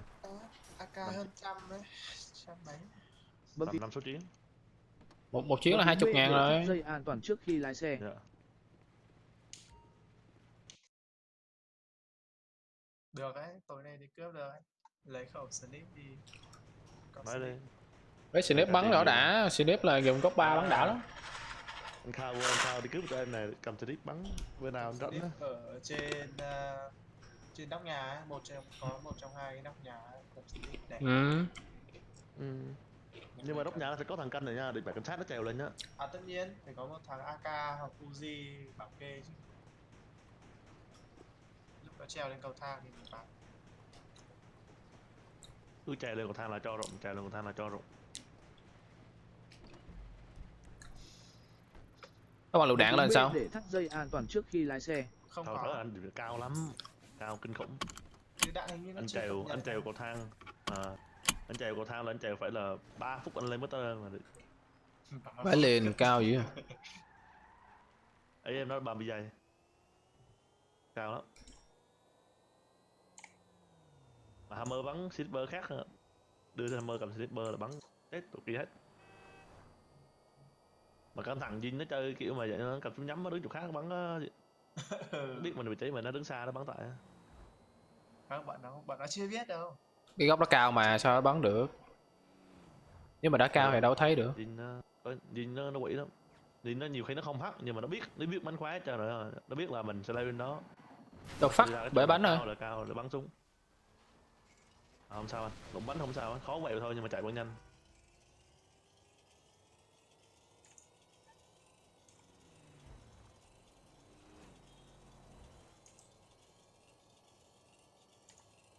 Cái liền gì thế? Thằng lầu nào địch mẹ NPC, thằng lầu nó cướp xe NPC. Bớt cướp xe NPC đi bạn ơi, địch mẹ. Cướp xe NPC địch mẹ nó cản đường. Có mấy NPC điên là tại vì cướp xe nên nó mới điên vậy. Lên 1 sao nữa bộ, nãy anh cướp nữa lên 1 sao. Em cướp xe cảnh sát nó bắn em không hụt viên nào đi. Chơi ngu, hai là cảnh sát nào ôm xe leo lên cướp địch phải xuống xe nó bắn không hụt viên nào. Bể bắn khó chạy dữ ta. Đi về gara đi anh, về gara sửa xe rồi đó. Gara bên phải nè. Ngay bên sao luôn rồi. Ra này hả? Dạ gara đó. Anh đi qua cái cầu này tới. Rồi đi thẳng luôn anh.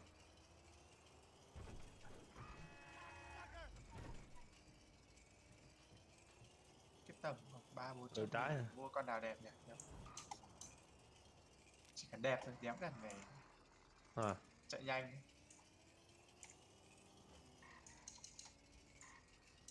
Đưa thẳng luôn anh.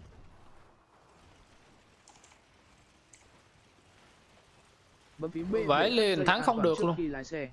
Mà nó bị xe đúp xe rồi.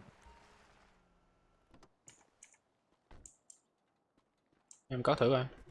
Em phải đi ra lại rồi được mẹ rác game nữa chứ. Em cắt rồi nhưng mà nó bị vậy. Em bị crack game à? Ồ, anh làm sao đứng trên trời vậy? Crack game rồi. Anh crack game rồi. Ok, rất đỡ. Khố thiệt chứ.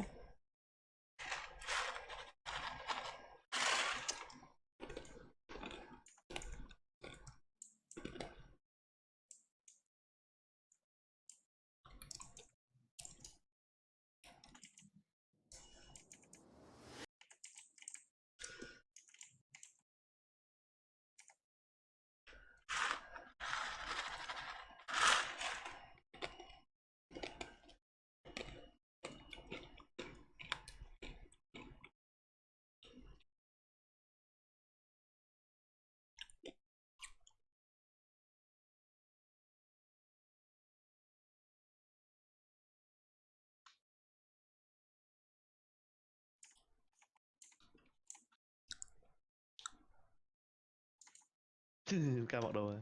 Là anh cũng không có tay lên cao. Tay đâu rồi? Anh thích mất tay cho nó vui. Giờ thay đồ cái em. Dạ. Nốt chuyến này anh ngủ nha. 4:30 à. Hãy thấy có một thằng nó book cái mặc đồ ấy, tàng hình mẹ luôn. Nhìn thấy mỗi cái xe chạy. Có một số đồ nó không hiện đúng không? Đúng rồi. bốc hết cả trang phục cả tay thế các thứ, chả Tắt. nhìn đến mặt người nữa đâu. Tắt tay tắt chân là nó xong rồi. Rồi mặc kiếm cái bộ đồ nào không thấy Không luôn. mặc quần áo là xong rồi. Được mà. Thấy quần chạy không?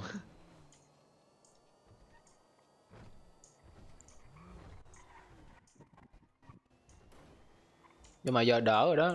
Đỡ cái vụ mà không thấy tên đó là đỡ rồi đó. Mình đi cướp hay đi làm gì nó cũng không biết mình. Yeah. Mặc đồ mất tay đi cướp, đi mày cướp xong chạy thẳng ra ngoài luôn. Tại chỉ khi nào mình nói chuyện thì mới nó hiện tên thôi. Còn thông police nó bắt thì nó check Luôn. được. Nó bắn free fire thì xui thì chết thôi.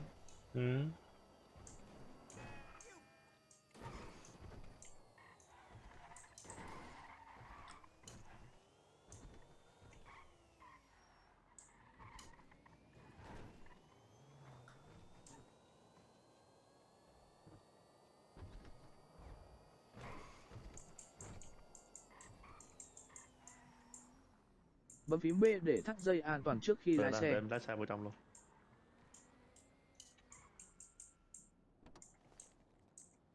Bấm phím B để thắt dây an toàn trước khi lái xe. Tân.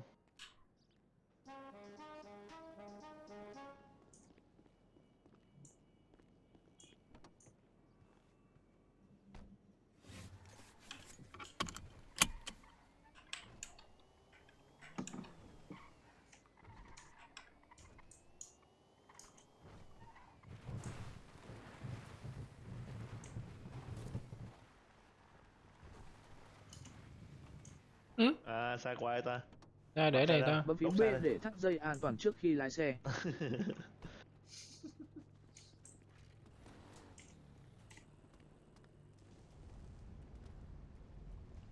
Đủ nhiều đường dữ ta, có đường bên hông nữa.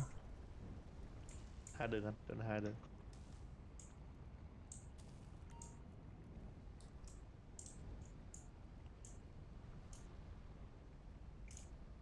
Nhiều em ngầu như ha.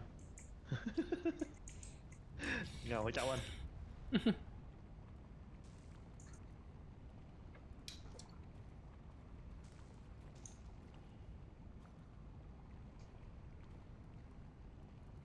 Này reset lại cái full máu à.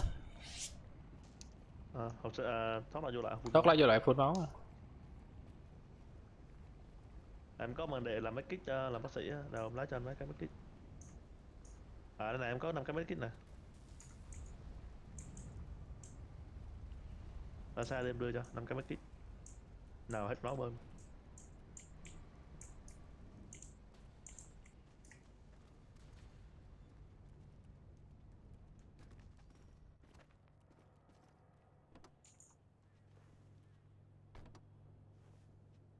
Nào hết máu bơm vô anh.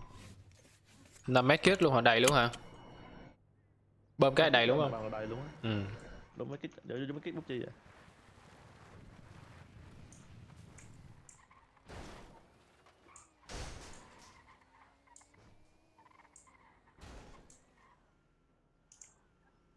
Đi thẳng là được mà. Đê. Ôi. Bóp có sao?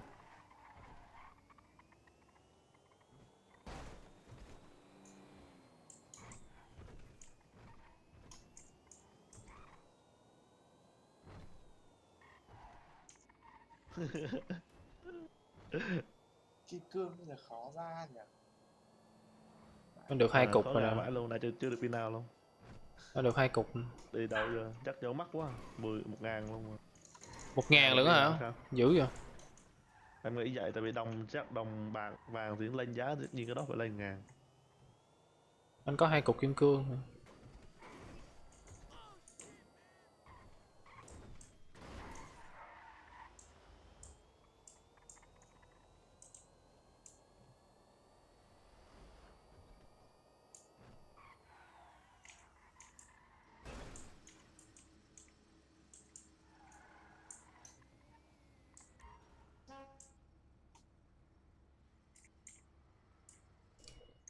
Cái xe này mình mở nắp mới được đúng không?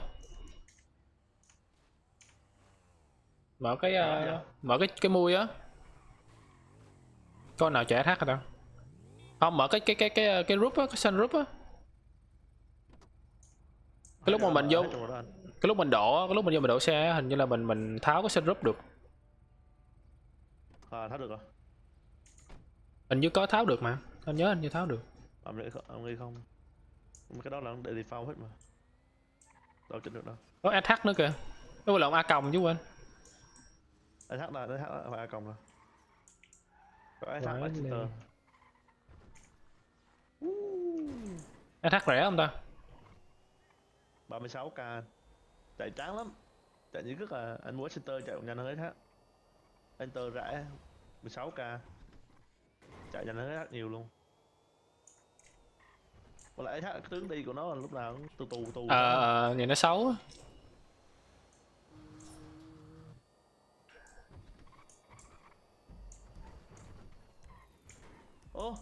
Đó bị bớt á.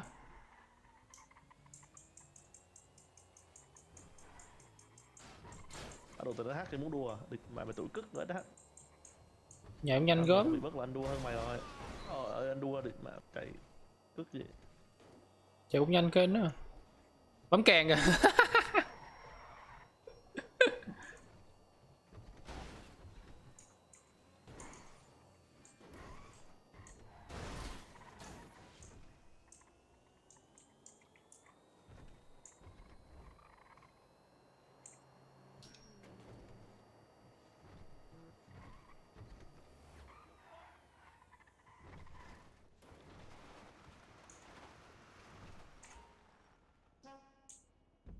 Chở anh qua 2 cục bán 2 cục kim cương đi. Cái em có một kim cương này đi, ngon lành. Qua chỗ bán kim cương đi rồi bán vàng nghỉ. Ok anh. Nghỉ à? Nghỉ 4:30 sáng rồi. Nghỉ sớm à? Ok anh. Làm vòng không ơi? Sao? Làm vòng. Lên xe ôm. Cái tướng xấu thiệt chứ. Hết vòng này nghỉ rồi bạn Tướng ơi. ngồi xấu thiệt chứ. Ngọt thì đá lắm ạ. Tướng nó ngồi bấm chữ H hết, nhưng mà nó bự lắm. Chữ H là đứng thẳng thôi nhưng mà cái tay nó quẹo. Đúng rồi, cái nó quẹo không. Em đi center em dắt thêm con chó này. Có luôn mà. Có mà em gửi anh ra, có gửi anh lên mấy cái cột nè. Em để center em chở thêm con chó đằng sau. Mấy lần đầu công an giao thông chặn đường lại mà bạn thằng hiếp có đi dập chồng chó. Bắt xuống được mà kiểm tra giấy tờ được các kiểu. Tụt đứa chưa được. Bị tụi Việt có cái bị bắt. Ấy lố rồi. Ở trong hẻm kia kìa, ở ngoài này bán không được. Em này.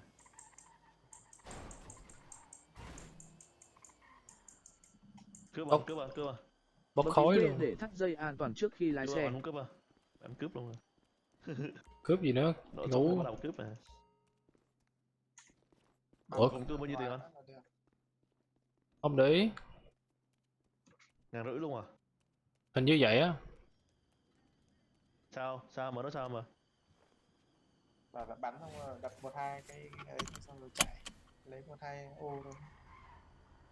Để về bán vàng là biết được nhiêu cục kim cương rồi. Sẽ bốc khói luôn Hiếu. Ok. Sao ta? Là cái chỗ đó là bắn là cướp được liền luôn mà. Nhưng mà cướp lâu lắm mà. Nó tùy thuộc vào cái việc mình nhặt thôi, mình nhặt bao nhiêu mình nhặt.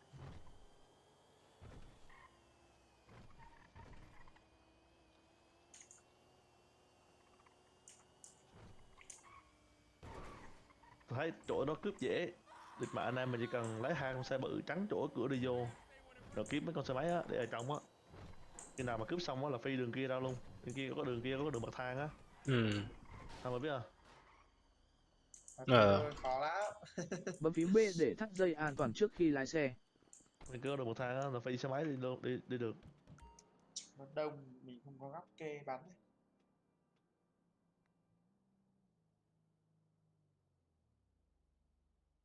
Mà cũng cưa được bao nhiêu tiền ta? Để coi đến bán sao biết. 1.000 mấy luôn á, 1.500. 1.000 thôi. 1.000 thôi. Ủa? Anh dư được 1.900 nè. Anh dư được 1.900. Ô đứa cục cưng nhiều anh Nhưng hai cục là anh dư 1.900 á, tầm đó à, 800-900 à. 800 800-900. 800 à 900 cục 900, 900. Bây giờ áp ca luôn à. Để em chở qua gara nhá. Ừ. Cũng đi đậu xa đây. Ok, chờ qua đó rồi anh nghỉ. Ok anh. Bé Quyên online kìa.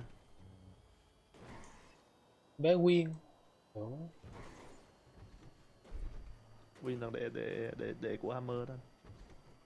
Thằng Momonin là đệ của ta, đệ của Hiếu. Còn túi phay với thằng kia là Bé Quyên chấp hết. Để tự em đó anh. Lưu mình thả. Lưu mình với thằng anh đó.